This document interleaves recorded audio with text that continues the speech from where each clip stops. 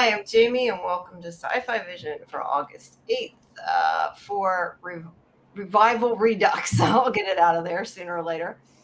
But welcome. Thank you for joining us. We are going to tonight be doing episode 8 and 9 since, unfortunately, we couldn't do well. I couldn't do last week. It was my fault that we weren't here last week. But we will be doing both. So welcome, everybody. And of course, Laurie, who's already here. Hello. Hello, how are you? Good. Tired, as always. How are you? Same here. It's been a long week. It has. It has.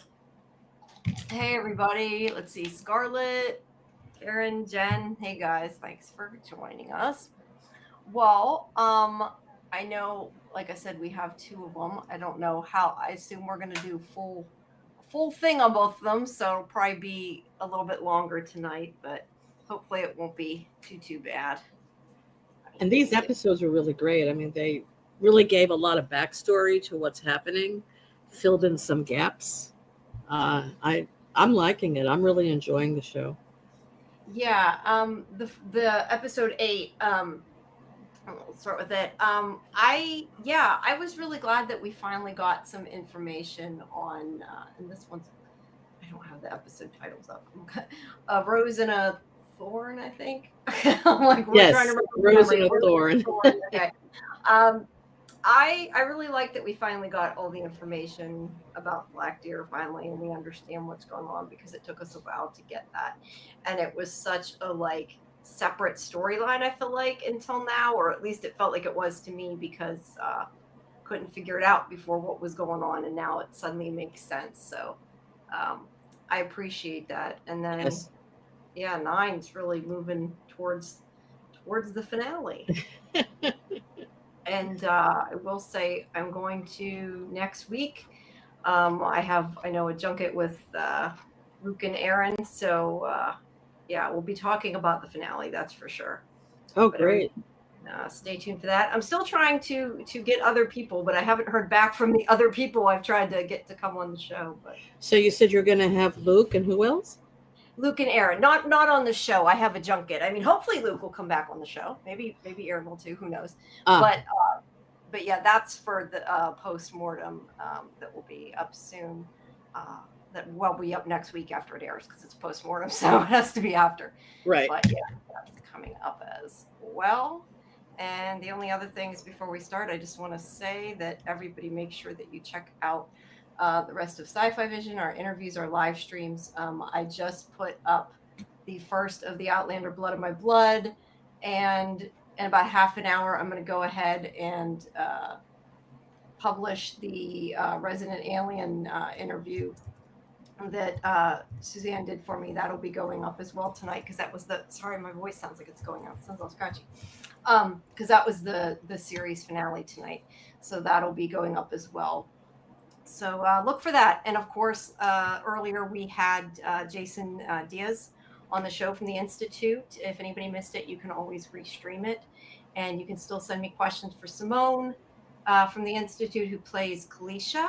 And the interview with Finn will be up soon. And I have another one next week for a junket. And the one who plays Stackhouse will be coming. So yeah, lots of good stuff. So make sure you join our Discord if you haven't, which I think I pinned it already. I did not pin it. Yes, I did pin it. If you haven't, and you can get our schedule and just watch parties and all that good stuff. So, all right, let us start.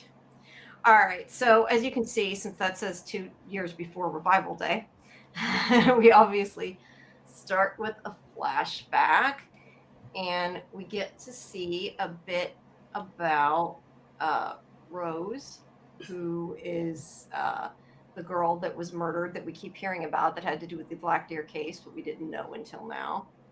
And her father, Jesse. And then we also get a scene with Em and her mother before she went to college, kind of, wanting to be, hey, Samuel, hey, Kimberly. Sorry, I'm trying to read that chat too. Hi, guys. Yeah, but so they're talking about college, and she's kind of worried her father will come bother her and won't let her go to college and enjoy it. And yeah, they're just kind of talking about that. I mean, I don't know that we necessarily got anything super important, but it just gave a little bit of context, and at least we got to see her mother again, which I think was cool, because we don't get very much of her since she's dead in the show. But we get, let's see, Rose and Jesse arguing. She wants to leave the town. He does not want her to, partially because her mom left their land in her name, and part of the law, and we talked about some about this Tuesday. I don't know exactly what the laws are, but the land will revert to the government if Rose doesn't stay there. So he doesn't want to lose the family land. So he's concerned and trying to get her to stay. I'm guessing that might not be the only reason. He probably wants her to stay too because he cares about her, but he's kind of upset about that, which is what the big issue is. Hi, Mike. Hi, Mike. Welcome, everybody. We appreciate you all being here. Yes, we do. Absolutely. Yeah. And if you have anything, of course, interrupt me, because otherwise I feel like I'm kind of moving fast since we have two of them, but you can interrupt me if you want to. Of course. But this scene, I mean, he makes a big scene in front of everybody. He really airs their private, family stuff in front of everyone. Yeah. I mean, I think that's the other thing too. I think why they have this scene in a way with them, because it's kind of parallels. I mean, granted, the scene's with her mother, but it kind of parallels her wanting to leave and her father causing issues for her. Like Rose did, and obviously they both end up murder victims, so right, connected in other ways. Yeah, but that's true. They connected that. That's true. Yeah, I like that they connected that. So yeah, she wants to leave, and he's having problems with it, and now everybody knows it. So then we find out that Rose and May were dating, and May is, of course, the journalist that we've seen before. And they are intending to move together to Chicago. And this is part of, obviously that was why she wanted to leave, and why he got upset was because, he wants the land. But she's just about going there with her girlfriend. Mm-hmm. But she took out money to leave. There's just kind of a scene between the two of them. It's a cute scene. But then we see her getting her money. She's taking off, and she's at the bus stop late at night, something that you probably, a woman her age, should not be doing. But I mean, it is a tiny town, but still, don't do that, people. And you have to wonder, like, how often those buses run in a small town like that, especially at night. At night, yeah, and that's why, like, even you think about even after this, like at the beginning of the season when Em was there and Dana found her, like she was just laying on the bench. It's like, I know it's a small town, but bad things still happen in small towns. Oh yeah, especially on TV shows. No, but bad things happen. But somebody picks her up. I think, I can't remember. It's been a couple of weeks since I've seen this. I can't remember, but I think that it seems like she knows the person. Am I wrong with that? I'm trying to remember. I guess I did. Yes, and she seems surprised that they're there. Yeah. But she does know the person. Yeah. And we do find out, of course, later who it is. But right now, we don't know anything because they're leading us to figure out what's going on. So then we see them at the sheriff's station, and she has been missing for 72 hours now. And Jesse is causing a stink at the police station because he feels like nobody is taking care of it and looking for Rose. And Dana is, it's like, we're taking care of it. And I guess I know that like missing Indigenous people and stuff can be a bad problem too, that maybe the police department, we don't know, maybe they're not taking care of it normally, and that might be why he's more upset. But obviously it's also his daughter, so he's going to be upset no matter what. But he's worried about her, and Dana's trying to take care of it. And then we hear from Brent, who talks about the argument that Jesse had with Rose, and also okay, that's not yet, there's something else, but that's later. Okay, so he talks about the argument and about her being picked up at the bus station. So Dana goes to the bus station and she finds, is it the scarf? I can't remember what it is she finds. She finds evidence. I just have here she Wait, finds did something. we have the conversation about it? Oh no, that's the next scene with his mom, Yeah, right? Okay. yeah, that's a little later. That's what I was gonna say, and then I'm like, oh Yeah. wait, that's later. Okay. Yeah. But she finds something that makes her think that this is now a homicide, since she found it. And like I said, I don't remember exactly what it was when I was rewriting Was the it like a notes. scarf I or found, something? I know later they found her yeah, but when they found her shirt, I think that was in his stuff. So I think yeah, that I was a don't know. scarf. It might have been the scarf. Yeah. All right, so they come to the house and they're going to search his place. And she doesn't think he did it, but they still have to search the place, Yeah. whether thinks he did it or not. Right, sorry, making sure that went through. Uh, Wait, give me 1 second. I want to make sure that reposted. Okay, it did. So yeah, they're going to search his house, and we do find out later. I'm guessing this is when Brent planted whatever it is was during this search. They don't say that absolutely, but I'm assuming it was now. No, I don't. No, it's not during the search. It's later in the episode that he Oh plants it. wait, they don't find it till later. That's right. He finds it himself. Okay, never mind. Sorry. Yeah, he doesn't plant it right now. He comes Yeah, back. the one that says, "Oh, look what we found." Yeah. Right. Okay. Sorry. Okay, so she finds the letters now. That's what it is. She finds these letters to Bear, to and from. It says there to. That's from Bear. I was looking. I have written to Bear, but that's from Bear. From Bear. From Bear. It's like, who is Bear? No, yeah, and I think at this point, because she also finds the necklace there too, and I remember now we know that on the whole murder board, the thing with the bear claw made me think it's probably something to do with that. I guess it's a tooth and a claw, but I still kind of assumed it was connected. But yeah, I don't know. I wanted to ask you about that because we kind of had differing of opinions on this on Fandom Access. I mean, I think that the automatic assumption, whether it's a correct assumption or not, is irrelevant. But I think the assumption would be that these are love letters. Usually, if you find a bunch of letters that a girl keeps from somebody, I would assume that people would think they're love letters. Doesn't mean they are, but okay. Because I think so. I got an argument over this. Well, I thought so. I mean, obviously he meant a lot to her, whoever the bear person is, that she kept all those letters. It may not have been a love interest, but a good friend.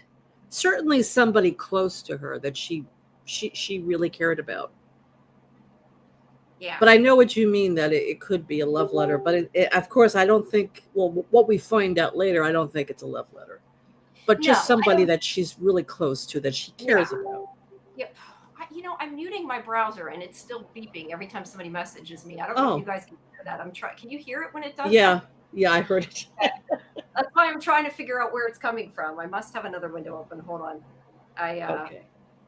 Sorry. That's okay. The person who's trying to send me the article. There we go. Okay. I think I closed it now. I had an extra window open. Okay.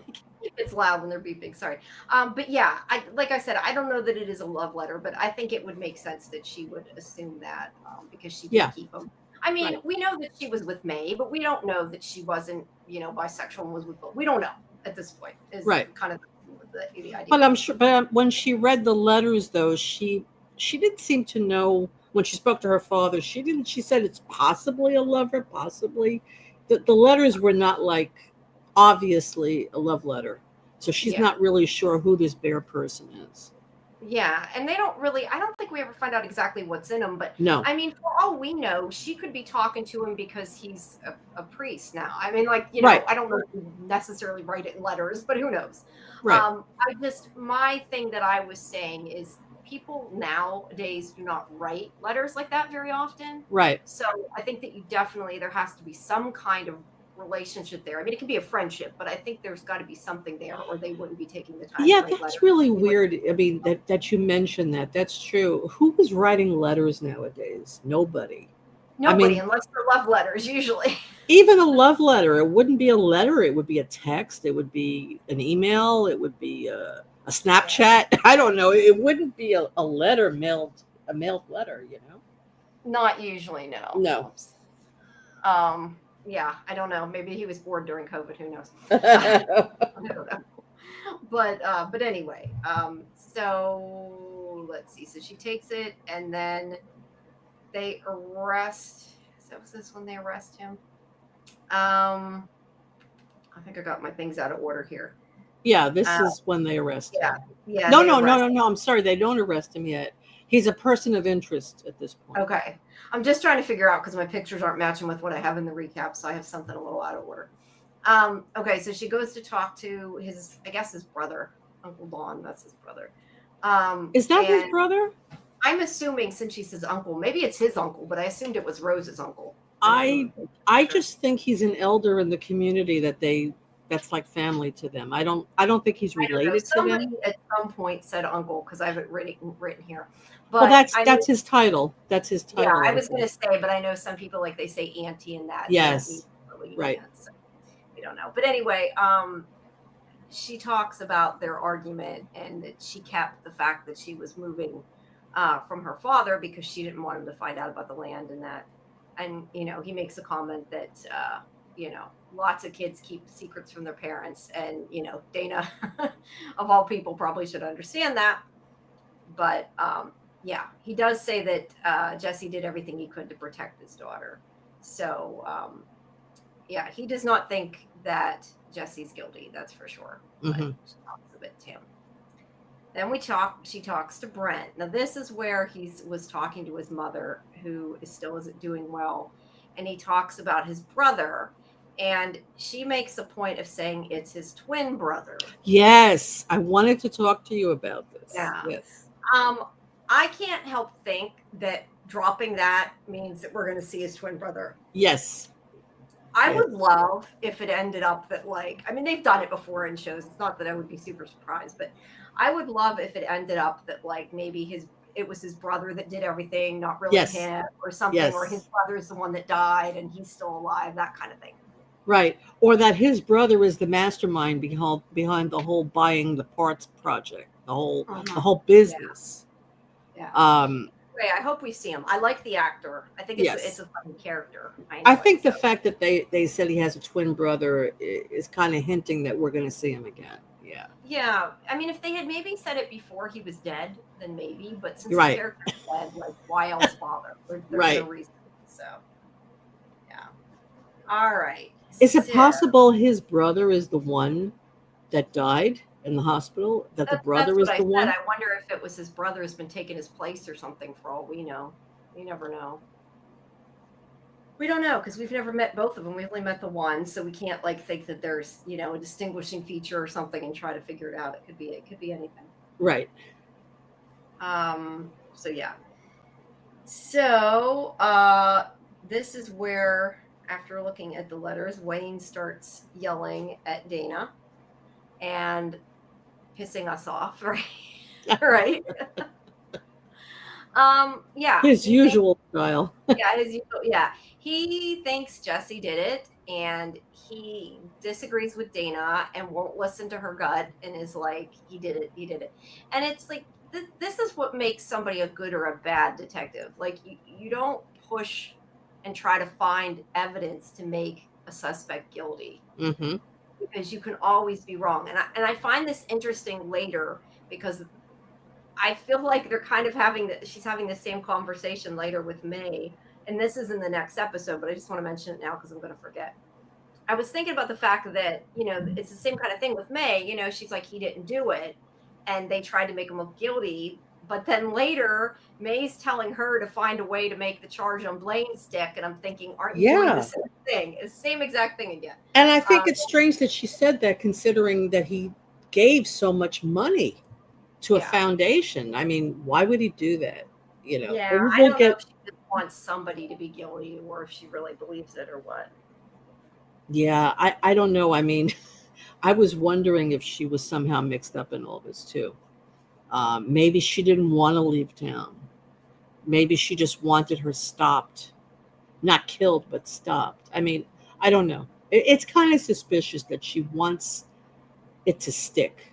Maybe Yeah. because she knew that Rose and Blaine were having a thing and she was jealous and she doesn't like Blaine and she wants to blame it on him. I don't know. It could be that Could too. be. I just kind of assume thinks he did it and wants to blame somebody, and maybe, at Yeah, that but it point. was a weird thing for her to say that after It saying was he after gave she like found that. $50,000 to Rose. That's kind of strange, right? It is. It is. It is. But anyway, her father is, not listening to her and trying to take over the case, and it's her case. Leave her alone, right? That's the way I look at it. And then is this the drip? I don't think the drip is yet, is it? I think that's later. The way she was sitting there, I wasn't sure. And there's that picture that I still think is Luke. That's on the board. Hi, Scarlett. Thanks for at least stopping. Well, you have to catch up before the finale. You gotta see the finale with us next week and talk about it. It's awesome. All right. So she is still finding out about these things, and this is where she decides. And I don't know. I don't remember how she connects it to Blaine. Do you remember what the evidence is that connects the necklace to him? I honestly don't remember what it is. I just Yeah, remember. I couldn't figure this out, how she made that conclusion. Okay. Yeah. I don't know. I just have that she did, not why. Right.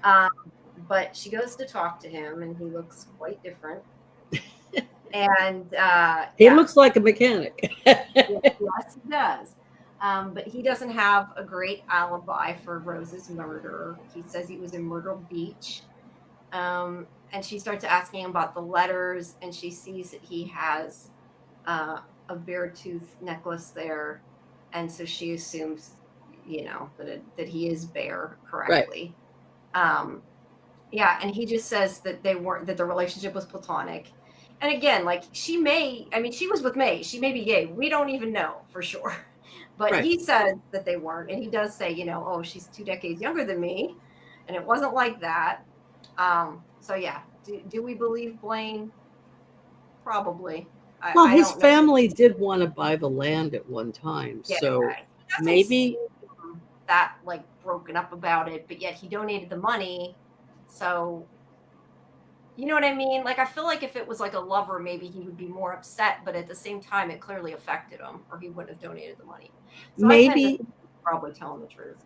Maybe he gave her the money so that, but the agreement was she would leave town so that he could get the land or something. I don't know. Well, no, not that money. I mean, the money that we find out later he donated after to find her. I mean, that was to the police department. Oh, right.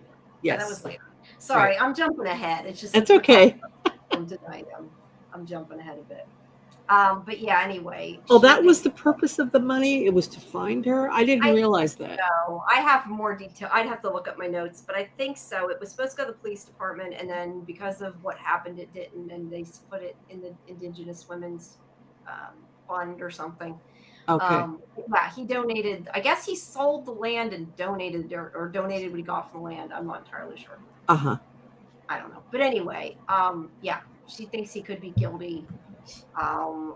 But she has to leave because she gets a call to go back. And this is where Brent says, hey, we found her shirt. And they think it was when he was trying to burn the body. So I don't know where exactly they found it. They found it near the furnace. In the furnace. Okay, in the furnace.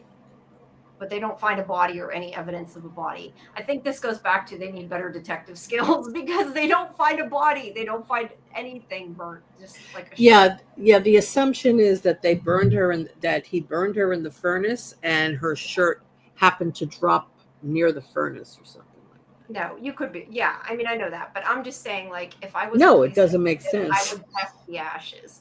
I would not just assume that because, I mean, for all you know, she could be faking her death and she put the shirt there herself. We don't know because there's no body. Right. Yeah. But, we've complained about the detective skills. Exactly. I mean, this police force is kind of inept. Yeah. They need. But detective skills are really good. Yeah, Dana's doing a good job. It's just Yeah. they kind of skip steps sometimes. Let's put it Yeah. that way. I know though a lot of times it's more a time thing on the show. It's not, it's not real life. But yeah, she is gonna go. She wants to talk to Jesse. She gets Brent out of there. Now we know because we know already what's been going on. That well, no, maybe we don't know at this point. I guess we find out. Did we find out the end of the episode, or did we already know Brent did it? I think we already assumed Brent did it, but he is the one that planted the shirt, and she doesn't know that, but No. she wants to talk to Jesse. And Jesse's like, "You haven't been much help. I don't want your help anymore." She's been trying. She has been trying. Poor He Dana, said, right? I trusted you, and look what happened. Yeah, and she's trying. He doesn't trust her now. And then we get the drip. And I was going to say something I can't say, but there's a drip. So yeah, I think that it's kind of like systemic. It's still there. Well, that was the beginning of the drip, right? Oh, that's true. This was 2 years ago. So You're it was right. a tiny little drip at that point. But then when the series first started, it was this huge puddle. A big mark, yeah. So it just keeps growing and growing and growing, right? Yeah. It's festering. I think it represents Dana's frustration that she could not solve what happened to Rose. Yeah, and it just kept growing bigger and bigger. I was wondering maybe, I don't know, maybe a relationship with her dad, something that keeps getting worse and is I think it has more to do with Rose in the Blacklear case. Yeah, it could just be. You're right. Just a drip and it keeps on coming. But anyway, I do like that they went back to the All right. So then let's see. So then she talks to May here. And this is where she's upset. She says nobody cares that an Indigenous woman was murdered and that Jesse shouldn't have been arrested for it. And, she tells her that she's trying to find Rose's killer and is doing, she's trying. And then Jesse escaped. So she's running in the woods after him and she catches him, which kind of proves she did a good job. She caught him. They said you can't do it. She caught him. It's just she let him go. Because he says, my daughter's gone. I'm already being punished or whatever he says. I forget exactly what he says. He's like, just let me, be in peace. Let me be in peace, right? Yeah, and she hesitates. So he takes off. And this is why her father was pissed off at her for letting him go. Which I guess that woman probably told her father that she kind of let him go. Yeah. Because she saw what she did. So. Right. All right. So then we go back to, I don't know, I don't have the thing on the screen, but 2 months before Revival Day instead of 2 years. So May has been questioning people since the murder. Been trying to figure out what's going on. She has not given up on finding her girlfriend's killer. And she suspects Brent. Did they ever say, I'm trying to remember, why did she originally suspect Brent? Was there a reason or were we not given the reason? She's asking the people of this team, and I'm trying to remember why, and it might just be I'm misremembering. Because she found out. She was suspicious. Well, I think she was just trying to do some undercover work in general, interviewing people about what happened, and she finds out now that Brent missed a very big bowling tournament. Yeah, I'm just wondering why she's questioning his teammates. Maybe she figured he planted it, I guess, would be my guess. I just wondered if they ever mentioned it. I guess she probably figured he did it. Yeah. But anyway, yeah, he did not show up that day to the bowling tournament, and he always did. So she knows something is up. And she is still following the evidence. She goes back and she tells Uncle Dawn what she found out. And that one night before he found the evidence, that's when this happened.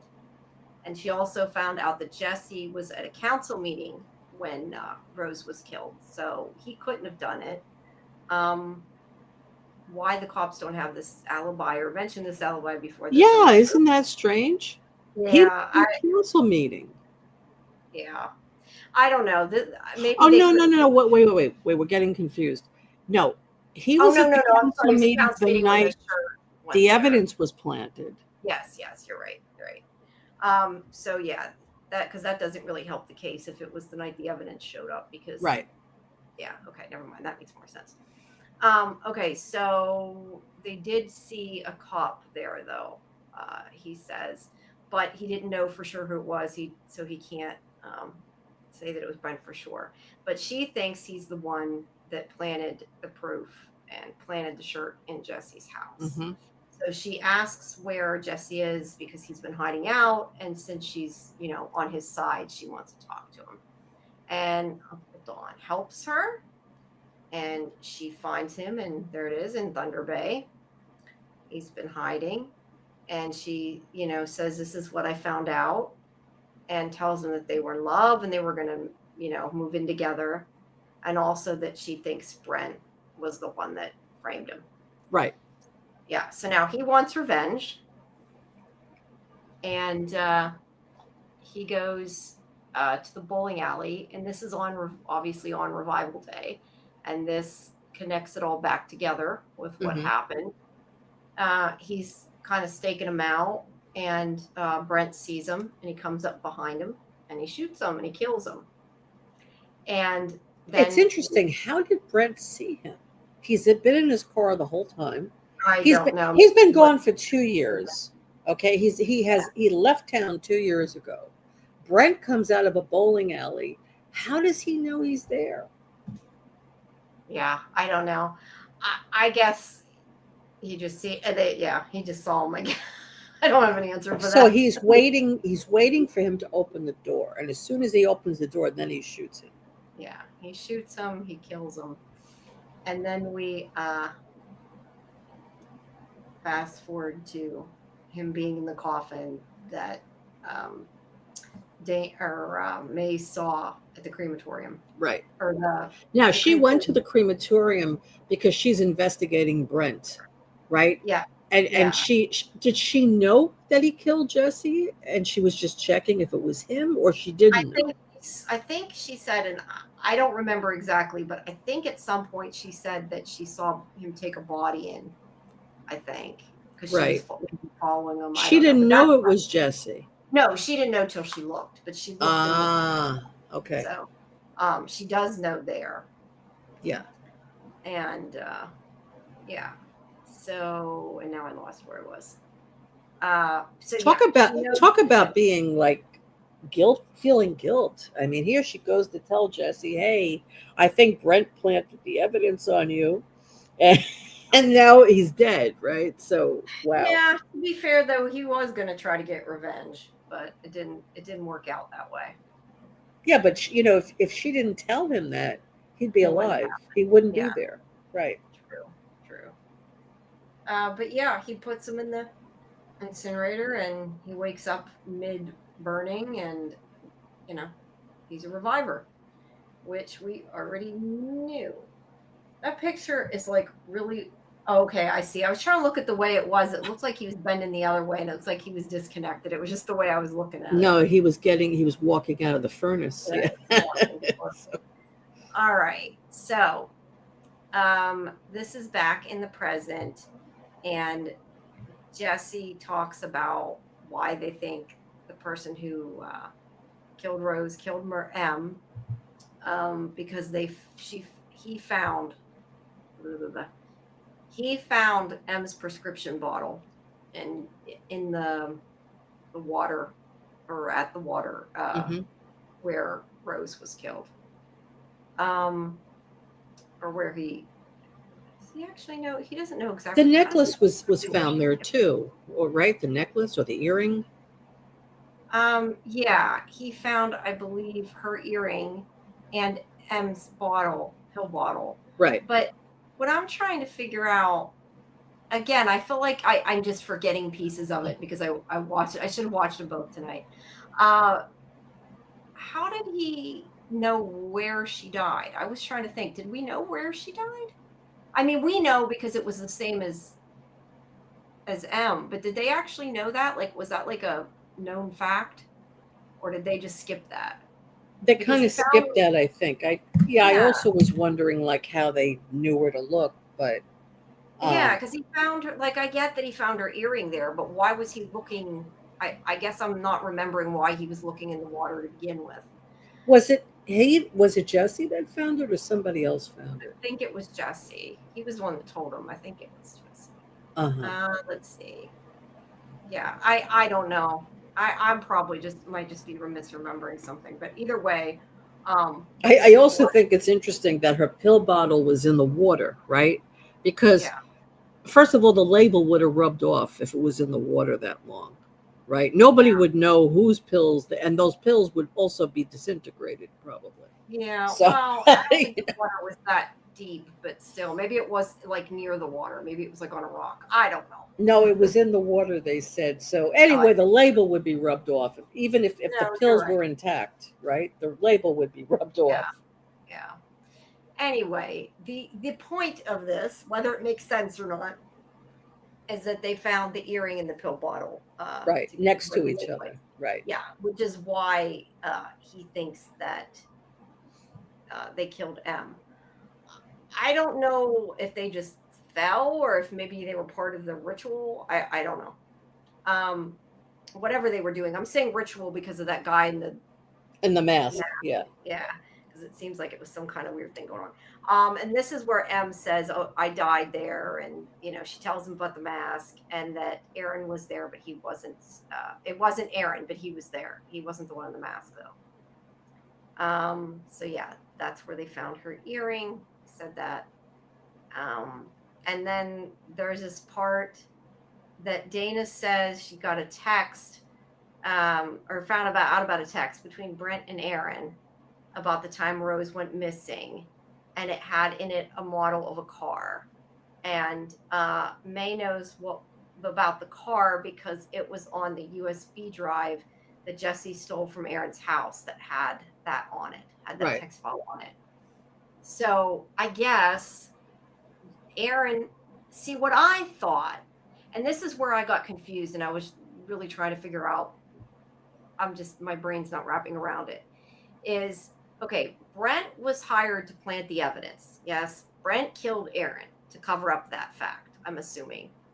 Um, I thought maybe, at least when I watched this the first time, I thought because Aaron later makes a phone call when he's in the car. So I thought that like maybe Aaron called him to get the body or something and he took care of it. But I don't know if that's the case or I'm just attributing more to it than I should. But this leads to them finding the body. So this is, I'm still confused how Jesse is connected. Exactly. I mean, like, I know he was there and I know he picked up Rose.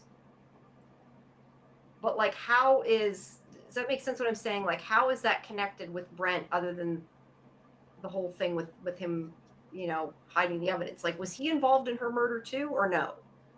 Maybe Brent wasn't involved in the murder, but if he wasn't, I'm confused about the text. So yeah, I don't know. Somewhere in there, I mixed something up, I think. No, I don't think you did. I think they're purposely leaving it inconclusive at this point because right now we're still looking for the actual murderer. We don't know who it is.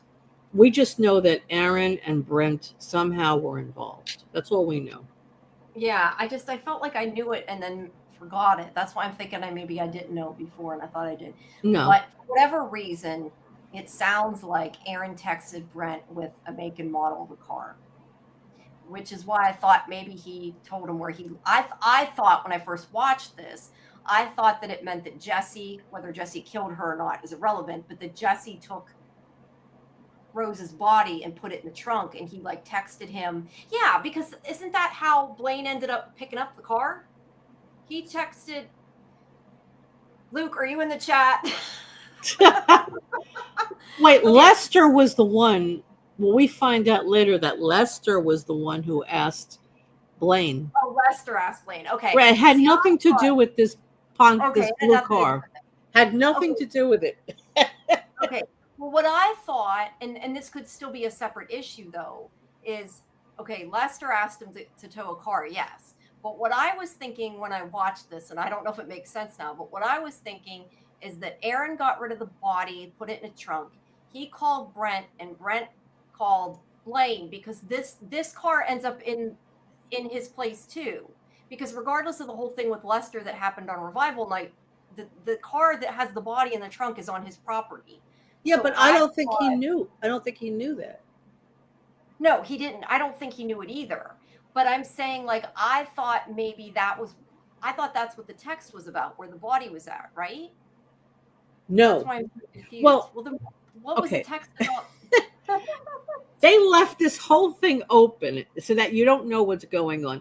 All May said was, we found a text about this blue, I forgot what kind of car it was, this blue car, blue sedan, whatever it is. And we found it on a flash drive, and we found, and Dana said, I saw a text message saying this. Yes. And May said, yeah, I mean, that's what we found on a flash drive. That was the only thing on it. And this leads to Jesse finding the body. So clearly, Aaron texted Brent about the car. Yes. Okay. But I guess that's what I'm saying. Like, I don't understand why he texted Brent unless he was trying to get Brent to get rid of the body. Like, I don't get how Brent fits in there. I don't know. Well, maybe I'm just trying to figure out too much. The thing is, at this point, we don't know anything. So you can also look at it as Aaron didn't kill them. No, he just has Rose in the trunk of the car or in the car, and he's letting Brent know, I got her. But Brent, Aaron did say at the bus stop when he got her, he said, okay, we're on the way now to the creek. So Aaron did bring her to the creek. Yes. So Aaron either called Brent or he called the person who killed them. If it isn't Brent. Right. We don't know. Okay. Got it. But he sent the text to Brent. There was no phone call. He sent a text to Brent about the car, yeah. Right. But he also made a phone call, which may or may not have been to Brent. He did? Yeah, later. I think when he's in the car, doesn't he make a phone call? I thought whenever he has her and she's passed out or something. Maybe I don't know. Let's wait till we get to these. Oh, yeah, you're right. Yes. Yeah. So anyway, the point in all of this is M was killed in the same place is the point of this whole thing that I'm going too far into. So you're going down the rabbit hole here. I'm going down the rabbit hole. Yeah, I'm going too far down the rabbit hole. Okay. So he wants to. So Jesse heads to Blaine's since they know that about the car being there, since the car was in his place. Right. So they think because she says Blaine was there the night I died. So like all the clues are coming together now. It all seems to be Blaine. Right. So Jesse's like, okay, it looks like it's Blaine. Let's go get him. Yeah. But he is going to go get revenge. He's like, I'm leaving. And and then that guy, Uncle, he said that Blaine's family has been trying to buy our property for a while. So all these clues led them to think, okay, then Blaine must be the murderer. Yeah. But what I was thinking is, if Blaine wants that land, he should be happy that Rose is leaving town because, if she dies, no one gets that land. I mean, where's it going? It's going to go, yes, it's supposed to go back to the city, but then he could buy it, right? So that didn't make sense to me why he would want to stop her from leaving. Unless he specifically wanted it and didn't want the government to get it. He had the $50,000. He could have bought it. Yeah, he could have. No, that really doesn't make sense that he would be the killer based on that. No, it doesn't. I agree with that. Sorry. All right. What happened? Sorry, I was trying to see something, and I lost it. So, okay, sorry, don't mind me. Okay, so so he is gonna go try to get revenge, and they're like, "Don't do this, don't go." They're trying to stop him, but he's gonna go, and he's taking off. So then we have this scene where May's reading M's poetry, um, and Jesse heads over to Blaine's place, and he's asleep. And he's And he sleeping in a chair, which I found weird. Doesn't he have a bed? maybe he fell asleep. I don't know. I fall asleep on the couch all the time.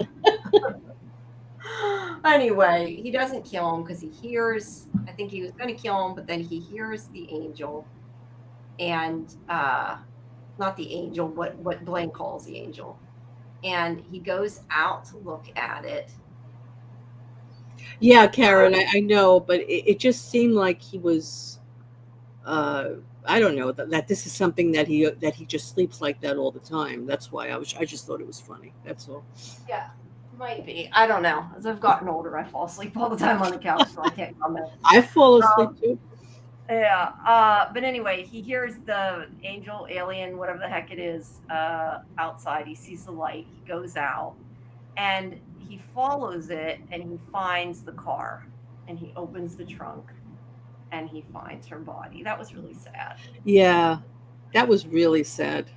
And It again, was. I don't understand why they would just leave it in the trunk.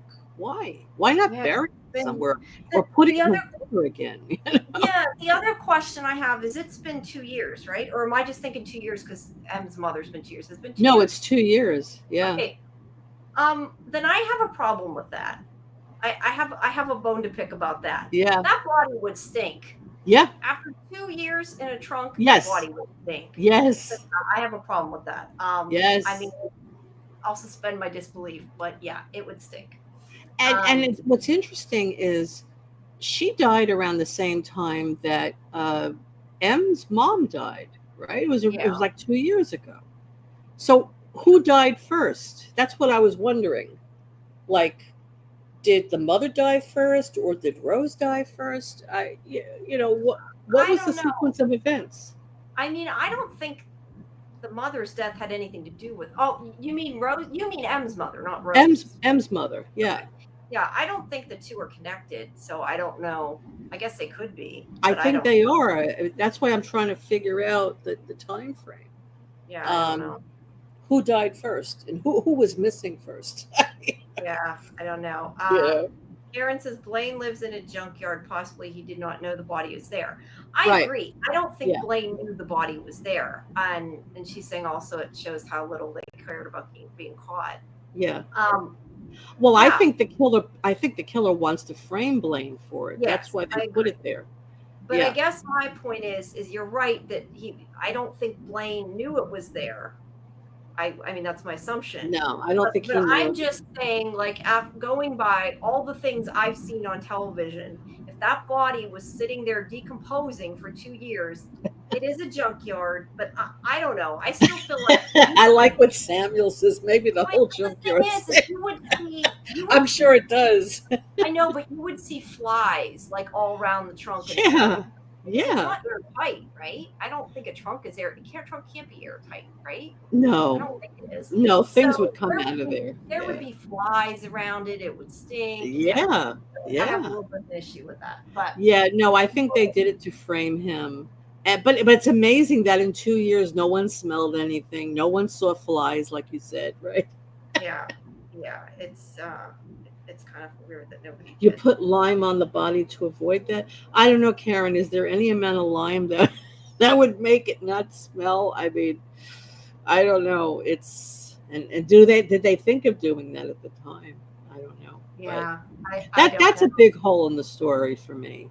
Yeah, I hadn't thought about it till this is why sometimes you talk about things and you dissect them too much. Yeah. The little pieces. Could the car be there, moved there recently? It could have been, but I kind of assumed that it was. That's why I was saying the text I assumed had to do with that, and that's where I feel like I'm missing something that it's not connecting. But that was 2 years ago when that text was sent. Yeah, that wasn't recently. That's why I think it's been there for 2 years. Yeah. Yes, possible it was buried and dug up, but somehow I kind of doubt. I like the way the angel led him there to the car. Yeah. Yeah, I do too. It let him get closure, and I think that's why he was okay with dying and moving on. Yeah, I mean, I'm getting this sense that all the revivers they come back because there are things that they still have to do. There's unfinished business, Mm-hmm. and I think that's what's happening here. And like Yeah. when they're ready to move on, they move on. Mm-hmm. Yeah. Now Yeah. with I definitely. Jordan, the little girl, I mean, I don't know what her unfinished business was. Maybe with her parents, maybe who knows? But she was ready to move on. Yeah. Yeah. I agree. So yeah, after talking to May, who had asked if she was ever in love, that's what makes Em think about Rhodey, and that's why she calls him. And he answers. I think it was vague on the show as far as specifics of the text message. I agree. I'm just trying to understand and solve the murder because I go through the details too much trying to figure it out. I like to solve the murders on the shows. It So was anyway, very vague. It just said blue car. That's all it said. yeah, I'm just confused about those whole car details, and yeah, I wanna understand it. But wait a Um, minute. Did you see the scene with Rose? Did we see it yet, or it's coming up? with the body, not yet. It's coming No, up. no, no. Rose and when she was at the bus stop. Okay, wait, no, we didn't. And actually, we Oh, did see the body, but we didn't. okay. Yeah, somehow there's snow on the body. I guess because Yeah. Look. So maybe so just from opening the trunk, no, probably. it is snow. You're right. So in other Right. words, there are cracks. So the snow was getting in. So that Yeah. means the bugs would be in there and everything else, right? Yeah, because we didn't have it open that long. There shouldn't be that much snow. Right. I don't know. I'm wondering if that's just a prop issue though, more than anything. That might not be. I think it's supposed to be snow. I That was the No, it's impression. definitely supposed to be snow, but I mean, like, they probably maybe didn't think about the fact that I don't know. I give up. Anyway, she talks to Rhodey, who wants to tell her goodbye and wants to meet her. And I think everybody watching the show is like, "You dumbass, don't go see him." At least I was. I was like, "No, no, no, no, don't do this. Do not Right. go see Rhodey. It's not going to end well. It's not going to end well for you." But she says she'll meet him, even though, she's supposed to be hiding out and keeping this guy's hiding place secret. She does a great job of it. Calls her boyfriend. Um, and yeah, she's going to meet him. And then we see Tyler that found out the alien angel, whatever it is missing, and he's trying to tell him that it's gone. And yeah, like Dana knows M's gone. She's trying to figure out where she went, and this is where he brings back Rose's body um, to there, and so they can he's getting his closure. Um, Oh, this and is this the is scene. where Yeah. we see the flashback. Now, when he brings Rose's body, they burn her body. Do Yeah, you have a picture of it? I do not. Sorry, I just have him bringing it Yeah. back. So they burn her body. I also Uh, question the burning evidence. How is this going to help them get the murderer? yeah. Although that's not writing, that's characters being stupid. Like, don't do that. Don't do that, people. If you find a murder body or a murder victim, you have to take it to the police. That is what you're supposed to do. Right. What? But maybe culturally, Yeah. it's important to. Well, they could bury her though. Why do they have to burn her? I Or didn't they could get understand that and either. let the body be, you know, let the cops have it and then burn it or bury it after, because they're trying to Yeah. find the killer. I feel like that's kind of important.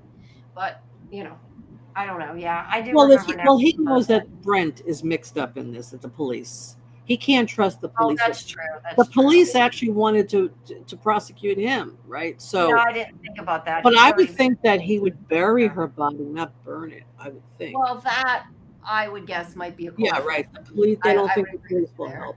Yeah. Absolutely. Yeah. So we see this flashback, and then we see that Aaron is the one that's picking her up. He knocks her He unconscious, knocks her out. He and breaks he the puts glass her. from the bus stop. because we see Yeah. all this broken glass on the floor. So she put up quite a struggle. Yeah, she did. She fought him, and so he puts her in the car, and then he calls about whoever rented the car, I guess. I don't know. He calls somebody. I don't have the details on what he says in the call, and I wish I did. I thought I wrote it down and I didn't. He But he said, talks. I got her and I'll meet you at the creek. Okay. So presumably whoever he's calling is who killed M and Rose, which I don't think it's Blaine, just because I think that's a huge red herring at this point, and it just doesn't make sense to me. No, it doesn't make Um, any sense. yeah, doesn't make sense. So that's what he does. Then here's them burning the. So yeah, so he says goodbye and he goes off and follows his angel or his alien or This is whatever a you want cool to shot. call it. Now, what is interesting to me is this was the angel that was in Blaine's Born, right? Yes. Supposedly, this was the angel that killed that senior, that older lady, right? Yes. Now, but it's a benevolent angel. It showed him where the body was. He leaves with this Yeah. angel. My understanding and guess, and I don't know that this has necessarily been, I guess, said, but I think that if a human that's alive touches it, their hand burns. We know that they have the scars on their hand. I think if a reviver touches it, they disintegrate. But I'm guessing that, like, if it's theirs, because she says, like, it's not mine, right? So I'm guessing, like, it has to be theirs for them to move on to heaven or wherever you believe they move on. And if it's not, then it's like violent. Like a reviver, though, I think can't like live through touching it. I'm guessing that's how I'm looking at But it it. seemed that she was tortured, that lady, though, right? She sounds like she was being tortured. I thought she was trying to stop them from doing it. I don't know whether they were torturing her or not. I assumed they were just forcing her to touch it. I don't know. Yeah. Yeah, but what about all the scars on their hands? They all touch it, right? yeah, but That's they're how they're alive. initiated. That's what I'm saying. I think a reviver like blows up or whatever, not blows up, but like disintegrates when they touch it. I see. So it's Even either they move on where they're supposed to move on, or they just cease to be. I I guess see. I that's see. what I'm guessing. I mean, I really don't know. That's just my interpretation. Yeah, that I would makes also sense. like to know if these are something to do with death, with souls, with whatever it is. Why they look like bug aliens? Because they look like bug aliens. They do. Now, there's a very crucial thing that's said here, which I found interesting. Okay. Jesse said, we found our Rose. It's time for us to go. So Okay. I'm thinking, is that his wife, maybe? Is she helping him so that he was able to find Rose? We found our Rose. That's what he said. Yeah, I don't know. I think it's just part of them. It's like they're connecting back with it. I don't know. Well, that's possible. It Yeah, could be, I don't know. but I just found it strange. He didn't say, I found Rose, so I can move on. I'll go with you. He doesn't say that. He says, we found Rose. Yeah. I mean, the angel already knew where Rose was. Yeah, unless he meant because you took me to him and he was saying we in that sense. I don't know. Maybe. So. Oh, we got a spam here. Yeah, I know. Just ignore the stuff. Uh, we say that and I forget, except that like only me and you can see it because I always comment on it. I'm like, nobody can see it. They're not nobody else StreamYard. sees it. Oh, It's only in StreamYard and Twitch. Nobody else sees it. okay. People are probably always like, what the hell are they talking about? So yeah. So he ETs, as I've been saying, he ETs with the with whatever the alien thingy is, and he disintegrates. He ETs. I like that. Yeah. So then M goes to meet Rhodey, and we know this is going to go bad. And they do the hug and kiss, and then he's like, I'm so sorry. And then she gets shot with a dart. Terrible. That was a shocking ending. I was really surprised by that. Well, I didn't expect I don't know. that. I figured he was doing something. I mean, I didn't know what, but I figured he was meeting them there, I kind of guessed. Just from I the mean, way you he could was see the way he was acting that he wasn't his usual self. There was something going on, but I right. guess I didn't expect that, But it's I figured he was interesting under it. because Yeah. I had said in a live we did a few weeks back, the live when Luke was on, actually, I said that I thought that Rhodey was weak and that M is the stronger one and that he's going to just fall apart. And I just couldn't believe that that's exactly what happened here. I was shocked, you Yeah, know? that's fine. Yeah. Sorry, I was looking at something. I got a notification. I thought it was important. Okay, so that is the end of that episode. So yeah, before we move on, is there anything else? I'm like, anything else we need to say before we move on to the next one? Like I said, I like that. I do like that we finally found out all the black deer stuff. I think that that was um, an important part. And through like all of it, I kept saying like um, I don't like that like the two things are separate. Like I thought they were two things, they were completely separate. They weren't making sense, and I really Hmm. like that they connected them. Right. I am telling everybody that we are starting on episode 9, so everybody see it, and hopefully maybe we will get some more people here. I can. Okay, starting. Sorry, I can't multitask. It's easier for me to talk as I do it. Okay. So let me get up the next. Are you outside? I swear I hear wind. No, I I'm don't know not what. outside. I have a fan on. I'm going to shut it Oh, off. okay. No, it's okay. It's not distracting. I just wondered what it was. That's No, why I I was. think it's my fan because it's hot. Well, I have my air conditioner on until I start freezing, and then I turn it off. So no, I get it. I have an AC on too. Actually, I should make it cooler. So, I don't know. I have a little office, so I start getting cold really quick. But at uh, least yeah. it blows until it gets to be cool, and then I'm like, No, I okay, have. too much. I'm in a bigger room, so I think I should make it cooler because it got warmer all of a sudden. Yeah. Anyway, Yes. I'm getting sidetracked. let Okay. me do that. I'll be right back. I'll be right back. Okay. I'm just gonna. Oops. All right. Well, since we're ready for the next episode, please, everybody, if you haven't, make sure you join Sci-Fi Vision's Discord. It's pinned in the chat there, so you can see a schedule of our watch parties and all our live streams. And please make sure that you do subscribe to Sci-Fi Vision on YouTube and check out all of our interviews and everything. And also check out Laurie's channel at Real Cinema Therapy. And I meant to publish that video before it hit midnight, and I did not do a good job, did I? Okay. It's past midnight now. I'm back. I completely forgot to publish that video before midnight. I was just saying for them to like and subscribe to us. Oh, And I see Scarlett went over. yeah. To Hi, Scarlett. Thank you. give you a like too. Yeah, we always appreciate all of our viewers. Yes. All right. So let me get this. What does Laurie cover on your channel? What do you cover? You can explain to her what you cover. I'll let you do it instead of me trying to explain it to Karen. Well, I right now, honestly, I'm kind of in between content because I was covering Severance, Yellow Jackets, The Last of Us, Dead City.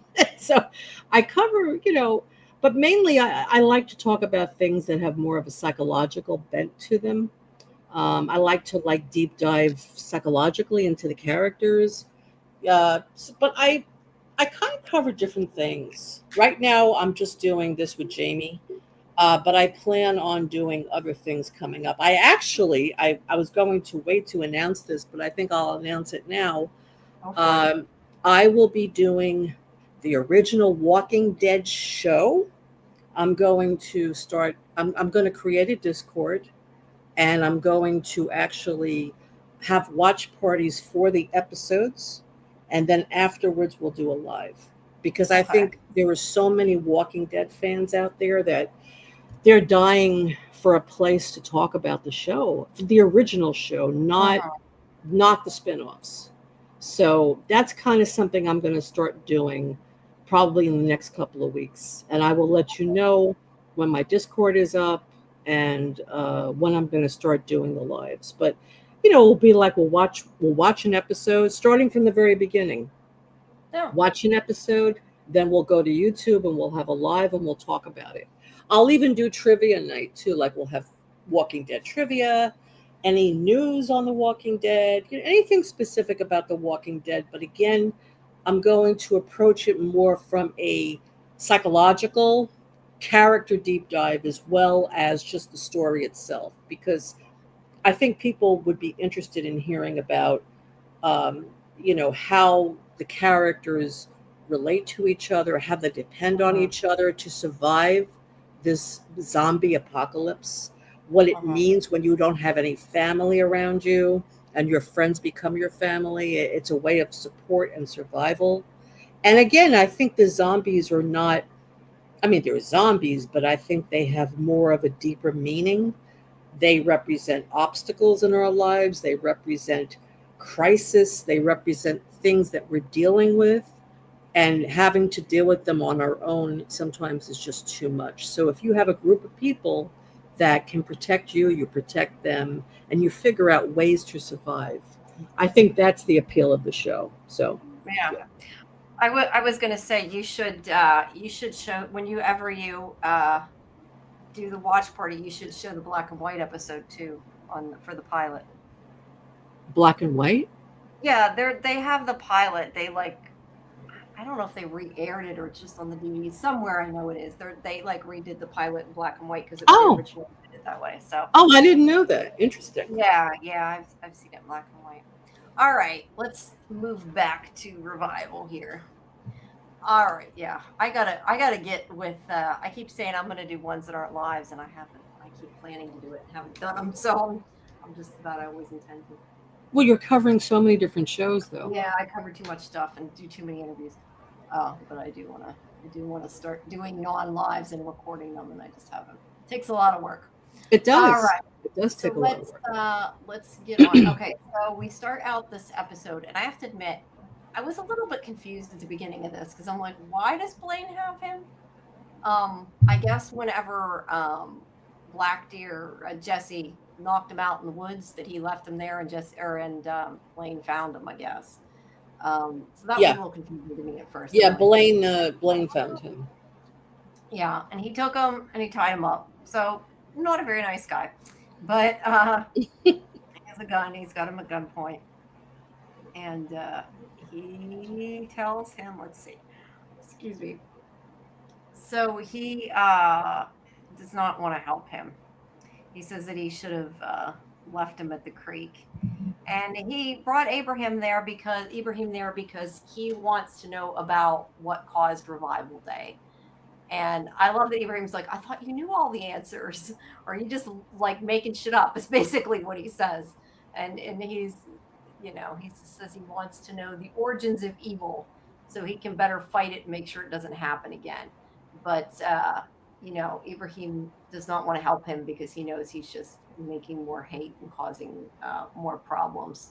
Right. But they do discuss what he saw, and Blaine talks about that night, and he says that, okay, now maybe now this will make a little more sense with the content. Okay, Blaine said that he was called to tow a vehicle after his encounter with M on the bridge, and then he saw a bright light coming from the woods that went up into the sky, and he went after it, but when he got there it was gone. And he says he's too late because the gates of hell opened and the demons are free. um, and Ibrahim just says that he thinks he's waited a long time for this to happen because of his radio show, and so he can continue to pretend he's been chosen by God, because he's a fraud, and he, gets mad when he says this and says he's anything but a liar. So, yeah, Blaine does not want to be called a liar, and we found out later too, like what his father did, which probably started a lot of this, and I kind of feel bad for Blaine after hearing that, but that's neither here nor there. But yeah, he wants to find out exactly what started Revival Day so that he can kill all these revivers. At least that's his point. Mhm. Uh, Oh, Luke is here. Hi, Luke. Okay, answer this because I'm going crazy trying to figure this out because I either forgot something or I missed something. So maybe you can explain this. Sorry, it's about the episode 8 because I was confused. Okay, so Aaron, we know that Aaron was in the car and made a call to somebody. We don't know absolutely who, but we do know that Aaron sent a text to Brent about the car. What I was trying to figure out in my mind when I watched it the first time, I thought that Aaron called Brent to tell him where the body was, maybe, and that it was obviously in Blaine's junkyard. But I don't know. I'm confused why Brent got the text about the car. So I don't know. I just want to understand the text. I don't know. We were just talking about that before you got here, laughing about it because I missed something somewhere. And I forget what the end of my whole roundabout thing was. What else did I say that was part of that? I know I was confused with the text. Brent sent the Okay, text so to I was Aaron. right. I was right. Okay. So then Brent took care of the body. Okay, and then Brent stuck it. I'm guessing. We don't know. But I'm guessing then Brent stuck it in Blaine's junkyard because I don't think Blaine did it. Okay, that makes more sense. Good. Okay, now I feel better. Thank you. I'm sorry, Brent sent the text to Aaron, or Aaron sent the text to Brent? Brent sent the text to Aaron. Oh, Brent's the cleanup guy. Yeah, you mean Aaron. I think he means Aaron sent the text to Brent if Brent's the cleanup guy. Okay, so I did understand that. So right we then. still don't know. So we still don't know who the murderer is then, right? No, we just know that Brent cleaned it up. Right. But if Brent cleaned it up and left it in the junkyard, that isn't cleaning it up. He isn't a very good cleanup guy. No, but because as I was discussing that you missed, it would have stunk. Okay, no, technically Brent sent the text to Aaron. Aaron kept. Oh, okay. Aaron kept the information like it's blackmail, I guess. Okay. Okay, that makes more sense. So Brent sent the text to Aaron. Well then. Yeah, but okay. He took care of it and then said, "I took care of it. Here it is." I guess is where it's here. I guess is what he means. Yeah, but Aaron is the one that kidnapped Rose, right? He took her in his car, and then he called somebody and said, "I'll meet you at the creek." So I would think that's why we're getting confused because there's a text and a phone call. I think that's the confusion. Is it's too. But I would think Aaron would be sending the text to Brent saying, "Okay, I got her in the car. What should we do?" That's why I'm a little confused about that. Yeah. I think he means that Brent told him that's where he put it. I put the body. I don't know. Maybe. Is Brent a bad cleanup guy? Wouldn't it be smart to leave a body on a person's property if that person has ties to the victim? Okay, that's true. I'm just saying that he didn't technically get rid of the body. Is why I'm calling him a bad cleanup guy, just because he didn't destroy it. Aaron was talking to a person we don't know yet, not Brent. Okay, thank you. That's why it's so confusing then, because there's a call and a text. Right. And that's the part that's so whoever he called is the killer. Yeah, Karen says move on. We're not supposed to know all the details. She's texting me. But Luke is right. If they want to frame Blaine, that was the best way to leave her body. Okay, there's a reason he didn't destroy the body yet. Okay, cool. Yeah. Okay. I'm just confused, I guess, why Brent told Aaron the body was there. Oh, so yeah, but that would make it sound like Brent kidnapped her. I don't know. I think I'm going too deep into it and confusing myself. maybe we'll find out in the next episode, Luke, I assume. Episode 10 will probably explain a lot of this. Who the actual killer is. I'm guessing that he probably wrote Aaron and said, "Hey, I left the body in Blaine's place, so he'll be blamed." Let's see. Fun fact, right before we Oh my God. Wow. Oh my God, well, then, Luke, that place must have stunk. That's what we were saying. This must have really stunk to high heaven. Oh, wow. No, that's sad though. We're joking so about strange. It. They really found a body. That's not good. That's horrible. I mean, that's strange though, in a way, right? It's very, in a way, it's apropos. Yeah. It's almost like it's synchronicity or something, like kismet. Yeah. It's interesting. Yes. All right. So now See, Luke, you were meant to shoot in that location. There you go. I It was know. meant to And be. he says there's a reason they didn't destroy the body, though. But now they did destroy the body because now Jesse destroyed it. So if there was a plan, it's gone now since he burnt the body. Right. All right. Um, okay. Kimberly is asking, I think there were questions about the angels and aliens too. Are there two different types, or is that something still to be determined? I think there's more than one. I don't know if there's more than Jesse one type. didn't destroy it. So you mean that wasn't Rose then? Hi, Okay, we Bill thought he Chill. was burning. It looked like he was burning the body. Maybe they were just having like a Ah, funeral yeah, ceremony. because we I didn't thought actually see him lay the well, body down in the fire. That's true. Yeah. okay. Yeah, because we were saying he should have given it to the police. We were you missed the Yeah, earlier I couldn't discussion. understand why he would burn it. So yeah, so in other words, they just had a fire. They were just Yeah, having for like it was a like a funeral. ritual, like a funeral. Yeah. Okay, Yeah. that makes Yeah. actually more sense. Hi, Yes. Bill. Welcome. All right. I don't know if Luke has anything else to add to that, Kimberly, but I think there's two different aliens, right? There's more than one alien, maybe They not weren't, types. yeah, they were burning Rose's belongings. It's called the Okay. ghost meal. Ah, it helps her spirit move on. Interesting. Yeah, interesting.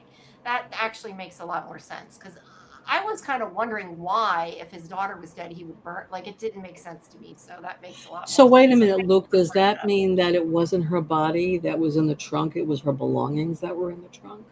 That there was no body there? Body. He probably just buried it, maybe, or gave it to the cops. We don't know yet. I guess that would be Huh. my guess. Anyway. Interesting. All right. I lost where I was now. All right. Okay. Okay. It was her body, but yeah, they gave it to the cops. Okay. Ah, okay. All right. And then Kimberly says two different aliens, angels, but one is to help the revivers and one is to hurt. I don't know. I took it as like they said, Wanda said it's not hers. So I think everybody has one. And if it's the wrong one, that it disintegrates them, but they don't move on or whatever. That's how I took it. There are individual ones. We've seen two so far in the show. In this episode, we start to see a third one come out of the water. Yeah. Ah. So yeah, I think I don't know. I took it as that everybody has their own alien, whatever it is. I'm calling it an alien, whatever it is. So it's almost like it's a guardian angel in a way. It's well, Blaine refers to it as his angel. So it's like a guardian angel. It's like they're there to help the reviver in some sense, something they still have to accomplish, something that they're doing. They have a purpose. So I think it's like a guardian angel. That's what it sounds like. Yeah, and I still think if they ET a live person, they get burnt. If they ET a reviver, they die. But if it's the if it's the right reviver, it's happy and they move on to whatever you consider where they go in the afterlife, whatever you believe. Mm-hmm. And if they ET the wrong reviver, then I don't know, they just die.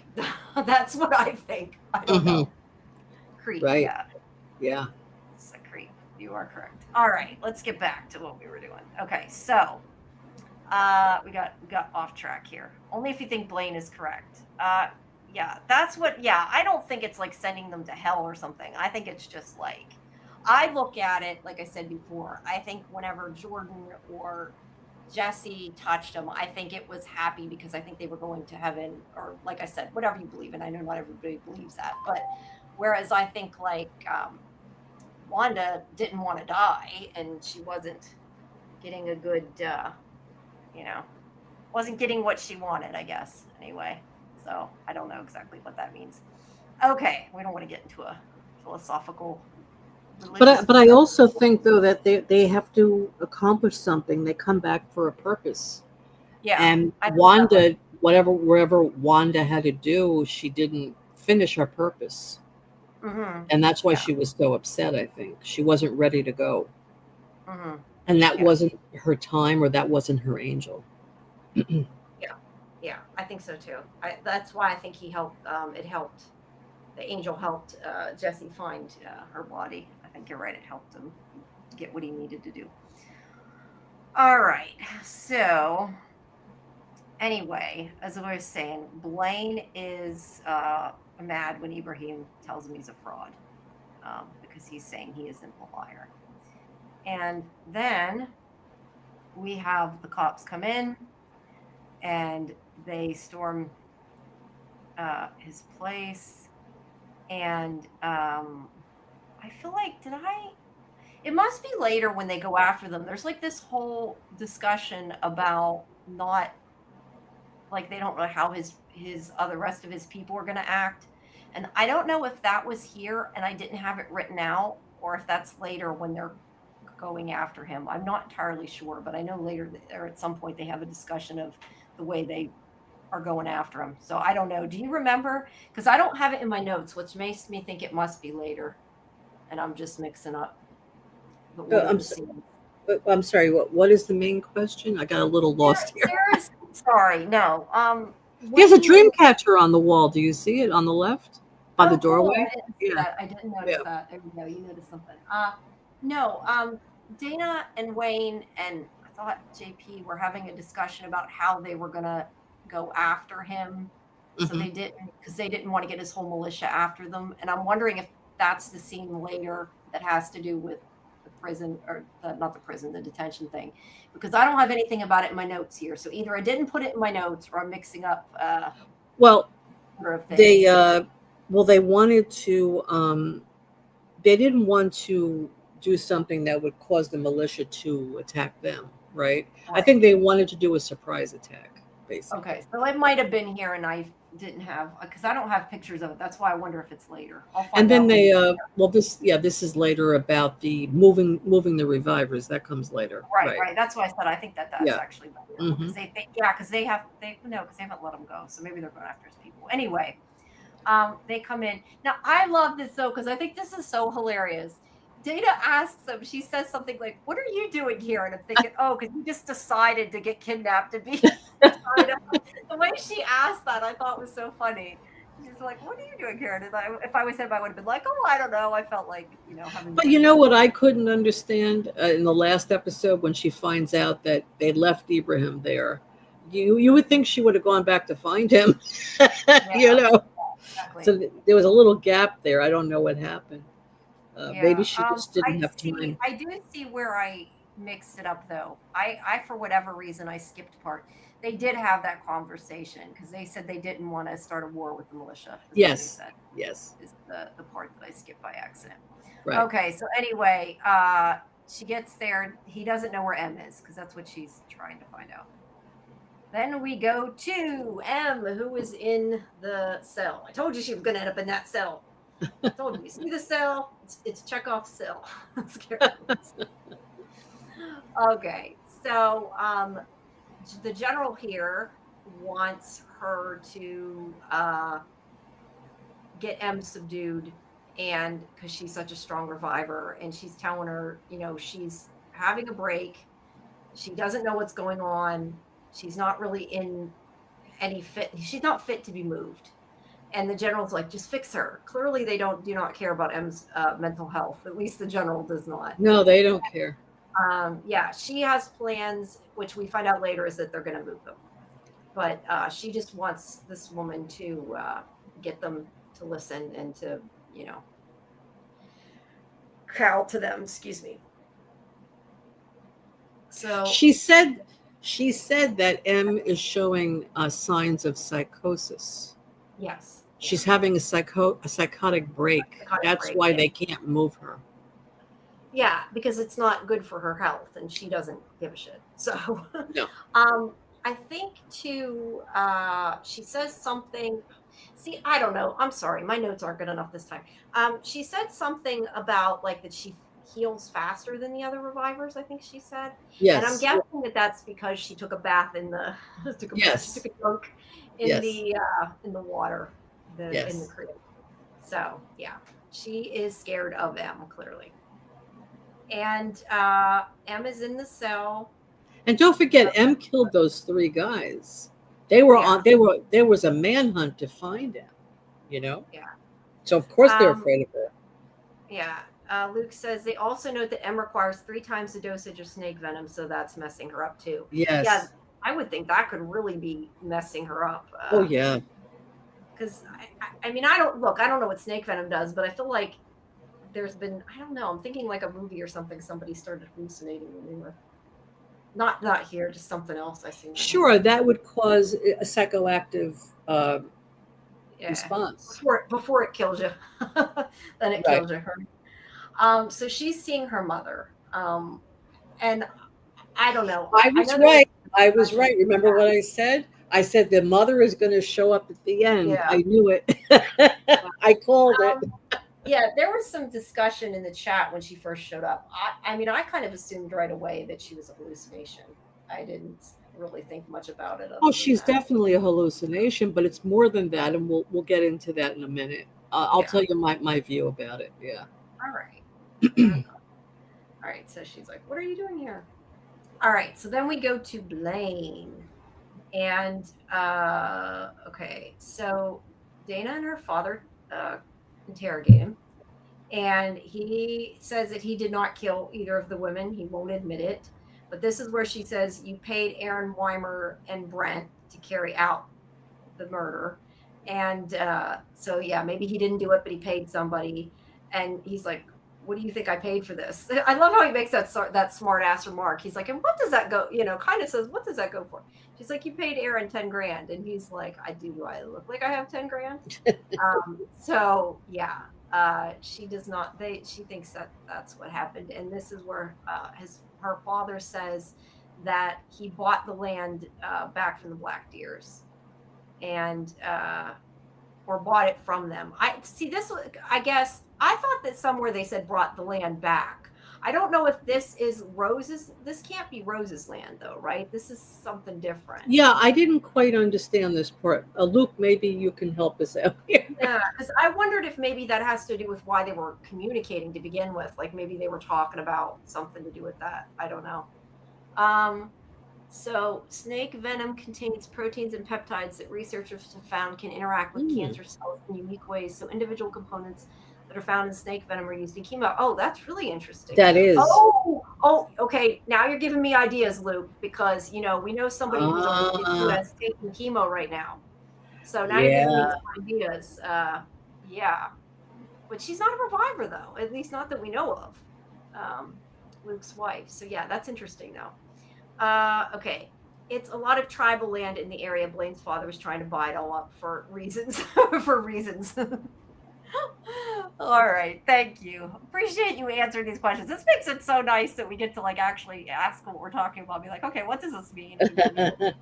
So that's very So that's interesting because M's mom was having chemo. She had cancer. yes. Yeah, she was And having too. and Aaron's wife. Well, that would explain why Aaron was involved in this mess because he wanted his wife to get the snake venom to help her cancer treatments, probably. Yeah, maybe. Well, yeah, but the snake venom though, we don't know technically we don't know that there were doing anything with snake venom until the revivers came.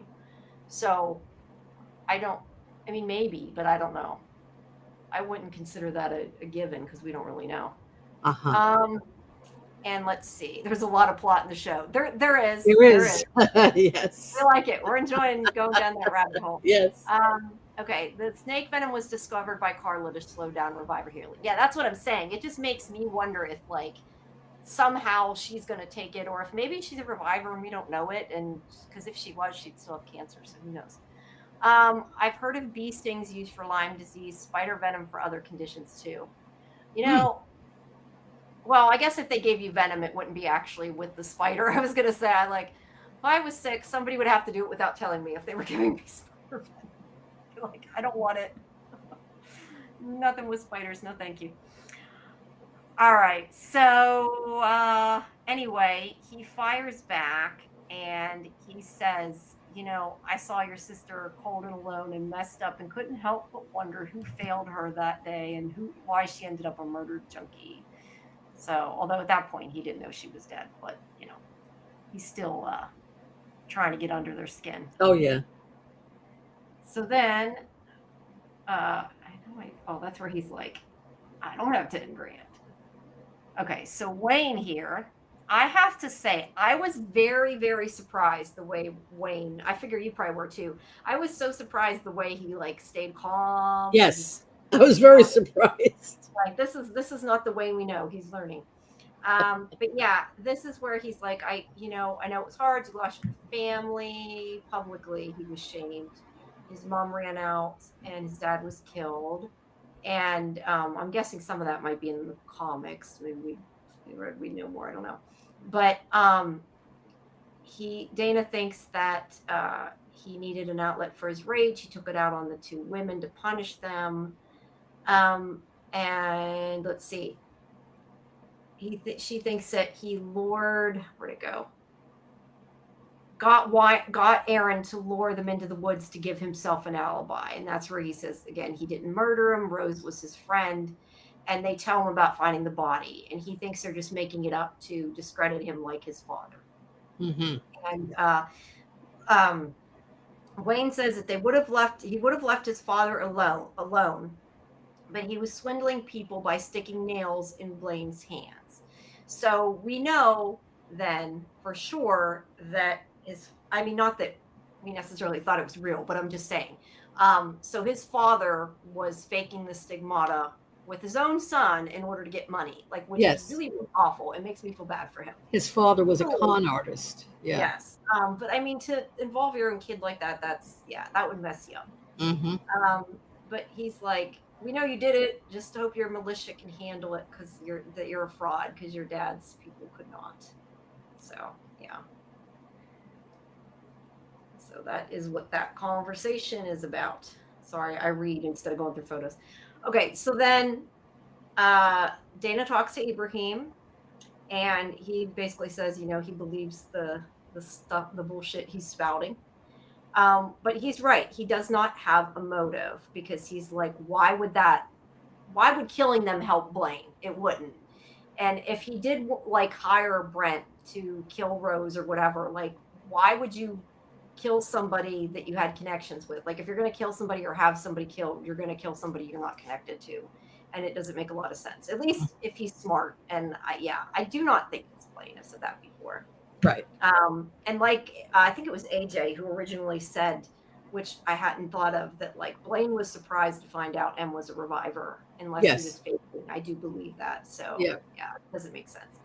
But anyway, he's going against revivers, not, just young women. It doesn't make sense. So Dana tells May here, she says, you're a better investigator than most of the cops here. I don't know if that means not saying because she's like, most of them. So she tells her to find out where Blaine's money went, because if he did pay off Brent, they need to follow the trail. Yeah, but again, here she finds out that he gave all this money to find Rose. Oh. It doesn't make sense that she's like, okay, then we have to find something to stick on him. Why would he do it? So then Dana said, well, was it out of guilt?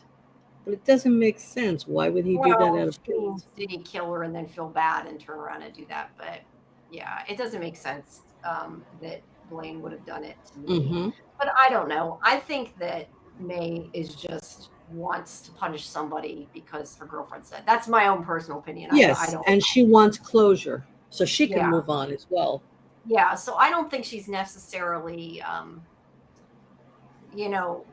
just trying to pick on Blaine or whatever. I just think it's interesting because there was the whole thing of, you're blaming Jesse, he didn't do it, and Wayne was trying to find a reason, and now she's like, let's find a reason he did it. Let's, the evidence fit is kind of what she's saying. She's kind of acting like Wayne. I think it parallels it really well. So it does. She's acting like Wayne would act. Mm-hmm. Things that Wayne would say. Yes. That's why I think it's a little suspicious too, because again, I think there's some jealousy there. She may have known Rose was close to Blaine. Maybe she was jealous. There's another reason there that we don't know about yet. Yeah. Yeah, I'll tell you now that I've I hope my my library rental, I guess it's not called rental, but I hope that it hasn't run out and I can rerun it, because I told you, I think I had gotten the comics from the Oh digital, yeah, whatever it's called, the ebook from the library. I've been waiting to read it. I wanted to wait until I saw the end so I didn't spoil right. myself any more than I already had. And now I'm like, I gotta find time to read this. I want to see all the see if there's backstory in there we can get all that. Yeah. I need to get to Anyway, that. this scene is really interesting coming up here. So Yeah. she's conversing with her mom. Yes. Oh no, first, Yeah. well, yeah, the First she mother talks, is there while Rhodey comes in. Right. yeah, saying he's a shit boyfriend, basically. Right.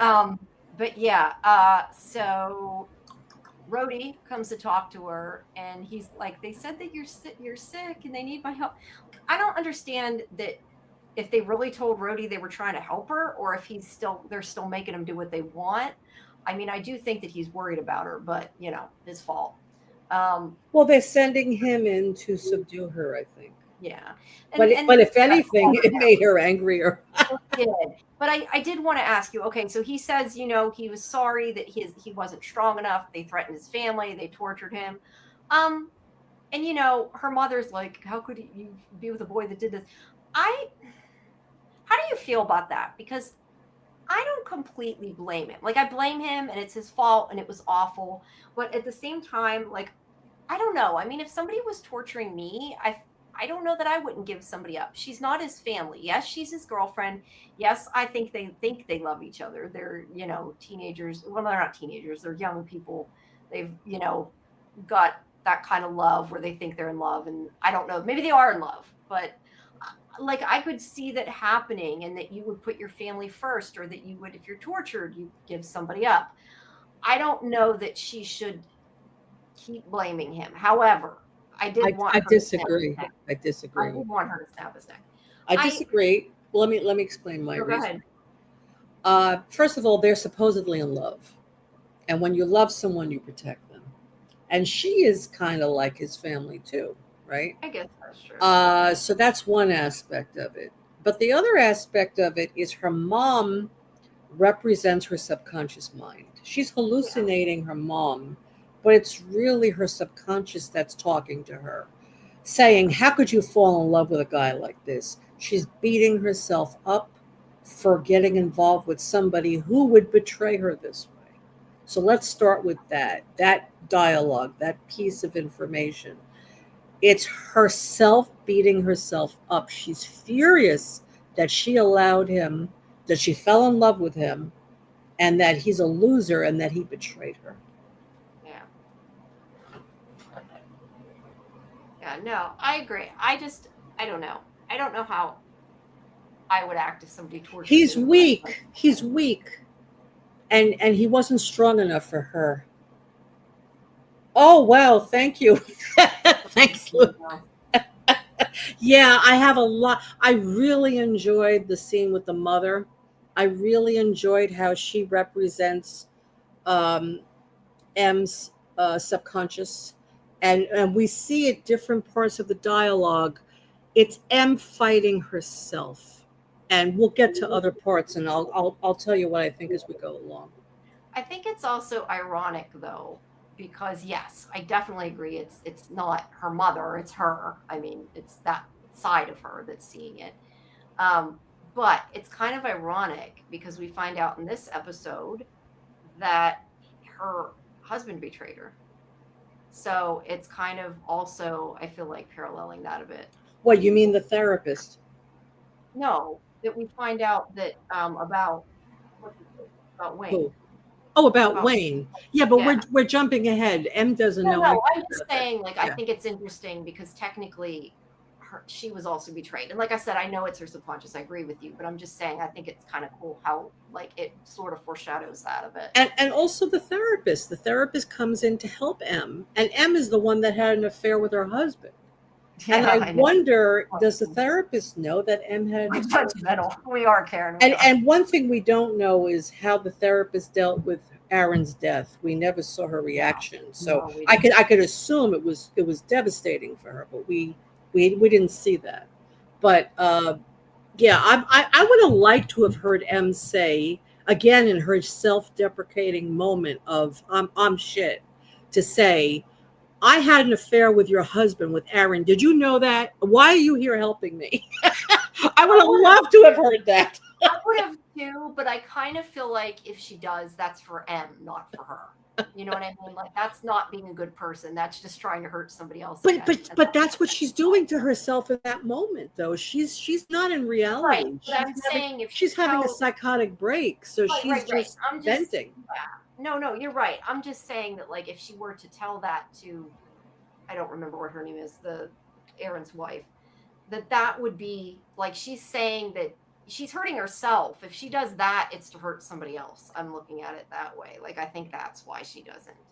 Well, yeah, the way she hurt Rhodey the same way. She's angry and it's misfiring, it's going everywhere. You know, in psychology, there's a term called projection. You know, sometimes when you're angry with yourself, you take it out on somebody else. So she's very angry at herself for having an affair with Aaron and trusting him. And here, Rhodey is someone that she loved, she fell in love with, and she trusted him. And she's being burned by these men that she thought loved her. So in a moment of anger, she could just take it out on Aaron's wife, not meaning to hurt her, but venting, basically. I'm kind of surprised. Projecting. But I would have liked to too. Karen says, haven't they known each other only for a few weeks? It doesn't matter, Karen. You know, it's like young love. It's, you know. And that's why I said, I think they think they're in love. Are they really in love? Is it really true love? Is kind of, I feel like not the point. They think they're in love. But they think they're in love. They haven't really known each other that long, but they're young. And you know what? On TV, you only have to know somebody one day to fall in love. And look, they're both revivers. So they have that in common too, you know? Yeah. Samuel is saying about her, I'm assuming this is about her snapping his neck. He's also a reviver and can recover from anything they do to him. Oh, no, probably about the torture. Yeah. Yeah. Still torture, but yeah, no, I agree. Yeah. Kimberly says, I also think that even though they're not teenagers in a way, they are, especially M, since she was so sheltered and protected. Yes, they're definitely young. Mm-hmm. About the judgmental, you mean? Oh no, about the true love. Okay, Lodi, give her up under torture. Yes, I don't know. I just question like that some people would do that, some people wouldn't, but that it doesn't necessarily make him a bad person because he's weak, is what I'm looking at. Like, could she ever forgive him? I don't know. Should she forgive him? I don't know. But at this point, as I said, I did really want her to snap his neck. And I was happy. The thing is, you know, in shows, in TV shows and movies, whenever someone is tortured, captured and tortured, they never want to give up their loved ones, the ones they care about. Right. I mean, that's just part of, you know, the writing. That's usually a trope, right? Yeah. But in real life, if somebody is being tortured, sometimes they do give people up. You're right. And he said they were threatening his family. And that's where I'm saying too, like, I don't know. Yes, he loves her, and she's kind of his family, but like, what family does this guy have? We haven't seen family. We only know that he's with her and he performs at a club. We don't really know who his family is. Yeah. I guess I'm just saying I could understand you putting your parents or your brothers and sisters over somebody you knew for a couple weeks that was your girlfriend. But yes, if he's truly in love with her, then that would be well, it's still a shitty thing to do regardless, but yeah. Okay. Bye, Karen. Thanks for coming. Bye, Karen. I know I just think that, again, you know, when we're talking about shows and writing, you never give up the one you love. You just don't give them up. And if you give them up, it just shows that you're not a good person, that you don't really care about that person. That's just part of script writing. You know, it's just part of stories. It's different from real life in some ways, but I think it works in this show, though. It definitely works because, again, she picks men that have betrayed her, and her mother said that to her. You pick these men. This is who you fall in love with. Yeah. And that's her beating herself up, saying, why do I pick these men? Yeah. What is it about me that I'm picking men like this, that I think they love me and then they end up betraying me, hurting me, kidnapping me, having me arrested, having me put in a jail cell. Yeah.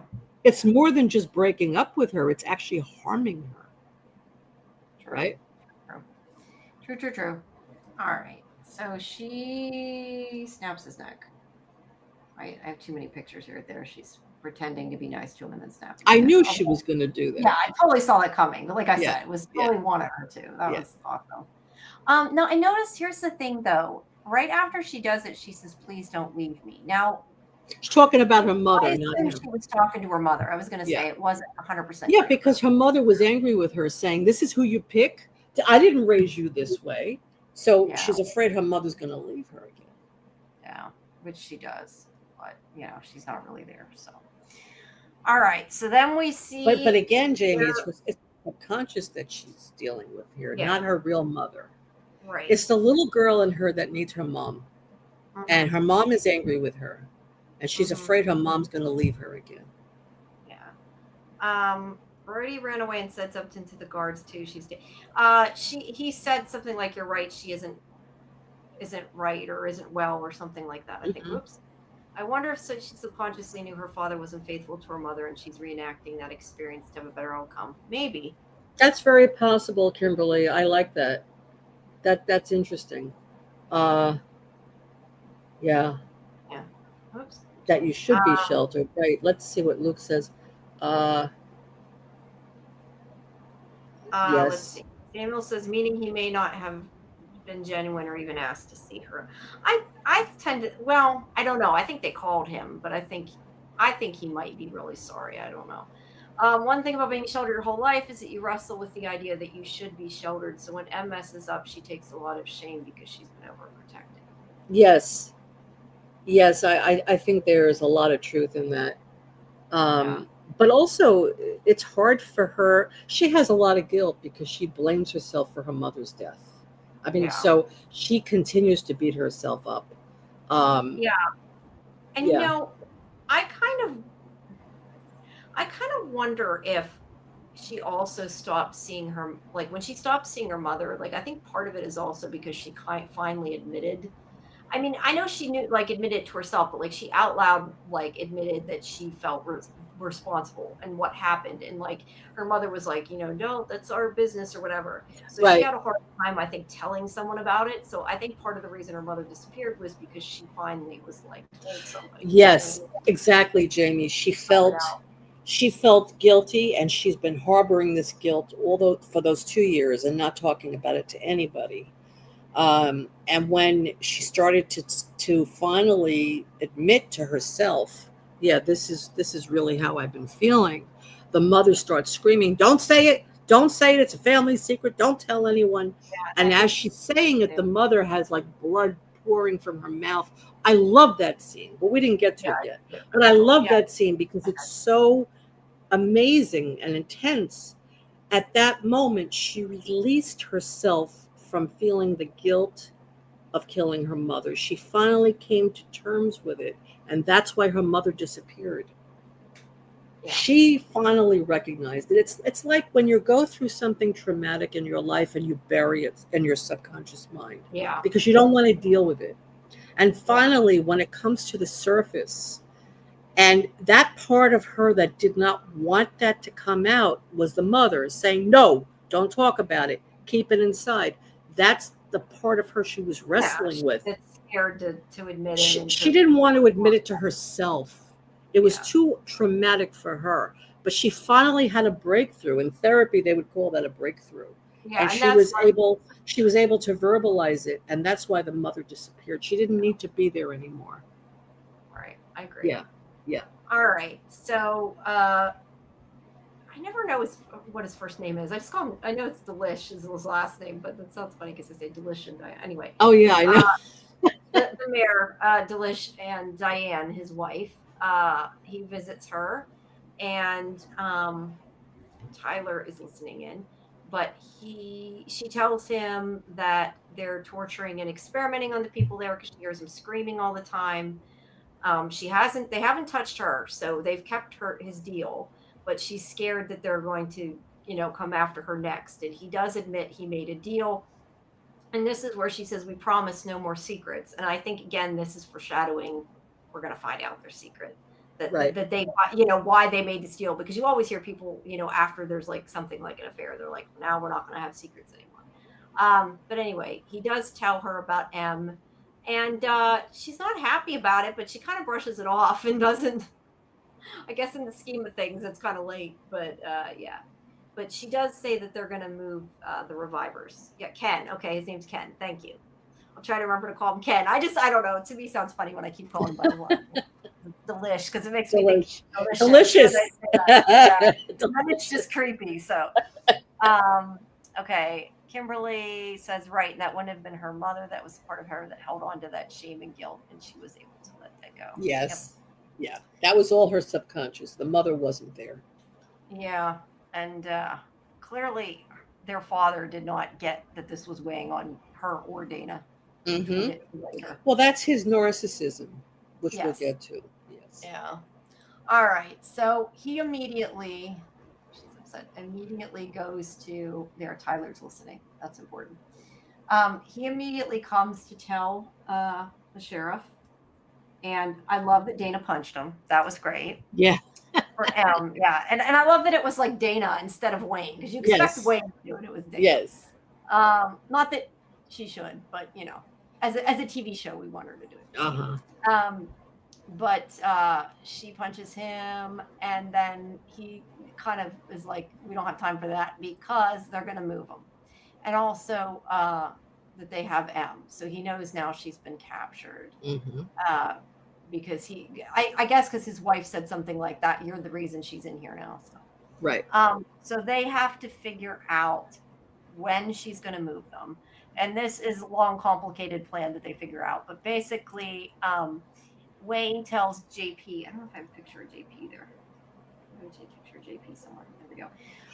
Wayne tells JP to talk to their contact at the Department of Transportation to find out about like any road closures, airport changes, diversions, stuff like that, in order to find out what the plan is, because she had to have called somebody to set it up ahead of time, is the idea. Mm-hmm. And they're going to figure it out. And then Nella brings in Lester here, who has been beat up.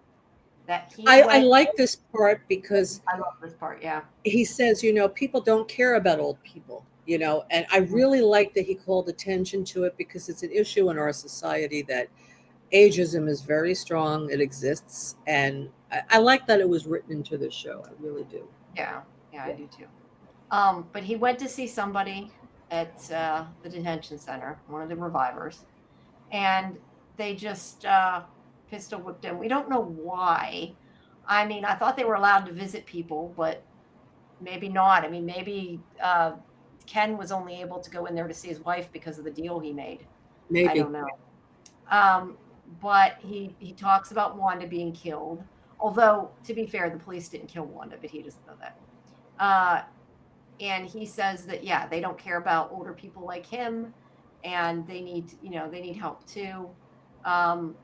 Dana is nice to him though, and does try to help him. But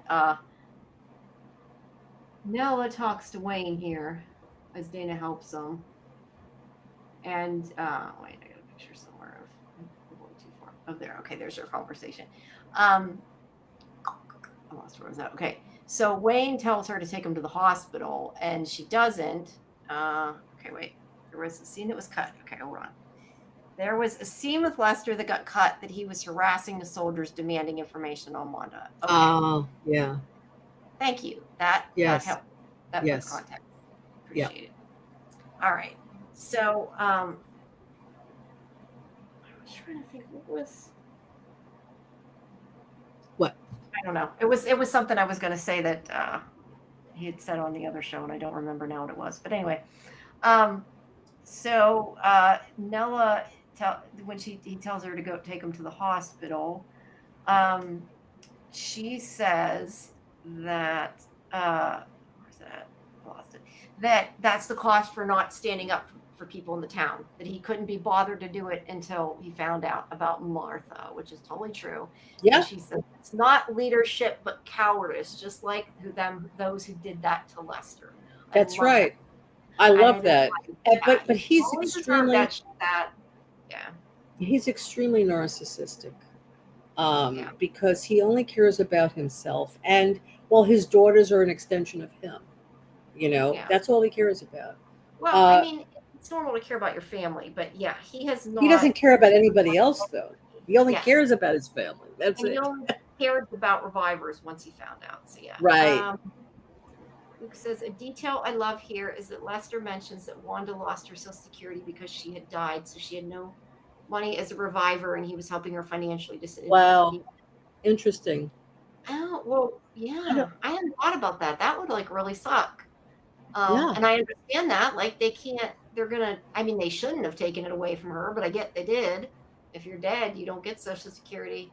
You can't They should have collect it. given it back to her when she revived. Yeah, they should have. But unless you have a like a family member or whatever that's collecting it, yeah, yeah, and they don't know yet what happened to Wanda. So That's really interesting, Luke. Wow.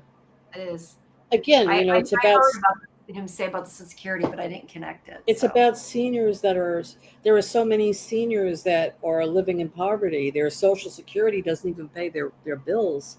And I think it brings it to the forefront that this is a real issue, that seniors are poor, they have nothing.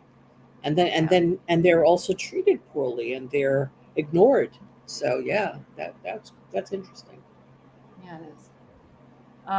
So then Nella tells Dana that for her to send any revivers her way, and she'll help them escape. And yeah, she's gonna help. She said there's like an underground under the bar Yeah, that was used during something like that. Prohibition times. Yeah. Yeah, the It was a tunnels. speakeasy. Yeah. Yeah, so she'll sneak them out the tunnels. So then May talks to Dana, and this is where she says that the $50,000 anonymous donation that was sent to help the Rose Black Deer case. So yeah, it was put towards the case. That was from Blaine, Hmm. and Dana, of course, is like, could he, could he have done it out of guilt? She doesn't know, but they never got it. Um, I'm not sure why it's important the police station didn't get it, but it was redirected to the Missing and Murdered Indigenous Women's Fund.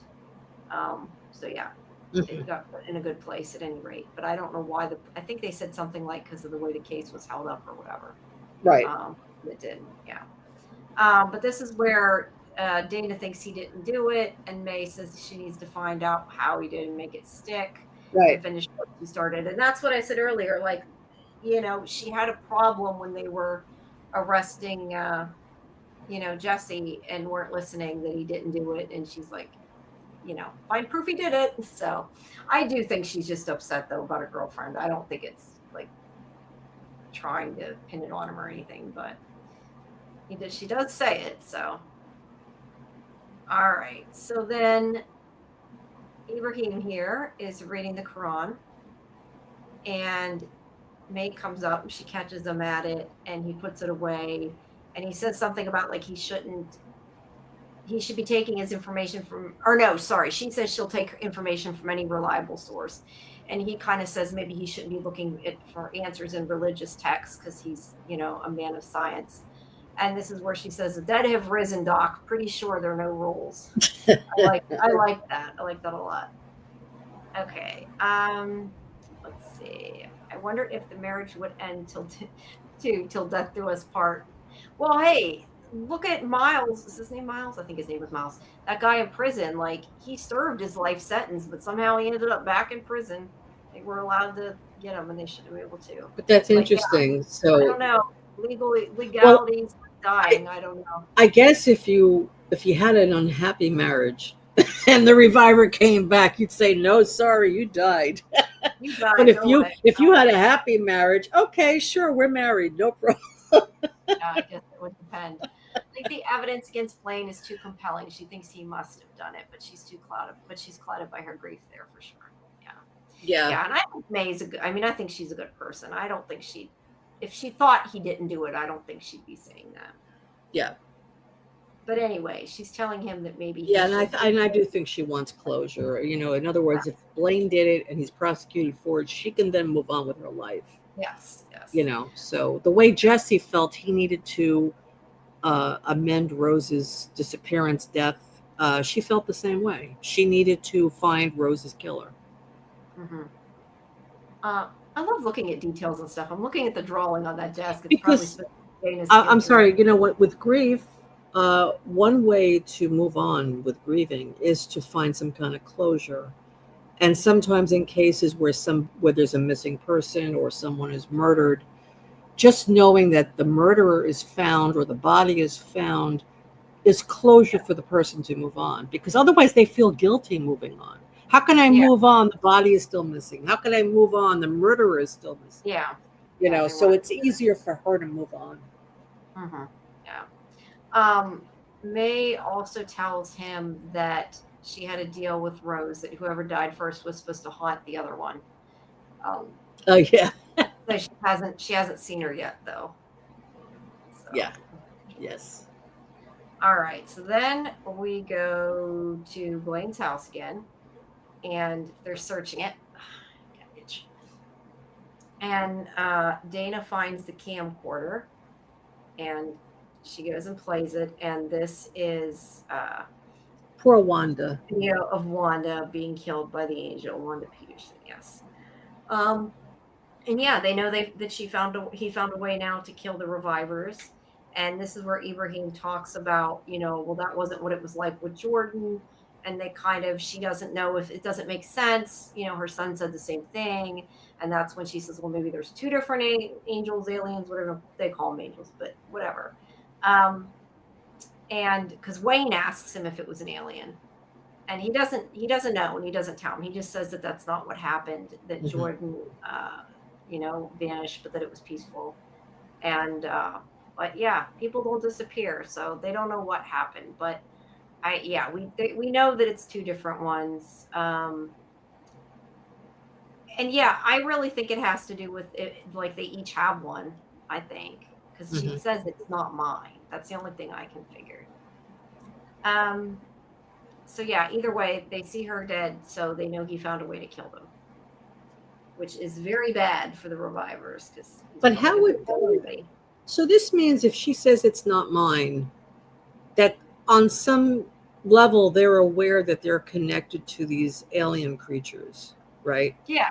And if that's what she meant. I don't know if Luke can tell us any more about that, but I was confused. Why would she say it's not mine? Well, I assume if she touched her own, she would have went peacefully, and that's why I said like moved on or went to heaven or whatever. I don't know. That's what I took out of it.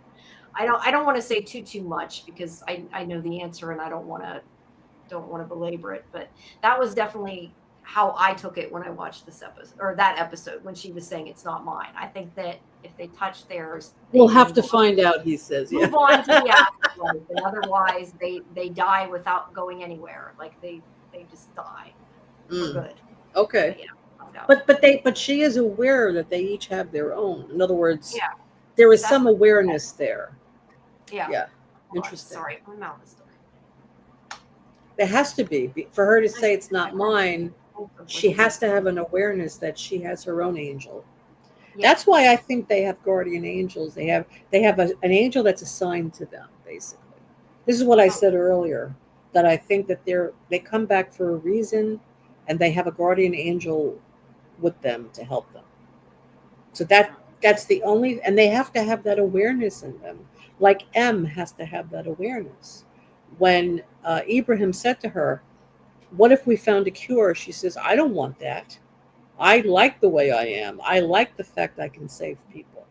So there's an awareness of. Sorry? I said maybe it also has to do with if they want to move on as well. I don't know. But I think it's because they've accomplished what they came back to do and they're ready to move on, right? I mean, that's how I see it. Yeah. Also note in that scene, Ibrahim states that he noted that the creatures had a presence to them. Yes, that's right. I was trying to see if I didn't have it written down exactly what he said. So he did. He said that they had a presence to them. Yes. So Um, there's some kind of spiritual yeah. feeling or emanating from them. Yes. Yeah, the way an angel. Well, Blaine called them angels, right? He Yeah. said it's an Well, angel. that's what Blaine thinks they are. Yeah. Yeah, Um, but yeah, there's more than one. That's what we know. But yes, I think that maybe some of them aren't ready because they, like you said, they have to do whatever right. uh, to find something. Okay, so JP has gotten an update, and they're going to shut down a big road the next day, and so that's when they're moving them. So I don't know what this was supposed to be. I put it doesn't make sense. My note says called them his revivers. I don't know. I don't know what that was. Something in my notes that was not a full sentence, so I don't know what it was. But anyway, they're gonna. This was this whole complicated thing. I didn't write down all the details. They're gonna go to the rail line or something. I don't know. They're gonna put the revivers on a train. It leads to a dock. Anyway, there's a ship. They're gonna transport them. That's all that matters. So what Dana says, which is the whole point of it, the smart part, is that they need to do something that forces her to make a new plan or to move her plan up, whatever. And I looked at it as she needs to move her plan up and do it faster is kind of what they're Well, saying. she also said, let's not do this by force. Let's do this by influence. Let's Yes, we're going to do something. let's influence it without force. Yeah. All right. So we go back to M here, which is when, okay, basically the military are sneaking the revivers out of town without telling anybody. Yeah, they've shut down a road to get them out of there. But I don't know. There's a train and there's a ship. That's what I got out of it. They're going to take Yes, them out. It doesn't they're matter taking how. They're getting them out of town. on a That's what train matters. to the train yard or something, and there's a Yeah, I ship think it was waiting. from a train to a ship or Yeah. something to that effect. Car, train, ship. Hmm. Sorry, my mouth is killing me so bad. I've had this ulcer for like a week. I am getting them so bad, and it's been ever since I got my tooth done. Wow, you still have Yeah, that. it's still, but yeah, I still have it. I think the problem is too, sometimes like when I get a big one, it's in the way and you bite it and then it Yeah, gets worse and it and gets it just worse. doesn't Right. want to heal. But I keep using stuff on it and it has yet to go away. It is killing me. Um, so Oh, this is the scene with her mother. Yeah, this scene was fantastic. I love yeah, this well, scene. this is when she's talking to her as well. Um, and yeah, she wants her to talk about what happened. She says she won't hurt her. And she does tell her that she sees, well, she doesn't tell her. She figures out from what she's saying that she's seeing her mother.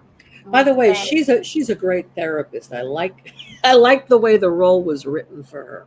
yeah, Because in some shows they have therapists and the writing is poor. But the whoever wrote this part for this character, I like it. I think she's a good therapist. I do. yeah. Oh, But for instance, like in The Last of Us, that Gail, that therapist, she was horrible. yeah, she wasn't really a good therapist. She was funny. No, She wasn't a good therapist. I would not a agree good with that. therapist. No. Um, so at any rate, her mother is telling her that she's a home wrecker, basically. And I raised you better than, having an affair with a married woman who's sick and, excuse me, Yep, and that's maybe all this herself happened because beating she's being herself punished. up. Yeah, it's still, yeah, Exactly. it's still kind of saying it. And also saying that, yeah, that maybe that's why she's being punished and that if she had known it was going to happen, she would have killed herself. That doesn't sound right. Would have, you know what I mean? Would have done it herself on purpose because if she found out her daughter was going to do that. Right. I would have killed myself if I knew you were going to do that. Yeah, Right. that was a better wording there. My grammar went to shit, but you know what I Talk meant. about such guilt. Mhm. M has so much guilt, it's been destroying her. She does. Um, so yeah, we kind of talked about this already.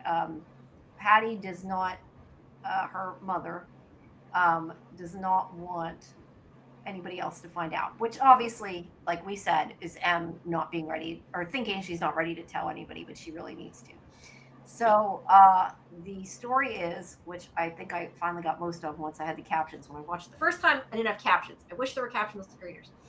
Because when two people are talking, you can't tell sometimes.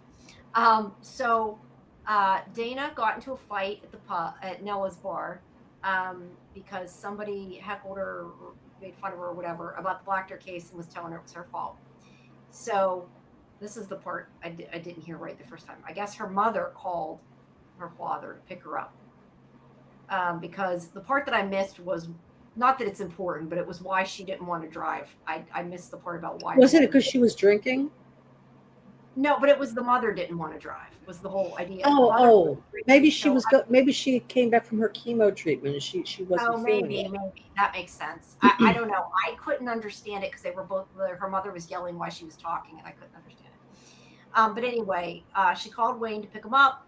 He didn't come, so therefore M dot drove, and well, Dana was probably drunk. She was at the bar, but Yeah, M Dana drove. was drunk. She couldn't Yeah, drive.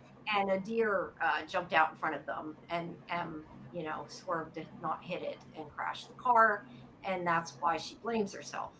Yeah. And after she admits this is when her mother basically dies. The vision of her mother, starts bleeding and then disappears.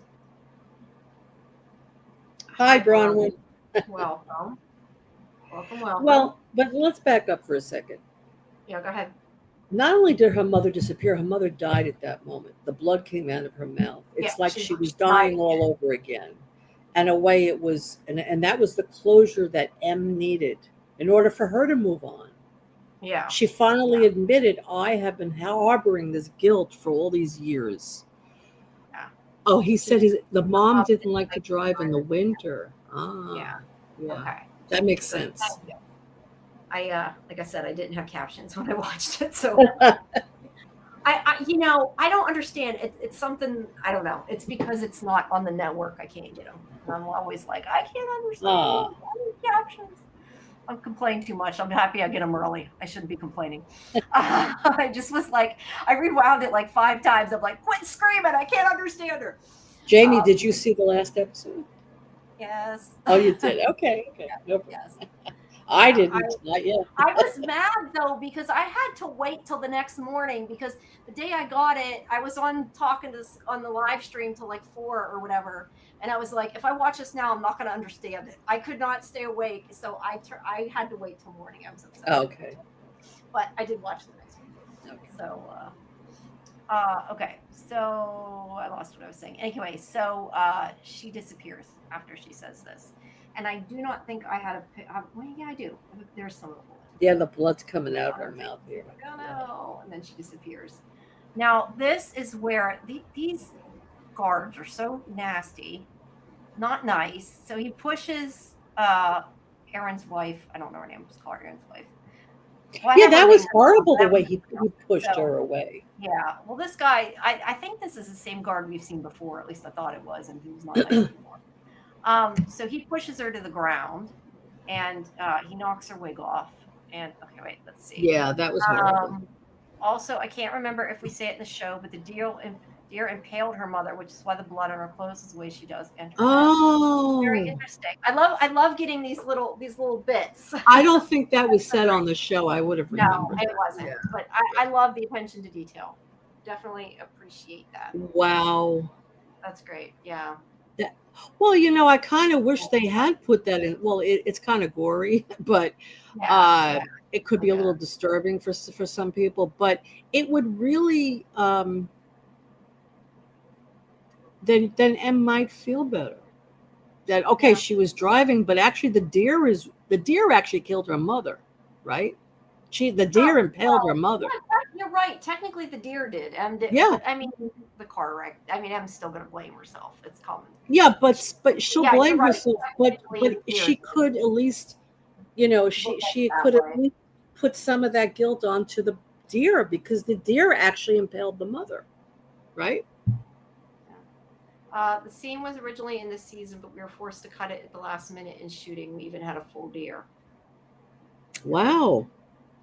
I'm curious. I'm assuming you meant you made the deer as opposed to like you had a deer. That probably was a big undertaking if you created it. Yeah, I don't know if it was a CGI deer or a real deer.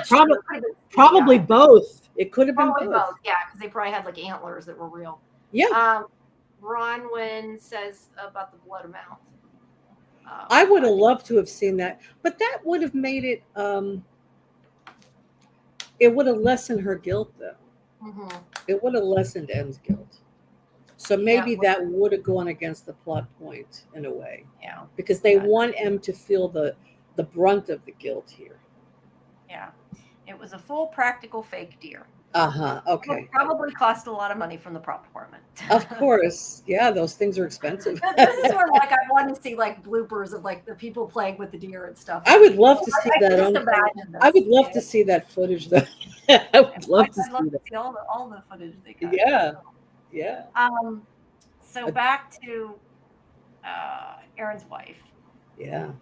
Uh, so he pushes her. The guy pushes her to the ground, which is awful.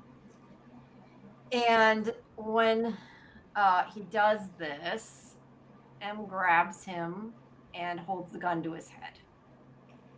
And she says not to do it because she says you felt so much loss, but this will only make it worse. This and yeah, so it won't help her killing this guy. Right. And she does let him go. So I have to say, like, they can see that she is still, in charge of some of her faculties. It was expensive. I kind of figured it was. Wow. But yeah, she let them go, and she's like, "See, mom, I'm the girl you raised." That was sad. And then I kind of figured at that point she was going to be gone. Yeah, the mother was gone at that moment. Yeah. So, oh, sad. All right. So then we go But then okay, so wait, let's look at this for a moment. So she spared the guard's life. She didn't kill him. Mm-hmm. And in that moment with her mother disappearing, it's like she realized it was an accident. Her mother's death was an accident. She didn't directly cause it. So by letting the guard go, it's her way of having closure, I guess. Yeah, yeah. And she knows that she's not a bad person, and yeah, Exactly. yeah. Therapist helped her. She said, "You're this isn't going to help you." You Yeah. know, the therapist really. But the therapist left the room. I thought she would stay, but she left. Yeah. That would have been nice if she stayed. Yeah. Yeah. Well, yeah, I know. I felt like she should have maybe talked to her. I don't know. Right. We don't Right. we don't have time for that though. So Ken, I remembered his name, goes to Riverside, and I like this. He's like, "They're coming. The militia are coming. They're gonna kill all the revivers," because he makes a point of saying Blaine found a way to kill the reviver. I have to wonder though. Like, I kind of am surprised that there wasn't like somebody be like, "Oh, now they're gonna wonder how." Like, I feel like this could backfire because now that Kale, whatever her name is, knows there's a way to kill the revivers. Like, they should not want anybody to know this. Mm-hmm. So I don't know. If it was me, I would have said the militia's coming, but I wouldn't have added that little information. I don't know. Yeah. I just worried it's gonna backfire. But yeah, they're like, Right. "Found a way to The kill militia's revivers." coming. They want to kill the revivers. They want to hurt them or whatever. Yeah, yeah. They want to do something. But then again, I guess if they couldn't kill them, what would they do to hurt them? Maybe it wouldn't have made sense as much. I don't know. Mm-hmm. But either way, it's clearly a fake. To maybe Kale already knows. Interesting. You're gonna have to worry about her next season, probably, huh? Next season, I guess we'll find out. But I think that she turned at the end here. She seemed to have some compassion for them. No, this isn't Kale. Kale's the yeah, she has secrets too. I agree. Maybe Kale's a reviver. Who knows? No, Kale's the general. This is Carla. Oh, Carla, right. I think her name's Carla. So Ibrahim comes to see her. I keep wanting to call him Abraham. Ibrahim. I have to keep like forcibly correcting myself. Ibrahim comes to see her, and thankfully she has been having doubts. And he asks what time they're going to move the revivers, and she says something about like, this isn't what we were came to do. It took her, she went pretty far though before she decided it was wrong. So I still have problems with Carla. I don't know that I forgive her, but she's maybe going to the good side now. But he's going to give her a chance to make it right. And she didn't have. but you had said this a few episodes ago that the fact that guy, I forgot his name, was a prisoner, it was a criminal. She didn't Yeah. care about harming him, but when Brody was being harmed, she didn't want that. Yeah, and I remember saying to you when we had watched that episode that I kind of wondered if it looked like it was starting to bother her. And I remember you're like, no, no, no, she likes torture. I had really thought that she kind of was acting a little different. So Hmm. I may have been right. Um, she says, I think this is it. She said they heard about Blaine's plans and they're going to move him at sunrise to some secret facility. And he's like, no, they're not. Give them this dirty creek water. That stuff is so gross. Like you gotta kind of question injecting dirty water into. I'm sorry, it cracks me up for whatever reason. But Why anyway, is it yeah. dirty? Well, I mean, look at it. It's not clear water. It doesn't look clean to me. That's water. Well, It's yellow. it's purified though. Well, I don't know if it's purified. It's creek By the water. angel, it's purified. Oh, okay. If it's an angel, I'll have to take your word for it. It's holy water from the angel. Yeah, maybe. But I'm just saying, like, it's one thing like having M drink it, which is bad enough, and now like you're injecting it into people's veins. I don't like this. I don't know. I just find it gross. Yeah. But he gives it to her, and he's like, "You've got to give this to the revivers." And she's like, "What is it?" He's like, "Just water." It is. He's not lying. So it's just nasty, dirty creek water. I don't know. I would not drink creek water, but you know. So anyway, that's what he tells her to do. So then Dana gives him a gun, and I thought they were going to kiss, and I was mad at Wayne. Like, why'd you come in? Right? Like, you totally ruined it. Right. I think they're cute. I like them. I think they're cute together. And They I are was cute. Wayne. I'm like, you can't totally ruin the moment. And I'm going to sneeze. Well, maybe the next episode they'll kiss. I'm going to sneeze. I feel like I'm going to sneeze. Sorry. I keep doing that because I feel like I'm going to all of a sudden sneeze. I heard you so bad. So he is going to help the revivers leave. He's going to help Nella. And he says something about like he never imagined doing this. I forget exactly what he says, but he didn't imagine as a scientist being there and doing this. But she says something about like, yeah, but you saved M's life. It may not be why you came here, but to me, that's what matters most. And then, like I said, they almost kiss. And then, oh, I'm sorry, I said Wayne. It was Wayne.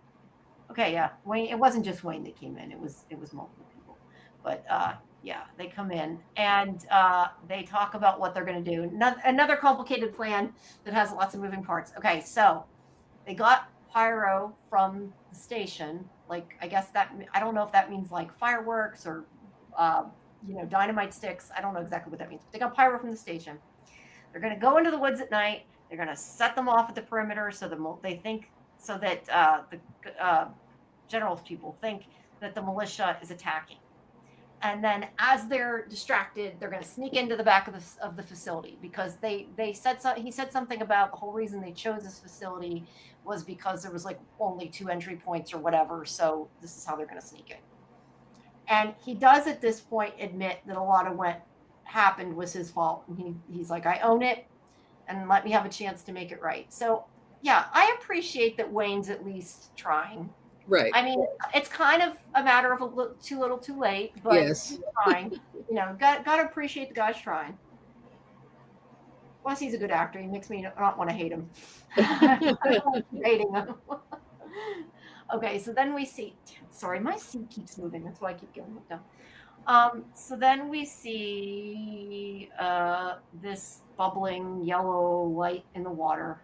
Well, I guess the water's bubbling and the light isn't bubbling, but you know what I mean. The light's coming up. So I'm assuming there's another alien / angel / whatever you want to call it in the water. And it's where I'm assuming those are Blaine's people. And somebody shoots them. Yeah. So they be shot dead. So now we don't know what's going to happen to the alien thing. I keep calling it an alien. It's easier to call it an alien. It's an angel. It's an angel. It's an alien. It's an alien angel. I don't know. It looks like a bug alien to me, so that's why I call it an alien. All right. So Ibrahim's like, here's a sandwich. I'm going to be nice to you, so you'll talk to me. Like, really? That was kind of obvious. But, so yeah, he talks to him about what happened, and he explains. saw M on the bridge. Then he went to tow the car. Then he saw the light. He went back and M was gone. And Ibrahim says that M wasn't there when he saw the light. So, yeah, that's I don't know. That's what he said, that she wasn't there once he saw the light. Right. And he says about been studying the water and how it heals revivers, especially her. And I'm assuming the especially her is because she was murdered in the water, it seems like. We don't really know a whole lot. But he says that he thinks M's death is what started Revival Day. And he is really clearly not good at having a gun, and Dana should not have given him the gun. Mm-hmm. Don't give Ibrahim guns. So he very easily steals a gun from him and is like, you're gonna come with me, and tells them, let me, don't do anything or I'll kill him. I'll kill Ibrahim or whatever. So then we switch to Rhodey here. And I guess the point is they're going to move him earlier since they think the militia's coming, that they're planning to move them a little different. So at least that's what I got out of it. So this guy comes in and she says she'll talk. I forget exactly why she says she'll talk to him, but she goes over and talks to him to give him the injection. And this is where she says, pretend it does exactly what it always does. You can't act differently, but that this is going to help, and help is on the way. And she injects him, and he pretends it hurts. At least I'm assuming that's a hurt face. Mm-hmm. It looks like it. I was just going to say, I guess it like juiced him. I'm assuming it's like what it did to M. Like she was dying and it brought her back. Well, yes. Probably yes. If you're in okay health and not currently like out from the venom, it will help you, I guess. And I was going to say, they show all these people here. Did they show that Miles or whatever? I was just thinking I don't think showed him. No, I didn't see him. And I feel bad for him. He's gone through a lot. I mean, He was bad, but he still went through a lot. Well, he might be there. They just didn't show him. Yeah, I know. I just was wondering. We're going on a roller coaster with love-hate, love relationship with Rhodey. Yeah. Yeah, they want us to still like Rhodey, I guess. I don't like Rhodey. But yeah, all the revivers come out, including Rhodey and Diane. I know we saw both of them. And they're getting into this truck, and they're telling each other, like, I think Diane tells Rhodey or whatever, it says something like, wait for my signal, whatever. They're going to do something. It's because something's going to happen. So the explosives go off, and the guards think they're attacking the place. And while they are distracted, the revivers here in the truck, they attack them. And meanwhile, Dana and her father are trying to break in the back, or maybe that's Ken. I thought it was Dana. Are trying to break into the back of Riverside while this is all going on. Which I don't know if they ever actually go in. I don't think they do. So M is here, and lost word. Right, was that in my thing? But anyway, Tyler comes in, that one that works with Blaine. Right. He's like, Blaine sent me. Now, I don't know if Blaine told him to do that or he was smart to do that. I don't know. No, he was told to do that. Probably. He said your sister sent me. M. I wanted to be like, M, no, don't do that. Really? No. And I don't know. I also felt like, well, she's not chained up, so she can probably run away if she needs to, or kill him if she needs to, hopefully. Yes, Samuel, I agree with you. I think that eventually M will forgive him, but she won't want to be with him anymore. I agree. I think she should forgive him, but I don't. Yeah, it's over. I agree. So anyway, Tyler is bad, and he's taking her out and pretends that Dana told him to. So then we know if they get in, they're not going to find her. But that's what I said. I don't think they ever actually get in the place. I think they stop because Wayne starts fighting with Ken. And he's like, we have to find M. And Ken is like, no, we're leaving. Which, look, I don't blame Ken. I mean, I would be hightailing it out of there too. Sorry. But as I said, his family, I get it. And of course, his wife, that was sort of like, no. But they start blaming each other for everything that happened. Well, He's now we telling know Wayne- why. Now Yeah, we know the reason. he's telling Wayne it's his fault that he's telling Wayne that it's his fault that this all went down, what the governor did. And he also tells Dana that the accident was his fault, kind of, as well, because Wayne didn't answer when her mother called because they were busy having an affair. And of course, Dana's pissed, but she's like, I can't deal with this right now. Right. Luke says the soldiers are right behind the door trying to get out too, so not really sure how Wayne and Dana are even getting in. Ken knows there's nothing they can do at that point. Yeah, but that confuses me though a little bit, because I know they said, at least what I understood about the plan is that they were sneaking in the back. So that was like part 2 of the plan. So I guess part 2 of the plan wasn't really ever going to work, I guess, is what he's saying. That like they were trying, but it was not going to work. So if M didn't get the juice, it wasn't going to work. I kind of wonder why she didn't. I guess because she was in that cell, so she wasn't getting the. She was in the cell, yeah. Yeah, probably why. But yeah, they're not going to be able to get M. And now he's like saying, "Oh, my wife slept with your husband, your father," and she's just kind of like, "I can't deal with this right now," and she's mad. But Ken and Diana do leave. Let's see. They said at the start it's a one way. Okay, see, that makes more sense, and that's why I said I thought they said there was 2 ways in, because I was confused how they were going to get in.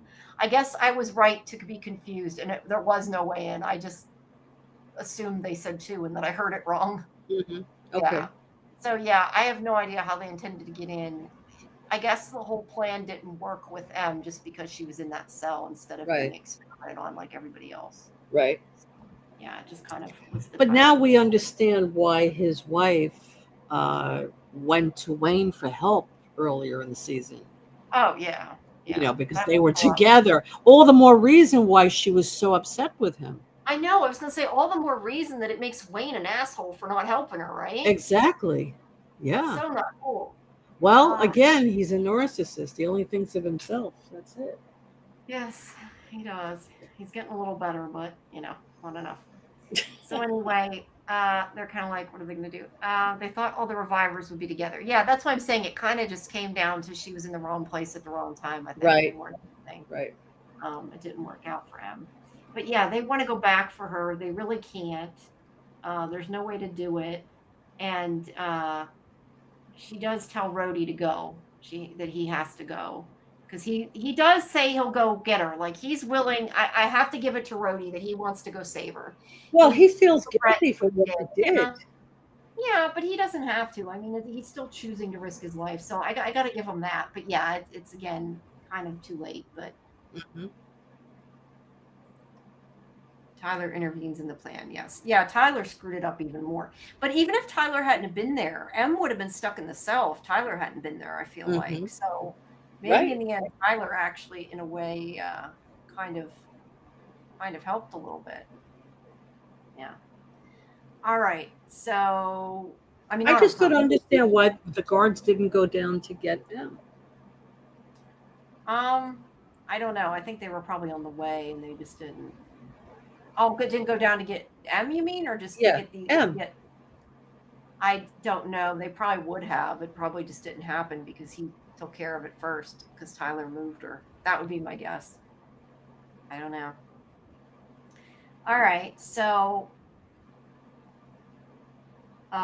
General here comes out and they're running. So they all have to leave. They'll find something to do with them, but they got to go. And then they have this conversation. Okay, wait. They were going to move M separately because she's more dangerous. Okay, that makes sense. Oh, yeah. So she maybe would have eventually gotten the water shot. Well, the only thing I wonder though is if they didn't move her at the same time, like would that Carla have ever been there to give her the shot? Like, yeah, I don't know. But I guess we don't know because Tyler took her, so it really doesn't matter. It's kind of irrelevant. Yeah, fix them separately. Yeah. All right. So then they have this conversation where they're talking about, let's see, Nella's getting them all out of town through the tunnels. Wayne tries to get her not to be upset about the affair, like that was ever going to happen. He's like, we were separated. And the phone's ringing. And she's pissed because he just doesn't get it. She's like, how could you not tell us that? And she says, because they basically both blamed themselves. Well, Em blamed herself for the crash, but I think Dana partially blamed herself probably because they came to get her at the bar. Like it was, So yeah, they blamed themselves for her death, and it was just as much his fault, and he never even told them. And he's like, it was the deer. Yeah, it was the deer, but he still put it into motion like a lot of things. But not really time to discuss all this. So Wait, back up. This scene was amazing. What she said to him, it should have been you. Okay, I wasn't sure. I thought she said that, but I couldn't remember for sure. She said it should have been you, and he gives her a look. I mean, the expression "if looks could kill." He gives her a look like, "What? What did you just say to me?" He couldn't believe she said that. I think it was hurt, but he probably knows he deserved it. But it was so shocking. I mean, I thought that was an amazing moment between them, because here she's saying, Em and I have been carrying around this guilt all this time. You didn't tell us. He says, well, what difference would it have made? He said. She said, it would have made us feel less guilty. It would, but the reality of it is, look, who is to blame here? It happened. There was an accident. The deer impaled her. Whether Wayne was there or he wasn't there, it may have happened the same way. You know what I'm saying? A deer darts out in front of your car. It's not like M just went off a cliff. You know what I mean? A deer darted out in front of her car. It could have happened even if he was driving. The same thing could have happened. Yeah, it could have. But, but I understand Dana's guilt, and I understand M's guilt. So each one of them felt guilty, but he was like off the hook. He was untouchable because they didn't know what he was doing. Yeah. So, and she's angry that he was also having an affair. I mean, aside from the mother's death, they thought their family was a unit, a cohesive unit. He said we were separated. Now, did she not know they were separated? Maybe she didn't even know that. Yeah, right? I don't know. She might not have. Bronwood had asked when this was shot in the block, and he said it was pretty.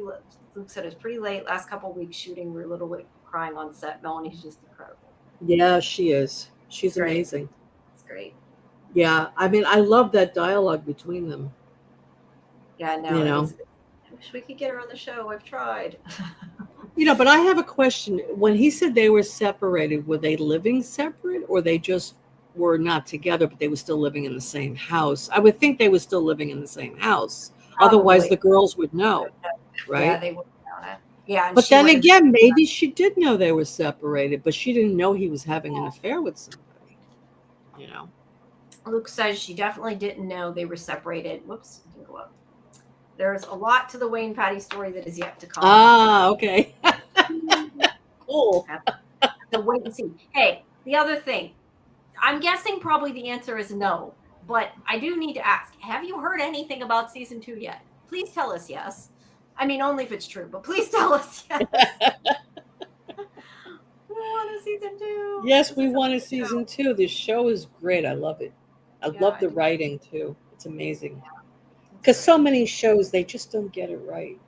They don't. Yeah, I think this has been a really good show. Minus the not really. No, oh, no, we haven't heard yet. No, not renewed. Just haven't heard yet. Yeah, we haven't heard it yet. Yeah, trust me, I need a job. we're trying to get you to keep your job there. Yes, so, Luke.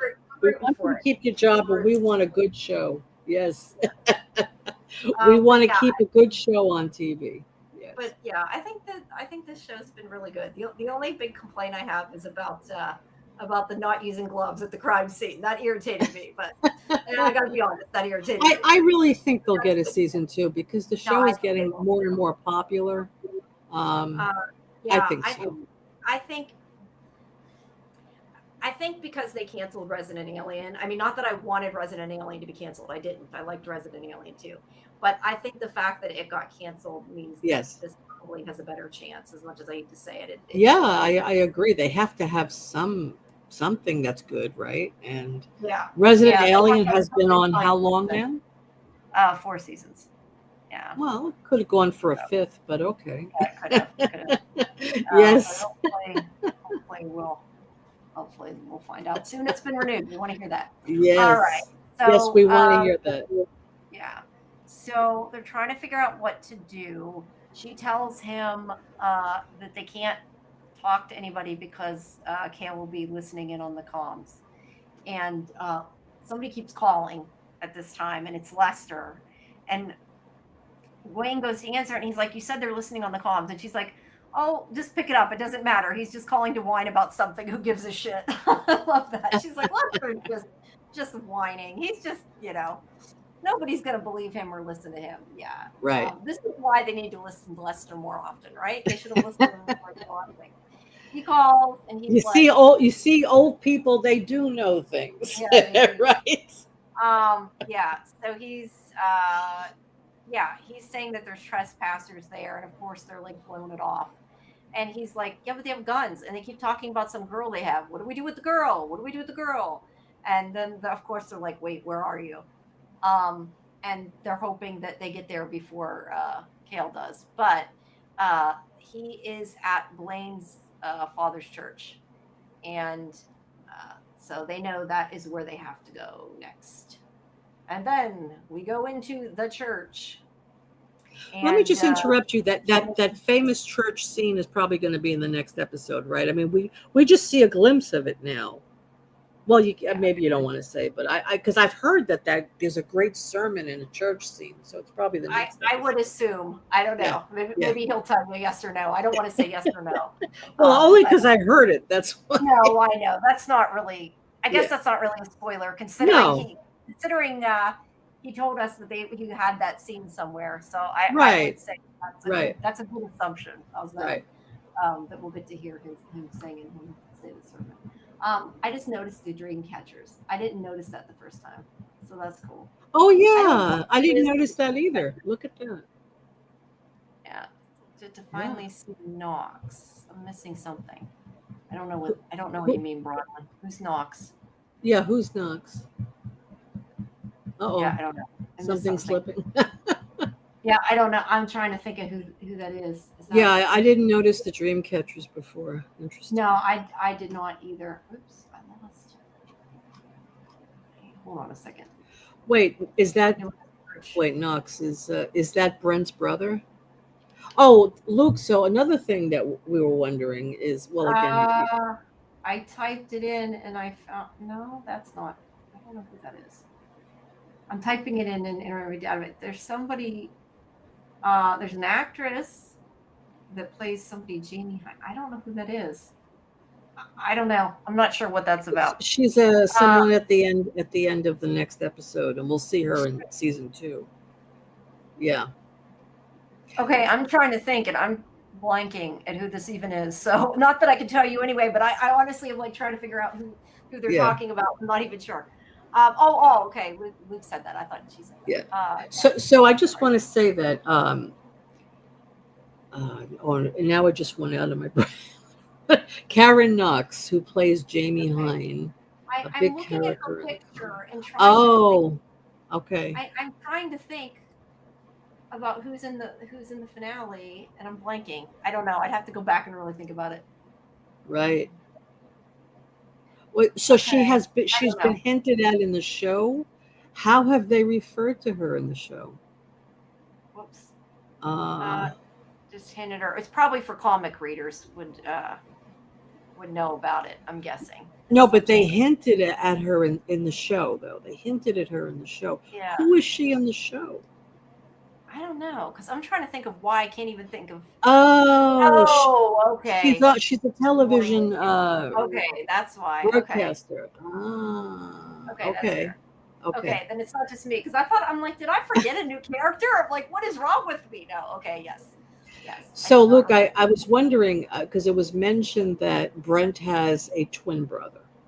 So Oh, yeah. What Jamie did and that? I were speculating, could he Yeah. be the big bad behind all of this? Will we see this twin brother? Because Yeah. there's Mention usually a a twin. reason why they would just throw that in there. That's one thing. And the Or other is it just thing, I liked the actor and wanted to bring him back, so you gave him a twin? oh yeah, but I'm wondering if his twin though is the mastermind here. It's an interesting Interesting theory. theory. Have to wait and see. Thank you. And another theory I have, and I could be totally wrong on this, but I'm going to put it out there anyway, is when M healed Dana, I think Dana is a reviver and she doesn't even know it because she probably died because those stab wounds were so deep, and I don't see how she could have survived that. So she may have died and M brought her back. She may have healed her. I think that she could be a reviver, but Dana doesn't even know it. Like I said, I think if she is, we'll probably find out pretty soon because Dana gets shot at and stabbed constantly. Yeah, so I'm sure we will, but that's my theory. I'm just putting Yeah, it out that's there, an interesting theory. That, because those stab wounds were fatal. Those were yeah, fatal. I can't see how. yeah. That Okay, would he be says he cannot confirm it. not die. I can no, I can Oh, confirm I it. can Dana did confirm that not she die. didn't She's die. not a reviver. Oh, okay. Oh, my theory is gone to waste. Yeah, Okay. so I was thinking not in 10, but that doesn't mean she couldn't be. But I guess that answers it. So no, she is not Yeah, yeah. Okay. So I know not to go down that rabbit hole then. a. Okay. Okay, that's fair. Sorry. No, That's okay, it's great. Luke. I love that we get some answers. That's okay, Luke. All right, so they bring M in, and this is where Blaine is there waiting for her. And he says, let's see. He says that she is the mother of Babylon and the serpent who opened the gates of hell, and he's going to send her back. I said, dun dun dun. I keep feeling like I'm going to sneeze. I still haven't sneezed. So yeah, what an ending, right? Oh yeah. Yeah. So what do you think's going to happen? I'm trying to think what I thought when I saw this was going to happen. I thought I got to put the next episode in. That was Well, my thought. they're gonna bring another angel in there, and uh, uh, I have lots of questions. That's all I'm going to say. I got lots of questions. But well, yeah. you already know. You've No, seen it. no, but I mean, I have questions. But yeah, it's good. But what do you think is going to happen? There's going to be another angel slash alien. Is that what you I said? think they're. I think. Well, they found one in the water. They Yeah. spotted one. They're gonna take the other alien and they're gonna bring it in the church, and they're gonna want her to touch it. Yes. Um, Probably. and who is gonna save her? I mean, Ibrahim is there. Maybe he's got the water on him. Probably, he'll probably give her the water to drink. She'll get strong and she'll start fighting and killing everybody in there. Um, and that's how I think she'll get out of it. I mean, if Ibrahim wasn't there, I don't know how she'd get out of it. Yeah. Um, I don't know. I mean, I'm not really sure what else is going to happen. I don't know.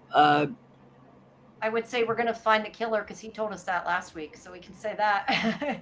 Or no, he told us that Tuesday. You weren't here on Tuesday. That was on Tuesday. He said Luke said we will find out. Oh, okay. So I can reveal that because he said that. So it's Uh-huh. not me giving the spoiler. It's Luke giving the spoiler. Oh, so we will find out who the killer is. Yeah. Okay. Yeah. Let's see. Kimberly says, I think M is going to be supercharged and be the badass that she is. Perhaps the other alien slash angel will activate it for her since she's special. That'd be cool. Mm-hmm. Yeah, I definitely think Or he has the water on him, right, Ibrahim? yeah. Well, she's the only one that's not just had like and they've had an injection of water. She's only drank water, but she's also bathed in the water. Yes. Jumped in the water. Right. So there's something with that. So yeah, I definitely think that she's different from the others. But who could the murderer Ibrahim thinks be? that she started it. So But who could the murderer be? I mean, I'll never tell. I mean, that's why I'm just thinking that it maybe is Brent's brother because I've been thinking who it could be, and I don't really know of any other suspect. Um, because I was thinking about all the characters on the show. Mhm. Um, is there any other suspect that we can think it could be? Yeah. Well, I can't answer that, but Anybody in the chat? Uh, yeah. Who do you guys think it is? That's a good thing. You guys in the chat.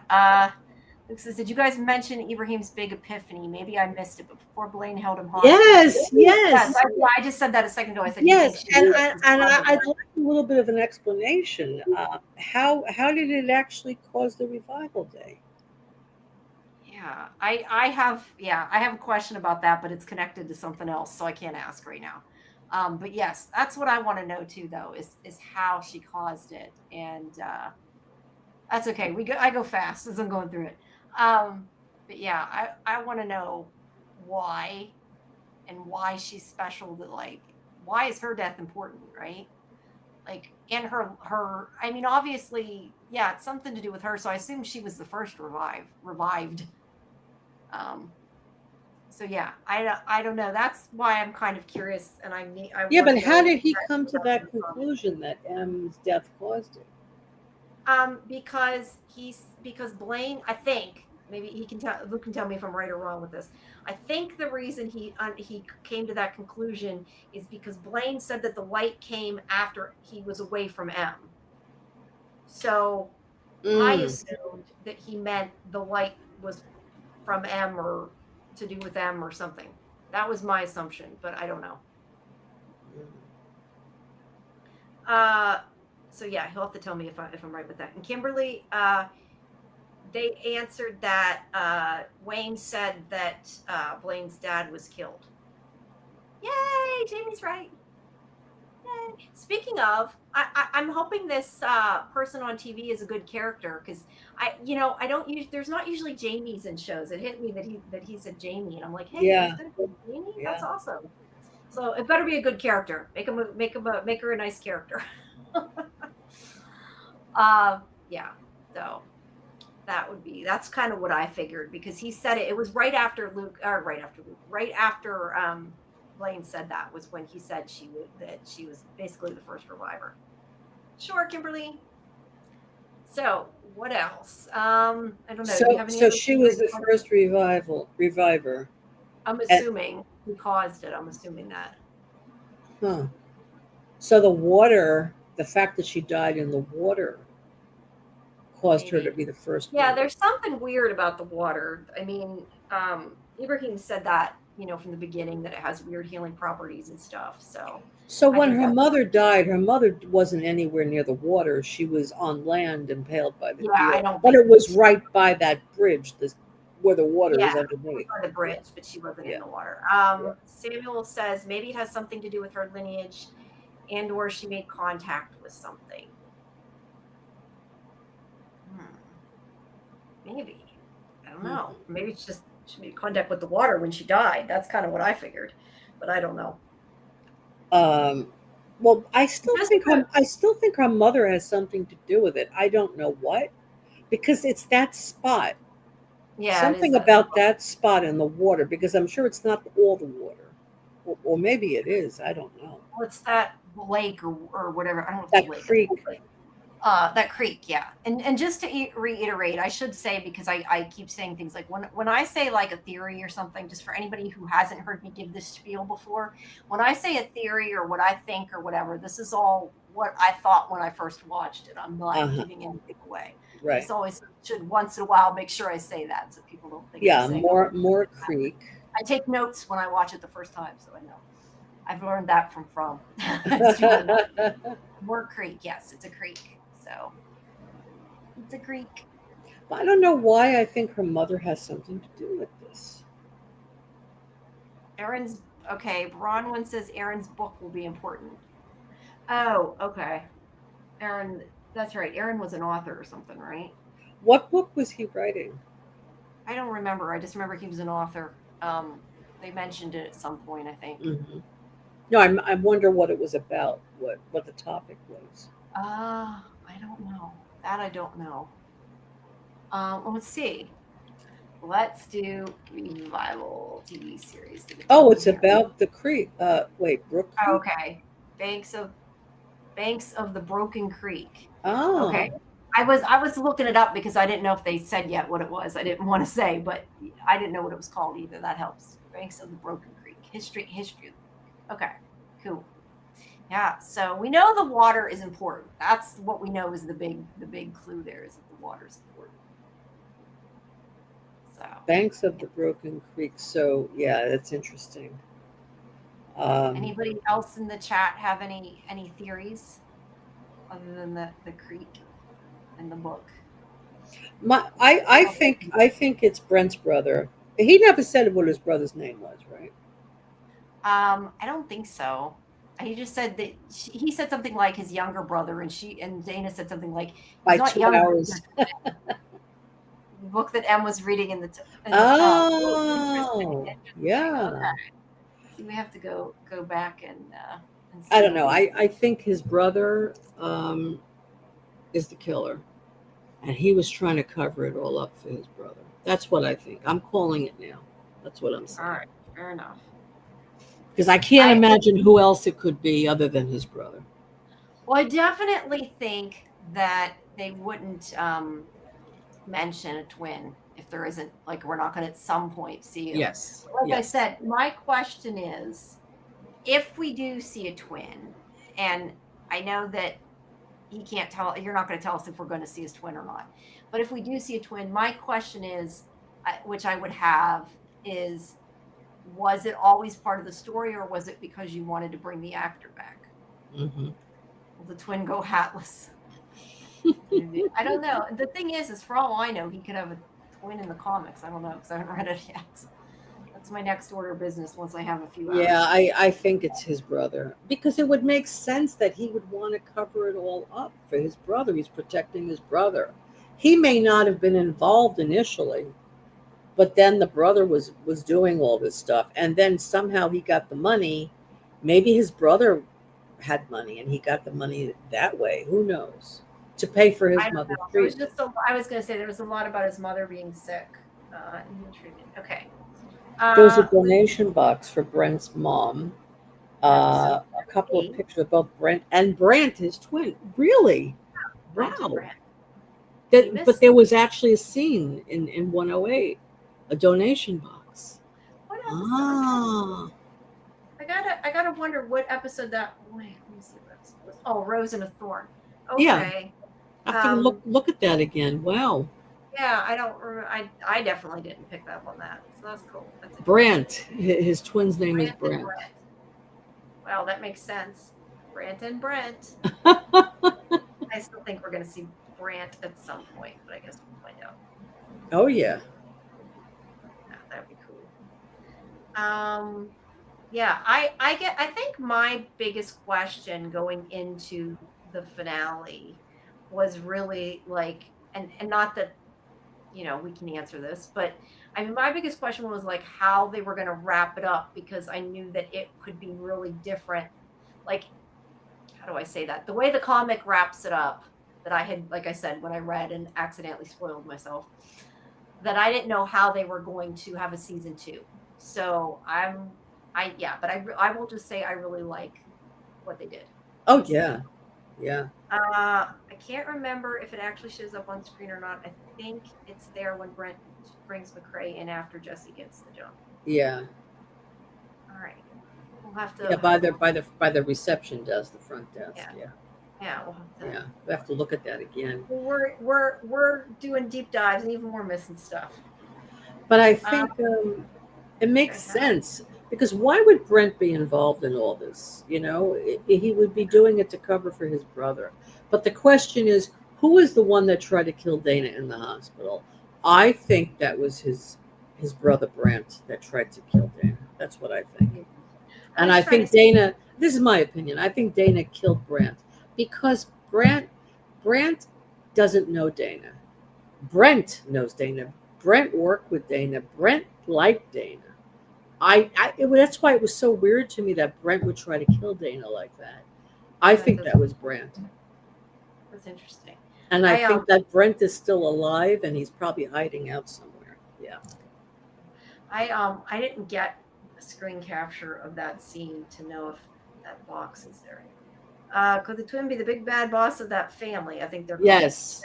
Well, he was. The checks were working for the big bad boss, and I think Brant was the big bad boss. That's what I think.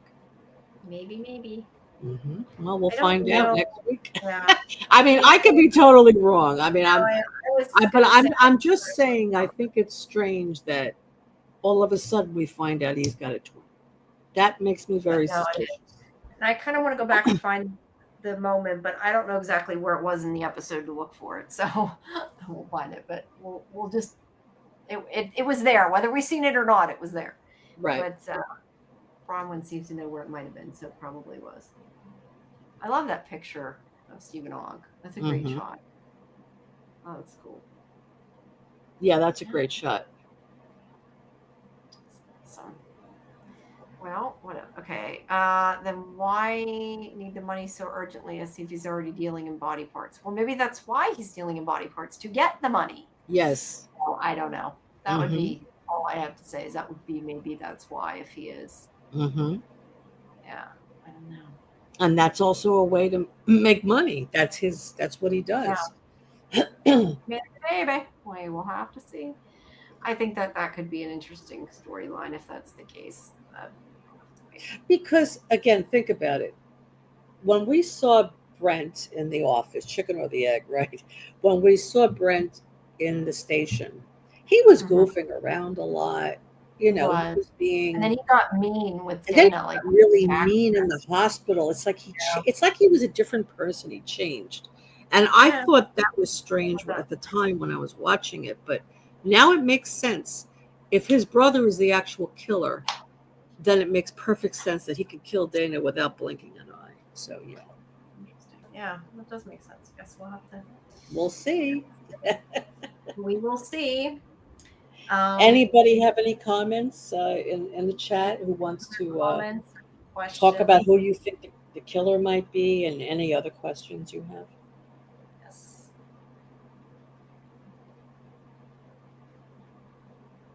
Brant killed Brent, so Dana killed Brant, and they're both dead. Maybe. That's a possibility too. All the possibilities. I don't think Brent killed Brent. Brent was protecting him. I think if there was going to be or is going to be a twin brother, like I would think that he's still alive. Like Brent would be alive. Like I just feel like, why introduce a twin if you don't intend to show them? I agree. It's like Chekhov's twin. Okay. Kimberly says, I'm leaning towards a twin. Which one is to be determined? Yeah. Yes. Could be. But I think it's Brent who's alive, because Brent wanted to kill Dana. Dana killed him. So I think it's Brent that's alive. I think the reason why he would know is because we will see the twin. Wait, why we would know is because we will see the twin. Yeah, I just don't understand the point of mentioning it, unless it's just that they want to bring, like I said, they just so we get the hat back. Yeah. And be like, I thought he was dead, and wow, he's a twin. Well, but see, if you deep dived and you paid attention, you already know he's a twin. So then you won't be like, wow, he was dead, because we've already theorized it here. Right. We need a twin just so we get that back. That's great. I liked Brent, so I think that's cool. If it's the case, we shall see. I mean, Brent was like, remember when Dana was saying, how's your mom? He told her about his mom and his brother, and he liked Dana. That's why when he changed in the hospital like that, it was out of character for him. It was a little bit. I have a question for Luke, because I'm thinking about it. I'm laughing in my head. Season 2, like, obviously we don't know for sure if you're getting a season 2. But like, is some of it been like planned out if you do get a season 2, like the overall story? Because I'm just thinking, like, you never know, right? And I'm thinking it would be so funny if like there was never going to be a twin in the show, and now suddenly he's like, we're gonna have to bring this twin to the show. It's okay, you can do that. No, I was thinking that. No, they wouldn't have mentioned it if they didn't have plans to silly. bring him back, right? Yeah, I'm just being silly. Yeah, Yeah, we ideas. have ideas for Good, 3 good, seasons. Oh, great. I'm Yeah, good. yeah. Awesome. You need to add Uh, a Spider-Man joke. Matt with the Star Trek Mel joke. Yeah. Wait, what was the Star Trek Mel joke? Did I miss it? I don't watch Star Trek, so I probably missed it. What was the Star Trek joke? And I might have either I'm forgetting it or I missed it because I don't remember a Star Trek joke. Was there any Winona jokes? If I didn't notice any Winona jokes, I was kind of waiting for that, but need a Winona joke. Hmm. Yeah, so it's interesting. What else Yeah, could possibly happen this episode, aside from M breaking free? What else could happen? yeah, and It's the aside from season doing all the finale. since we know it's going to be in there somewhere.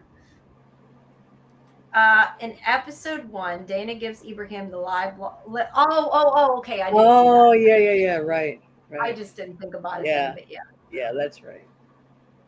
yeah. And she also talked about first hearing Henderson's. Oh, donuts are crazy. Yeah, that's true. There is a lot of donuts, and Yeah, she's definitely a crazy chick with a gun. I don't think they said yes, that, but she is. yes.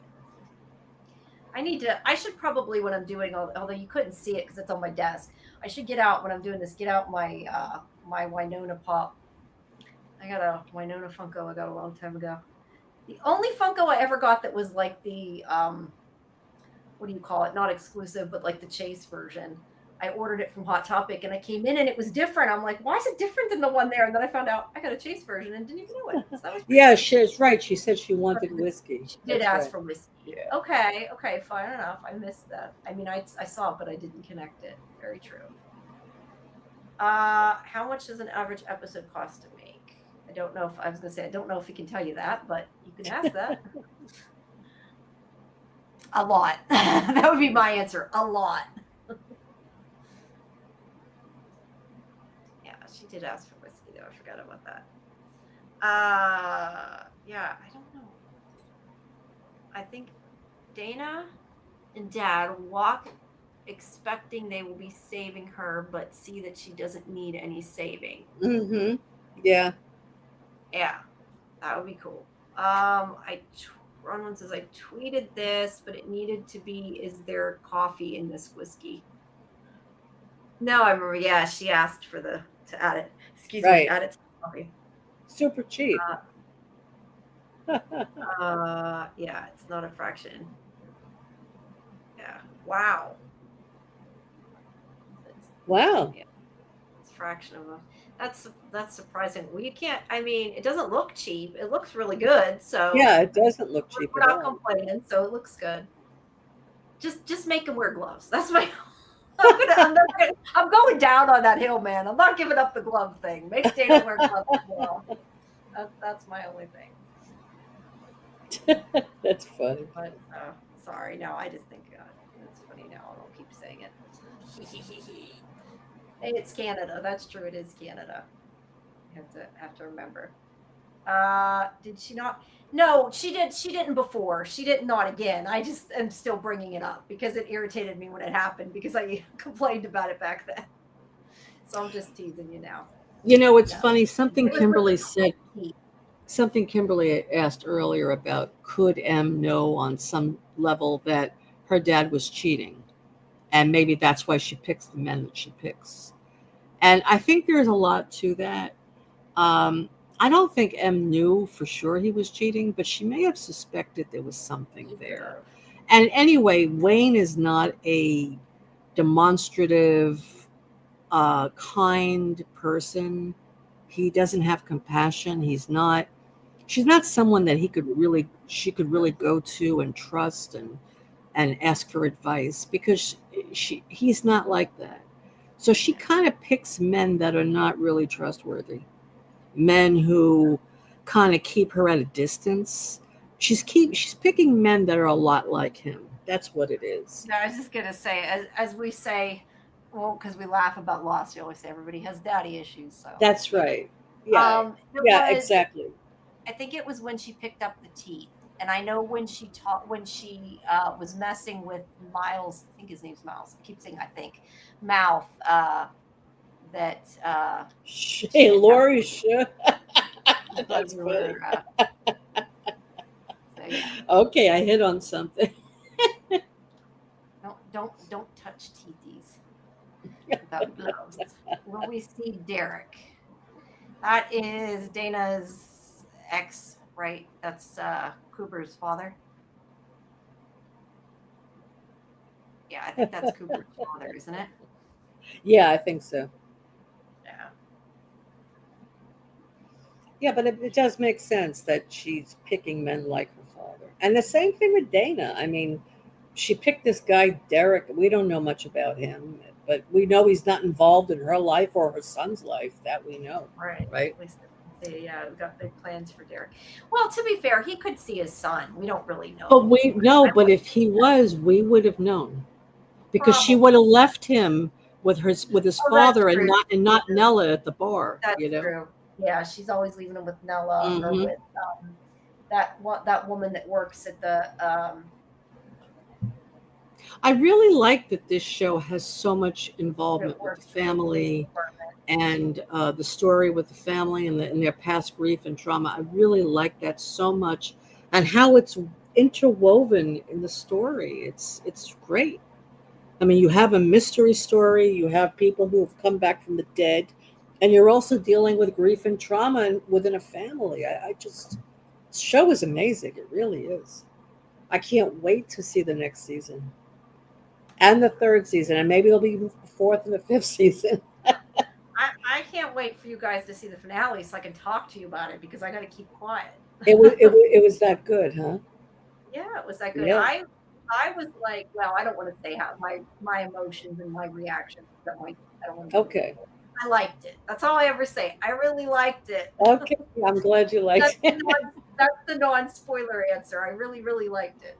Hmm. Um, I was very surprised, and it was not what I expected. I'll say that it wasn't what I expected to happen. And I said to Luke in the when on Twitter, I have lots of questions. That's my answer. Okay. Let's see. M has internalized her parents' relationships as what is expected, yet hoping to have a better outcome. Yeah. Yes. Well, they always Mhm. say, don't they say things like people tend to do what their Well, parents do or what, she's repeating what her parents went through to have yeah. a better outcome. Absolutely.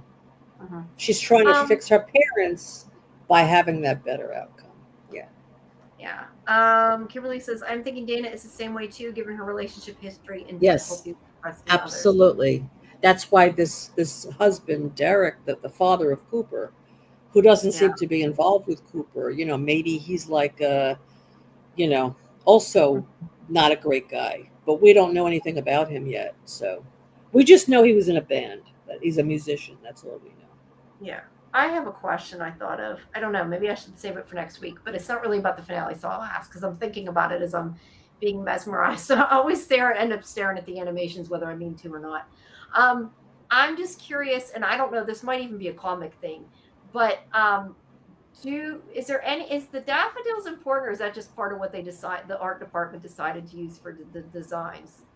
And second to that, are you next season going to have an opening with different items in the opening? That's my question. Bronwyn, I'm sorry to hear about your mom. That she's in the hospital. Oh, I hope she gets better soon. Sorry to hear that. Oh, I'm sorry. Yeah, I was like trying to figure out where you saw that. I'm sorry. That sucks. Hope she gets better. Yes, they do need. This family does need family therapy. Yeah, Wayne said he doesn't do therapy, remember? He did say that. He He did says say you can go, but I don't do therapy. that. Yeah. But they do need that. Maybe Aaron's wife will do a family therapy session Yeah, maybe. next Hey, season. she's there for that. Um, yeah, we're sorry. Yeah, yeah. But yeah, I want to know about the opening and the daffodils. Those are my two questions. I gotta get my About the question. opening and what? Yeah, I said okay. To answer your question, yes, items will be different in next season's intro. Okay, I kind of figured they would be because they really relate to this season. Well, what But about yeah, the yeah, but I daffodil? don't know about the daffodil. I think it's probably just an art decision. I just was curious because I'm looking at the daffodil moving and thinking about that. Thinking about daffodils and thinking about how now that I know what I'm doing better, I can fix that and get rid of that green outline because it drives me nuts. Let's see. The flowers are a story yet to come. Good to know. Oh wow. I guess I picked a good motif then. Yeah. Thanks for the show on today. She loves Mel. That's good to hear. I'm glad Oh. you're enjoying the show, Bronwyn. Yeah. Again, I'm sorry. Yeah, I am sorry too. I hope she gets better soon. That's hard, Yeah, it is. And you're right. We come from our parents. They influence us. Some of us grow up to be like them. Some of us rebel against them, but they're still part of us. Yeah. Always are. But that's why, Jamie, when you mentioned Rhodey, even though you love your parents, you love your brothers and your sisters, once you meet a person that you fall in love with, they become your priority. What if he was married to M? Yeah, I guess I just feel like they don't know each other long enough to be in deep love. But again, A, they're young, and B, it's TV. Like I said, you can love somebody in one day on TV, but in real life, Absolutely. could they know each other that long and be that deep in love? I don't Yes, know. if they're Why because that? they're teenagers Oh, at that age. Yeah, I absolutely. don't think they're teenagers, but yeah, they're young. You I know. don't know how old they're supposed to be. They must be supposed to be like in their 20s because she was in college. We assumed it because she's at the dorm and or Well, not they're the dorm. like 21, maybe 20. They're still Yeah, kids, yeah, yeah. and Compared they to love. us, they're kids. Not only are they kids, but they are both revivers. They They get are. each That's other. true. They understand each other. Yeah. It's like them against the world. Can M forgive him? Not sure yet. We'll have to work on the trust. I And don't Luke think said she can M is forgive him. 20. Thank you for that. That's helpful. Yeah, so at 20 years old, I mean, She's a it's kid. it's young love. So yeah, I laugh when I'm talking about shows now. I'm always like the kid, and I'm like, that person's not a kid. They're just a kid to me because I'm well, getting old, 20 man. is a No, kid. 20 is still a kid. 20 is, I'm Yes. just in general. I do that with a lot of shows. I Well, say, yeah, but I mean, and when it comes to them, they're young adults, and yeah. you know, they're in love with each other. Um, but I don't think she can forgive him for betraying her. I I mean, think I she mean, could I be mean, I think she with could forgive him and but let the not anger with go, but she could not be with him again. I don't think she could ever trust him again. You know, 20, but an old soul. Yeah, I think M is an old soul. I would agree with that. She definitely is. I She's know. very I know. Listen, if resilient. M would stay She's together for overcome a lot of stuff in her life. Very yeah. resilient. Yeah, I like seeing M be a badass. So that's what I'll say. Hopefully M will be a badass in this finale. Oh, I think she'll continue to be. I'm Yes, sure she will be. Yeah. but as far as Blaine goes, I mean, what do we think is going to happen with Blaine? Uh, I don't know. I did say something stupid Tuesday though. I realized in retrospect later was stupid. I was saying that it would be kind of a good comeuppance if he died, touching the alien or whatever because they forced the other ones to. And I'm thinking he already did. So that's the only thing I have to say about Blaine is I made a stupid comment on our Tuesday show. He already touched the alien? Yeah, that's how they got the bird on their hand, right? Oh. Well, I don't know if that's what they're actually touching. I don't I'm know. assuming. Yeah, I Yeah, don't really know. That's a whole totally a guess, but I'm assuming right, that's what they're flying. right. Romeo and Juliet knew each other for less time than Em and Rhodey, did they? I don't know. That's interesting. Well, I that's didn't know. interesting. Yeah, yeah. I don't know a lot about snow. Whoops, sorry, that's Randy. Yeah, you're right. Oh, wow. Oh, Yes, they're they're touching. touching the creature. Okay. Yeah, Luke, you need to work for From because you confirm things. Oh no, I think it's great. I love it. We get answers and of things. It's Yeah, I nice. mean, there are only certain things you could talk about, right? Yeah. No, I know. But I feel like when we talk to the ones for the From showrunners, like everything people ask, we can't tell you. We got nothing. We've got nothing. No, I love it though. I appreciate. That Yeah, no, Luke, we appreciate pick you your being brain. here Yeah, you should. and You should answering our totally. questions Yeah, and you yeah. You know, should totally come back at some point for the finale. Talk to everybody. yes, that would be That'd be great. cool. Yeah. Or continue in the chat too if you don't want to come on. That's cool too. You know? I'm also going to do a video on the whole season. I'm going to do a deep dive, a psych deep dive on the whole season, going through each episode and, the psychologically what's going on with the characters. I'm going to, as well as the storyline. So, yeah, I will be doing that video. So. These characters definitely have a lot of psychological issues. Oh, yes.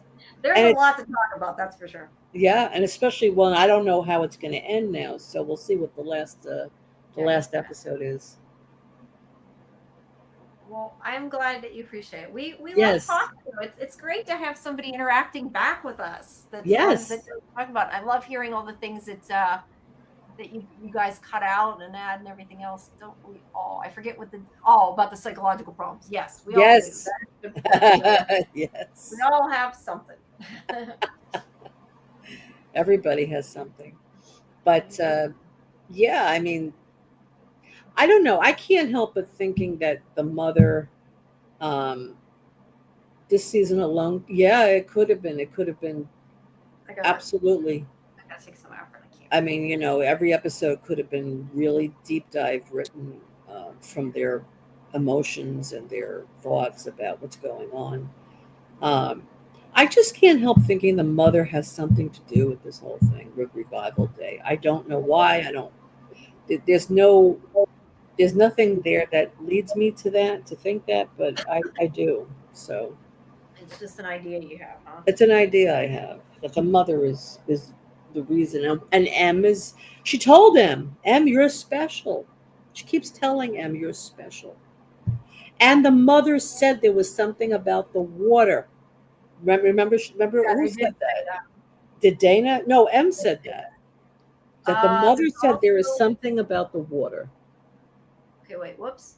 There is also a big hint about that in the beginning of 106. Wait, a big hint about which? We keep talking and now I'm like, wait, what? A hint about what? Yeah, I don't know. The mother. So look, you're saying the mother. The what? I said we went past what he was saying. We kept talking, and I don't know what. You'll have to tell me what you're talking about. A hint about what? Sorry, I missed that about what. Oh, my theory about Patty is that she's not involved with Revival Day. Okay. Okay. I don't know. He said Jamie. That's why I assumed it was something I said, but I don't know what I said because I said so many things because I keep talking really fast. Yeah, I thought the Revival Day was the anniversary around her death too, so that's why I made the connection. Yeah. If they don't, yes, we want to be asking questions. That's right. That's right. Have to ask questions. Okay. Whoops. Her birthday. Okay. Yes, that's true. It was her birthday, not when her death day, I think. Oh, it was her birthday. Oh, yeah, right. Maybe the deer wasn't actually a deer that killed the mother. Maybe it was one of the alien angels. That's an interesting theory. That's a really interesting theory. Have to think about that. That's a good theory. So it was her birthday. Yeah.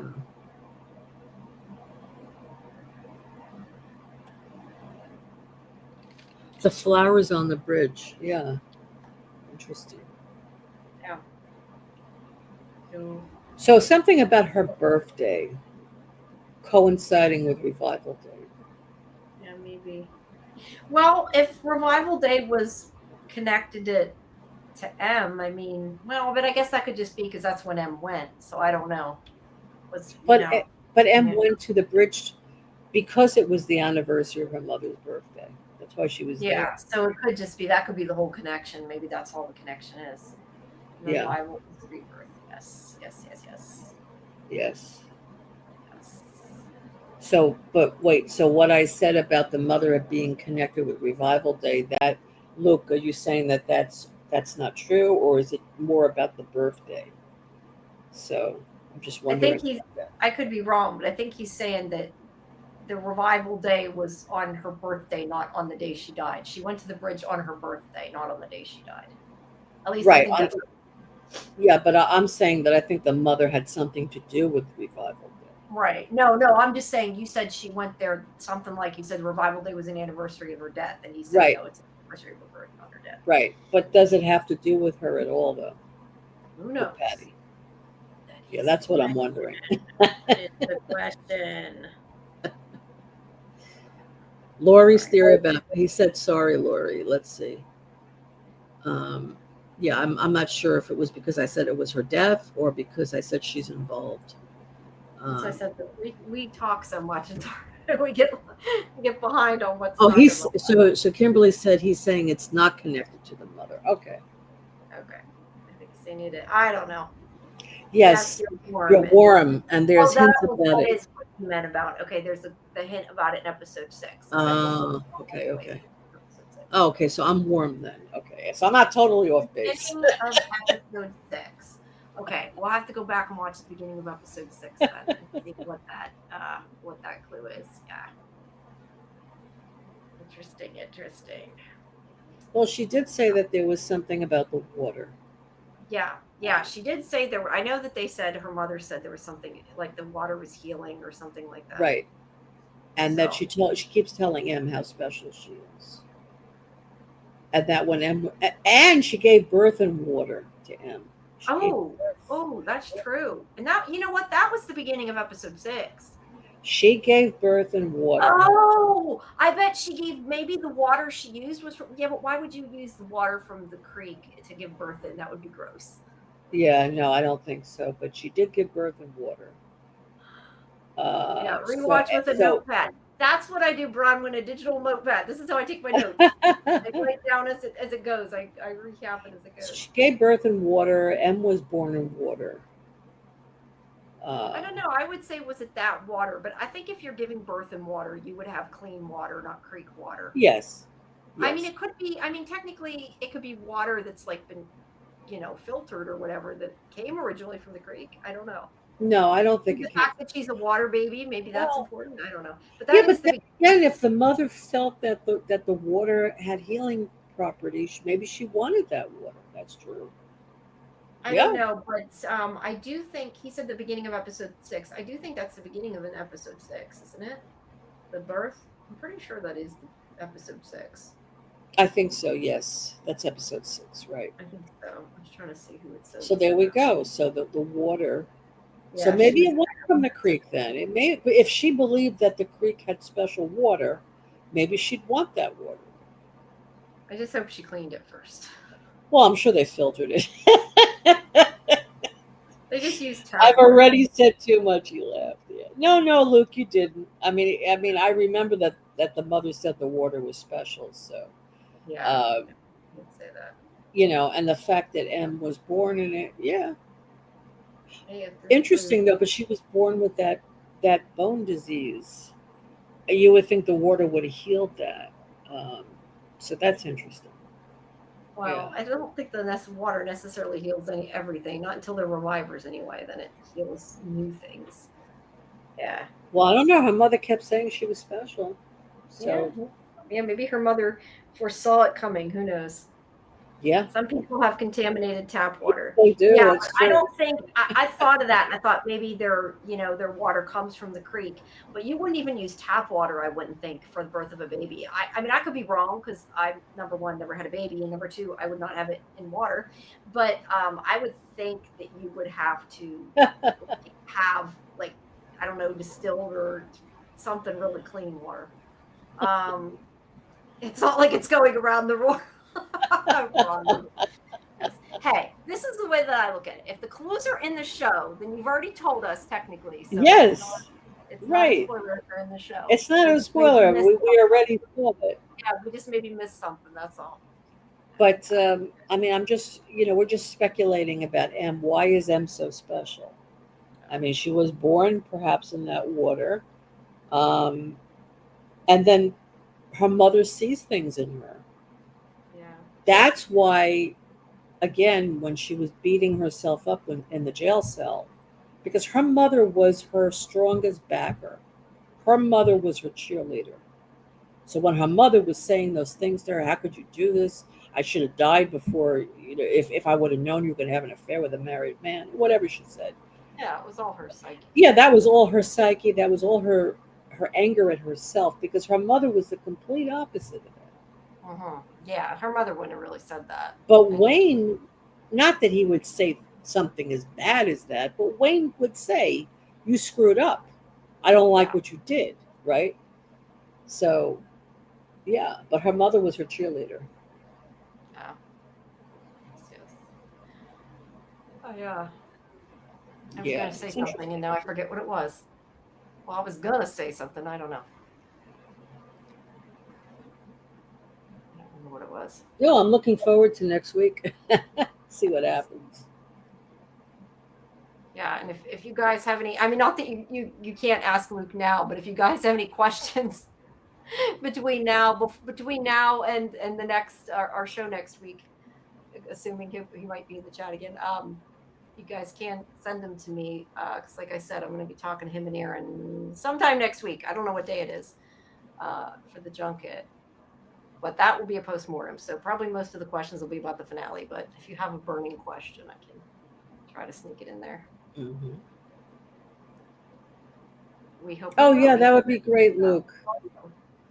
Yeah, that would be really great.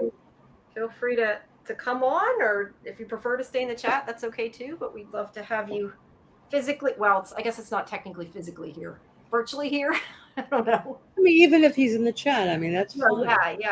Either is greatly appreciated. Yes, absolutely. We're here Tuesday too, so appreciate it. Yeah, but you're going to be doing it. Well, Tuesday you're reviewing what, episode 9? Tuesday on Fandom Access, Karen and AJ and I do like a short review of it. Right. Not as much of a deep dive as me and you do. Right. But yeah, technically it's Saturday. Right. Saturday now, Bronwyn. Where are you located, Bronwyn? But yeah, we mentioned Revival earlier too today, because it's all good. We'll connect and see, but that's fine. I mean, whatever you can do, Luke. I mean, even if you're in the chat, that's fine. I mean, this is great.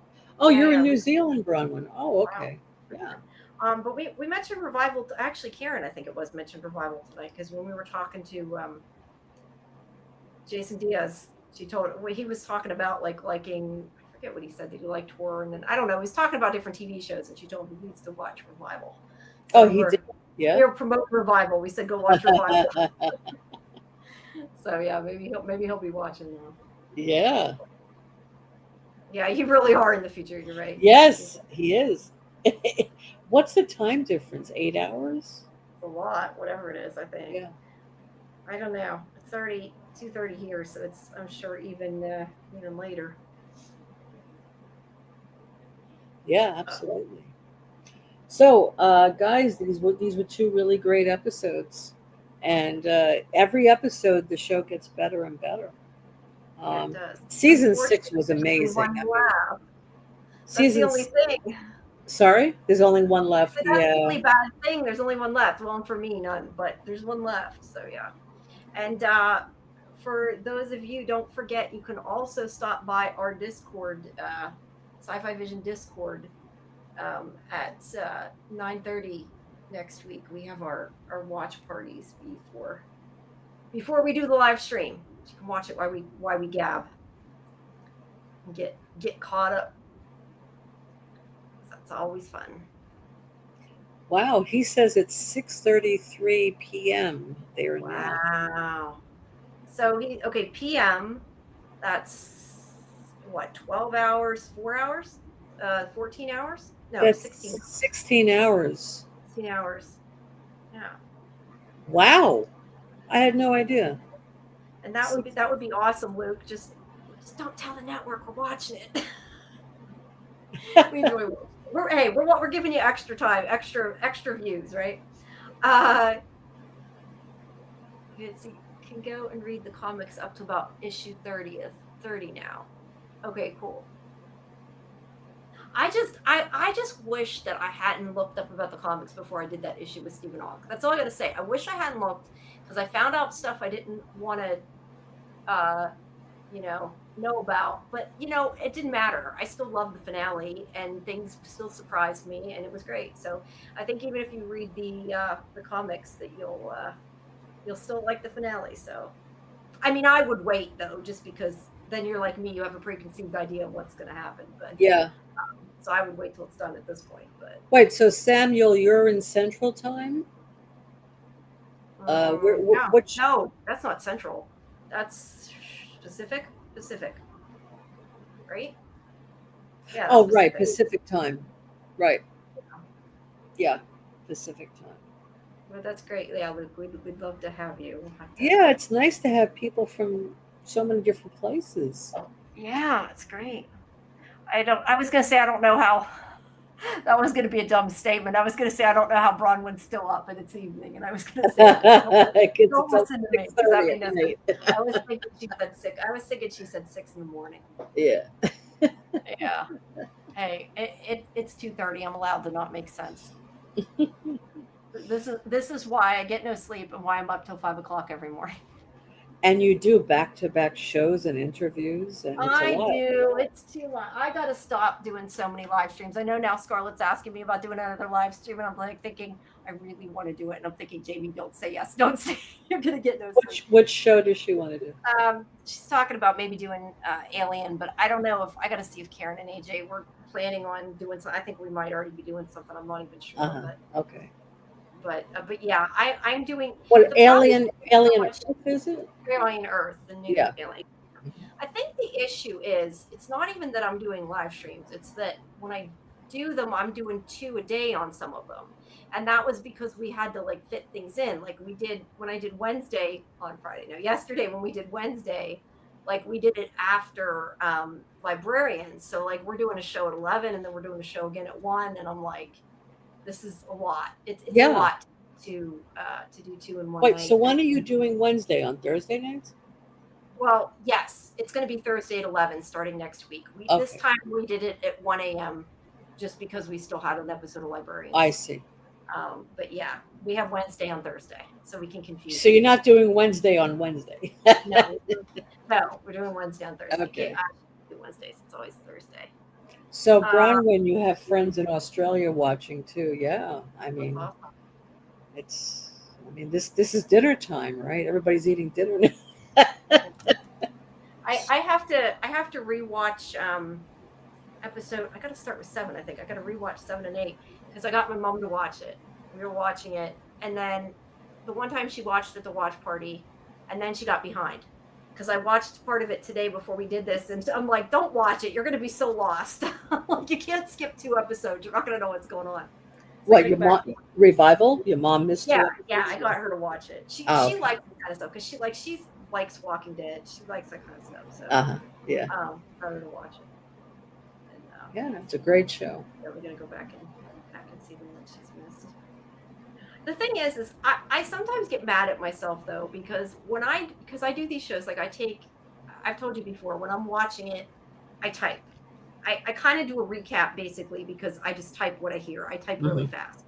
I remember testing it once. It was like over 50 words a minute or so. I type really fast. But like sometimes I've said it goes in my ear and to my fingers. I don't even always take in what I say.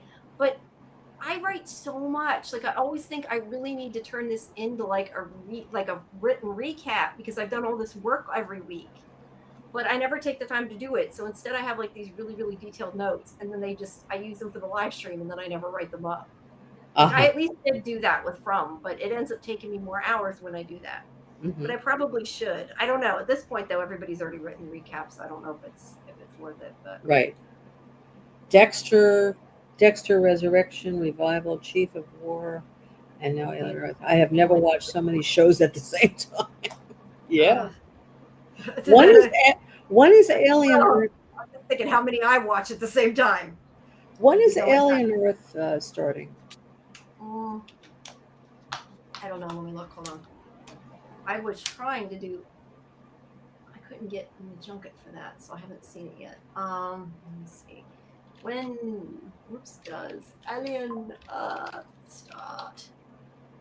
August 12th. So. Okay, it's coming up. All I know is yesterday. I keep saying today. It's not today. It's after 2 a.m. Outlander Blood on My Blood just came out. That's the only show I know that premiered. Like, Well, without today's the looking it up. 9th now, so Yeah, I said it was yesterday. right. And the finale of Resident Alien. Okay. I don't know. I have to watch such a wide variety sometimes of things. Is Alien Earth based on the movie Alien, or what is it? I don't know if it's based on the movie, but it's based on the universe. Oh, okay. Yeah. Yeah, so there's a lot of stuff. You're right, Samuel. There's a lot of good shows out there. I hear Dexter is great. Everybody loves it. I would like to watch that. I haven't had time to watch. I've never watched Dexter. I mean, even the old I seasons. did the original. I didn't watch the end of it, I don't think. I seen most of it, and then for whatever reason I never finished it and I never caught up. Mhm. My problem is a lot of times I have to watch something because I do interviews and I watch like so much of it, and then because I don't have time, I never finish it. Like I watch what they send, you know what I mean? And then like I do the interviews and then I don't watch the end. Or like some things I don't get, like Dexter. Like I didn't do interviews for Dexter, so I didn't watch it because I haven't had time. I mean, I remember when I get things I like because I get to watch them. I remember when Dexter first started. I was watching 6 Feet Under. I love that show, and Michael C. Hall is in that show. And when I heard he was going to play a serial killer in Dexter, I said, no, I can't see him doing that. So, so I never watched it, and now I regret it because I heard how great it is. So. It is. It's a really good show. I don't know why I never watched the end. I don't think I did. Maybe I did, but I don't think I did. I know I watched like the premiere episode of the one he came, like the whatever you want to call it, the sequel one that he was in, because I had gotten screeners on it, and I watched like the first 2 episodes or whatever, and I don't know. I couldn't get into the new one. That's not. I don't know if that's Resurrection or that's the other one. One of them's a prequel. One of them's a sequel. I don't know which is which, but I didn't see a whole lot of it. Probably enough to. So I'm wondering if I could actually watch the current season without having watched the other seasons. I don't know. Well, you probably should watch season 1, but do you have to see the original series? I doubt it. Just watch a recap or something. But yeah, I don't know. The original is kind of dark, but it's a good show though. I like it. But so wait, Dexter Resurrection. This is the 2nd season, right? I think Resurrection. I think is the sequel. I don't know, or I think something. No, maybe not Origins. I don't know. There's a prequel too. Oh, it's on Netflix, the original. There, so yeah, you can watch it. Yeah, but how many seasons were there? I mean, it's a lot to watch. Huh? I don't have an answer. I said a lot. I don't have an answer. I look it up. Oh, I want to ask you about the X-Files, Jamie. No, don't laugh. But I've never watched the X-Files ever. Go watch the X-Files. So I just started watching. It's on Hulu. I saw 2 episodes so far. I just started it. Is every episode like a self-contained story? Every episode? Is that how it works? No. A lot of them are. I mean, it's like anything else. There's Monster of the Week, and there's also like mythology. So yeah, there's a lot that's connected and a lot that isn't. So it's kind of both. Because in the 2 episodes, when they used to have 20-some episodes a season of things, they did both. So the 2 episodes I saw, there was no connection between the 2 stories. That's why I was wondering. You saw the first 2? Yes. Pilot, Deep Throat. Yeah. Deep Throat. Mine too, Luke. Although I love Revival too. Nothing against Revival, but yes, that's my favorite show. Yeah, the 2nd episode, Deep Throat, is connected to the overall mythology. So keep watching. Oh, okay. Keep watching. Yeah, it's bad. See, that's the thing. I swear, like, okay, my memory now is shit, right? I say that all the time. As I've gotten older, my memory's gotten shit. But anything that was like, I don't know, pre-10 years ago, I still remember. Because it's like, I still know. Oh, yeah, that's this episode. I know the names of the episodes for X-Files, too. Yeah. Okay. Well, that's good to know. Yeah. So yeah, no, I like it. I do. I like it a lot. It's just that I feel overwhelmed because there's like 11 seasons and there's 24 episodes. Well, there's also the new. It will take me years to get through it. I was going to say you're talking about the new series too. If you're saying 11, because there was 9 seasons plus the 2 new ones. Yeah. Right. Overall, there's 11, right? So that's why I was wondering. I mean, could I skip some episodes, or do I have to watch every single? Yes, but you'd have to know which ones to skip. There's a lot that you can't. Some of them you could, but a lot you Do you can't. know offhand? Maybe you can give me a list of episodes. Yeah, I'm sure if you look up Witcher mythology and Witcher monster of the week, I'm sure there's. I mean, I can find it, but I'm sure there's guides. But I don't know. Some of the weekly, some of the ones that aren't connected to mythology are the best ones. So it really, yeah, The depends. ones that are not connected to the mythology. No, so yeah, some of the ones that are good are the best. Some of the ones that aren't are the best. I like both of them, but I think Okay. probably most of my favorite ones I would say are not connected to the mythology. I Okay. feel like that's changed though as I've got older because I feel like my favorite ones used to be connected to the mythology just because like the shippy parts were my favorite parts when I was like a teenager. Like that was what I wanted and that was Uh-huh. like what I cared about. So that made a difference. Let's see. Oh, that's Oh, interesting, yeah, Luke. watch only the mythology ones. They did a long Yeah. time ago. They released them as a separate Wow. DVD set. I forgot about that. Yeah, Yeah, he said he also prefers the non-mythology yeah. one. But see, Yeah. I just think it's funny that I've changed because, like, as a teenager, like that was what I wanted, the romance, so that was what I liked. But Yeah. yeah, I think I'm trying to think. My It favorite reminds me of Moonlighting a little bit, like with Bruce kind of, yeah, Willis and what was with her the name romance. again? Yeah, I Yeah, don't the know. romance, the unrequited, the romance that never happens, right? Yeah, Yeah, yeah, right. Well, it eventually does. In this, well, maybe I right. shouldn't say you don't want to know that. Well, the same thing with Moonlighting. Eventually, they Yeah. got together, right? Okay, so I guess I got to ask then. Yeah, I got to ask. Moonlighting was terrific. What is Great your show. favorite episode? I gotta ask that. I think my favorite episode is Bad Blood. I've always loved Bad. Well, I shouldn't say. I should say my favorite episode is Bad Blood and Hungry because I have to say Hungry is probably my favorite episode because I was on the set at Hungry. But otherwise, I'd say story-wise, Bad Blood. Someday I gotta go on the live stream and tell everybody about my experience on the X-Files set. That was so cool. I have a You were on on the the blog. set? Yeah. Yeah, I that was actually the first published article I ever wrote. Oh, Not for me. I was in Expose magazine. I went to the set and then I basically wrote the magazine and I said, "Hey, I went to the X-Files set. Do you want to hear about it?" And they said yes. And I wrote this really long article that they made me shorten, and it was still really long. And I got paid for it, so it was cool. And I was like, what, 7? No, yeah, 17. I had to think. wow. So long, long, long, very, very long time ago. Wow. But yeah, That's that was interesting. during I did Hungry. hear about an episode called Home. That's Yeah, very we're disturbing. talking about that. Yes, that is the creepiest episode. Yeah. Yeah, that episode freaked me the hell out when I first saw it. Yeah. Now not so That's much. what I heard. So, of course, I'm interested in seeing it. But, yeah, Yeah, I like to watch dark stuff, you know. no, I know you do. I would say my ones that are my favorites generally are the lighter ones because Bad Bloods is like a comedy episode. Mhm. Completely. It's one that is kind of making fun of itself. Bad Blood, Jose Chung, Home Post on Prometheus. Okay, awesome. Jose Chung's awesome. Home, yeah. Postmodern Prometheus is good too. Those are all good ones. Those are all good ones. I don't know. Bad Blood was always my one. The description of Hungry reminds me of a supernatural episode, so maybe we'll look it up. Yes, it is about a brain eater. Yeah. Yeah, I remember that. That was fun. Oh, wow. Yeah, I mean, if you can give me a list, if anyone can give me a list of the best episodes, I'll Yeah, definitely watch those. yeah, You know, I can give you I a just list. can't. Yeah, I just don't have the time to watch all those episodes for 11 seasons. I just don't. it's worth it though, because the only thing is if you watch it and you really like it, then at least what I would think is I think if I really like it, then I'm going to be like, shit, I should have watched them all. And then you got to go back and do it again. So Yeah, that's true. But I just no, I get can't. that. I It's a can't lot. right now. It's just too much. You know. No, it's a lot. I would love to do a rewatch and do a live stream, but we actually did a rewatch live stream. Like, so we've already done that. Oh, you did? When did you do that?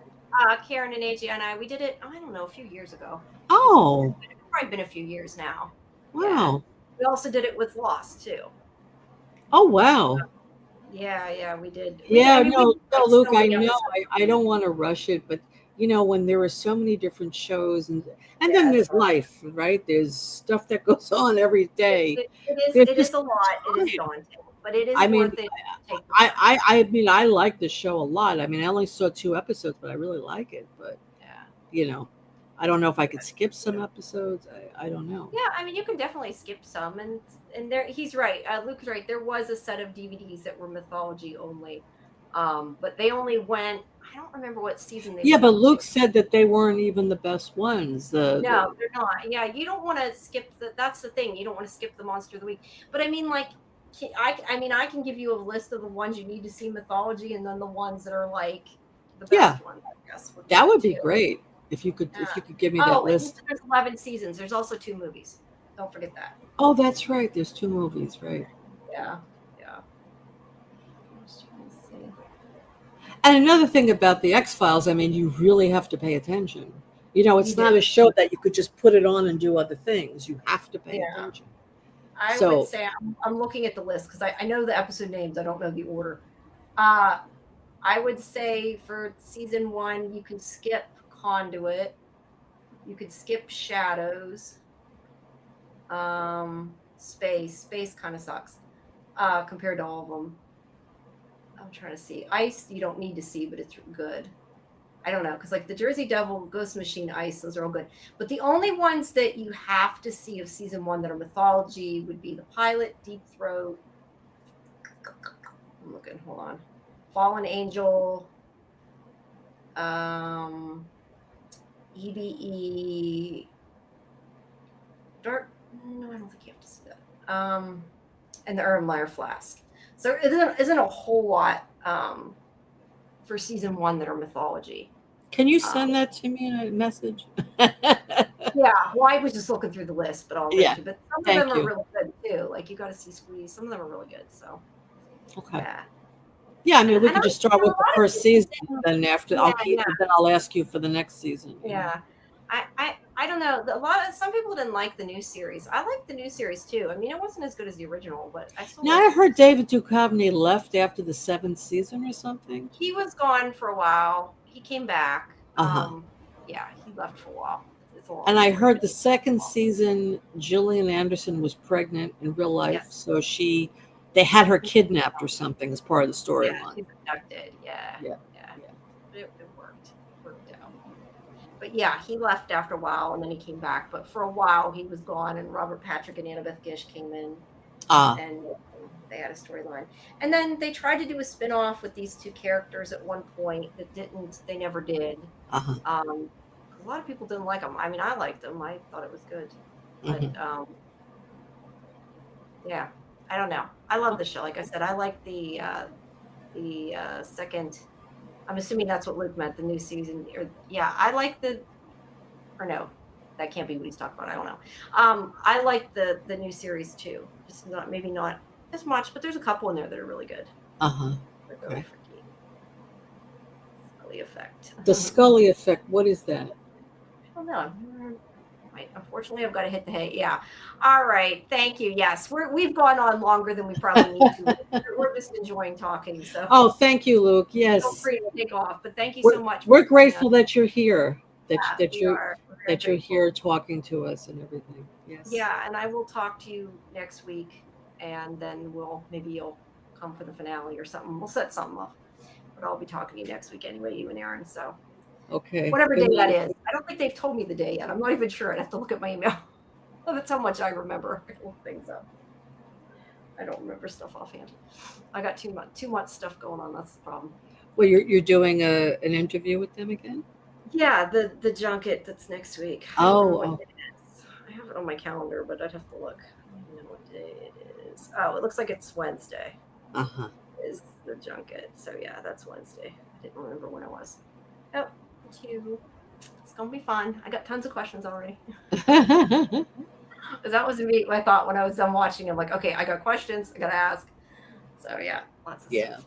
No, it's exciting. I can't wait. Now I'm really interested in the finale. Yeah, it's good. It's good. Gee, yeah. Can I just say, is it like a shocking or surprising or Oh, surprising. Yeah. Yeah, okay? I'd say I was definitely surprised. And surprised more than once. Okay. I'll just say Wow. that. Okay. Uh, Sounds good. thanks, Kimberly. Yeah, I think we probably at 3, probably ought to start to wrap it up too. We've been going forever. I'm getting Yeah. kind of Oh, you're welcome, Kimberly. Yeah, we enjoy yeah, these deep dives. yeah, and it was longer today because we had 2 episodes. So Yeah. it was Yeah, so we're fun. on now almost 4 hours. Yeah. Yeah. Oh God, I didn't even realize we'd been doing 4 hours. Hmm. Jeez. Yeah. Yeah. I need to not do that. But no, I enjoy doing it. I just shouldn't do it. Now, when you said that you did a restream of X Files, did you do all the seasons? Yes, You're kidding. Wow. we did a rewatch for the series. I think we did it before the new series came out, if I remember rightly.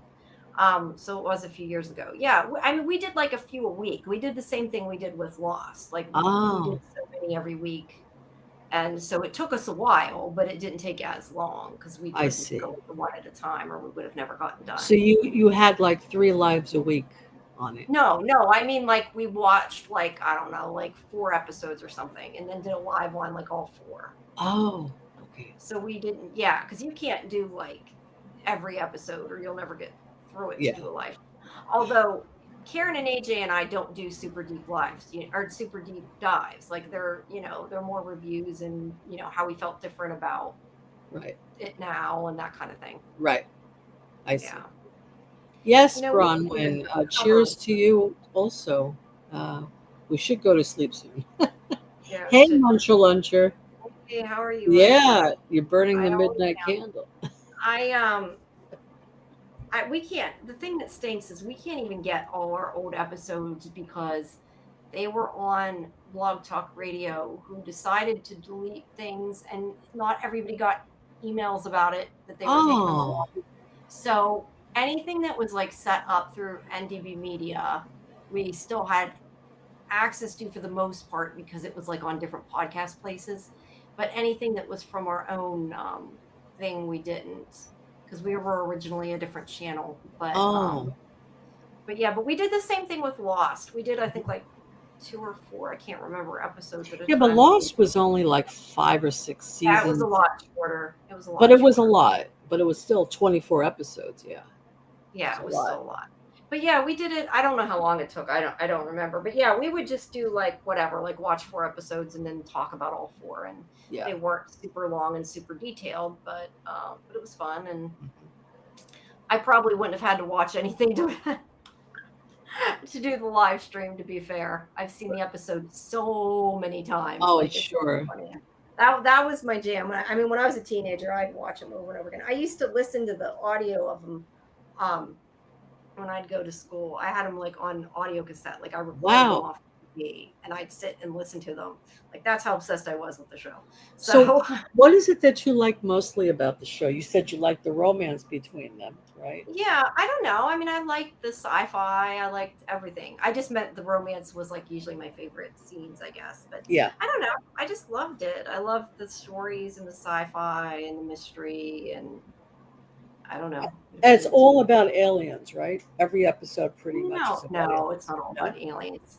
No, I mean, a lot of it's about aliens, but it's about government conspiracies, but sometimes it's about, I'd say more of like a creature thing. I mean, it's all, science fiction stuff, but I don't know Right. that they're not all specifically aliens.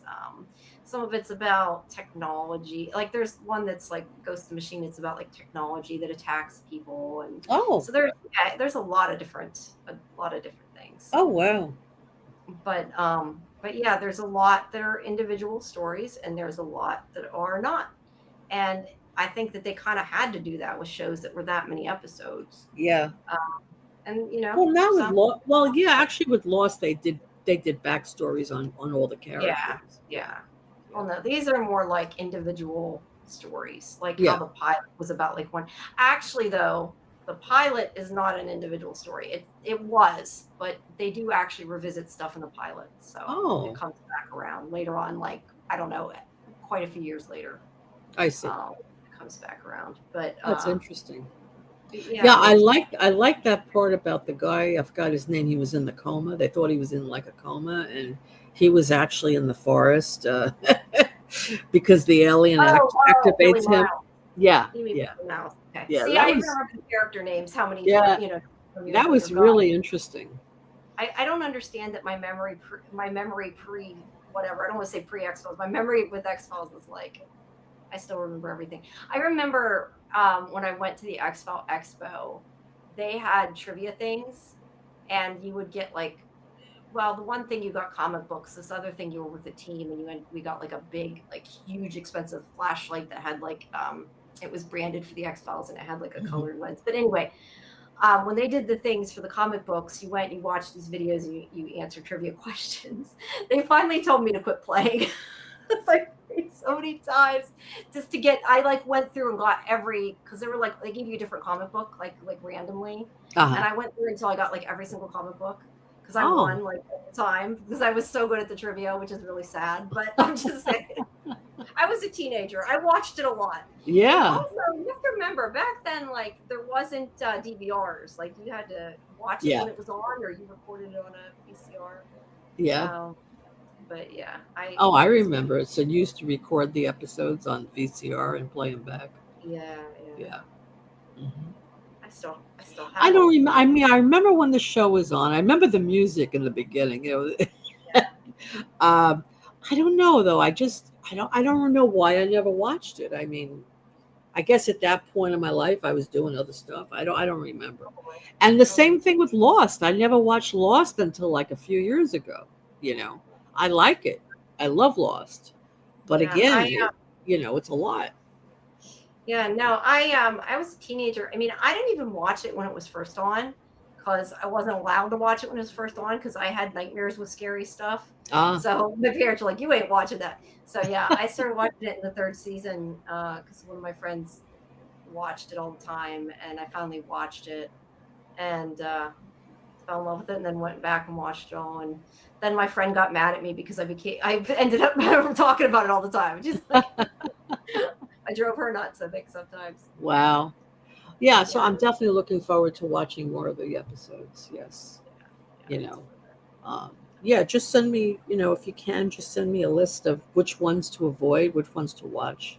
I Yeah. mean, the first season, and then, take it Yeah, by. I mean, I think they're all good. Like, I mean, I like them all, but there's some that are obviously better than others, and some that you don't Hmm. aren't missing a whole lot Hmm. if you skip them.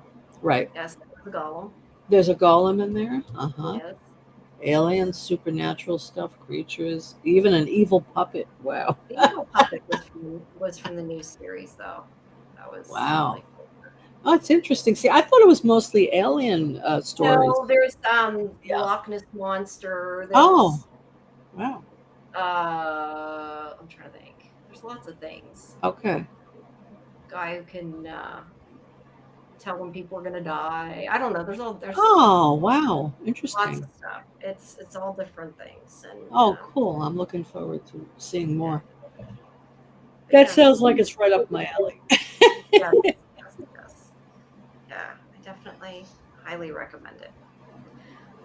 All right. Well, we have been over 4 hours and probably should honestly wrap it up. Yes. But Yes. thank you, everybody who's still around with us. We appreciate it. And we will see you all next Friday. And hopefully, Luke will join us at some point, either then or, sometime around then. And like I said, I will be talking to him and Aaron next week. If anybody does still have some questions they want answered, and I don't know how long the interview is going to be because it's for a junket, but try to ask them. And but that'll be up soon. And yeah, and meanwhile, Saturday at midnight we have institute watch party Sundays, like Saturday night at midnight, um institute. And then we have the live stream on Sunday at 11. We also have the watch party at 9. So that's the next thing, is the institute. Mhm. And if you missed the interview today, you could still live stream it, and we have more institute interviews coming up. So everybody should check that out. And I will get the resident alien interview up for the finale. And yeah, I already put up the one Blood on My Blood. So if you like Outlander, there's more stuff coming. Those are my notes. But yeah, I will see you guys tomorrow. I was gonna say today's Saturday, so I'll see you guys tonight at midnight. Aren't we also going to do something for Scarlet? Yes, next Thursday. Right. She wants to do it during the Wednesday show on Thursday. Right. Right.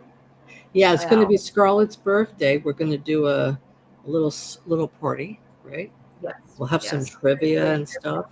Yeah, I think we're gonna do Monster Mad Libs, Adam's Family trivia. I don't know if we might do some From trivia. I'm not sure exactly what all, but we'll do that in conjunction with our Wednesday show. So everybody stay tuned for that too. Yeah, it's going to be All fun. right, everybody. Yes, it'll be fun. I gotta All get right, working on it. guys. So we'll see you all next week. Have a great night. Remember to like and subscribe to both of our channels. If you can leave a comment after the stream is over, we would greatly appreciate it on both channels because Yes. that helps the algorithm find us. And we'll be seeing you next week. Yeah. Have a good one, everybody. Have a good night.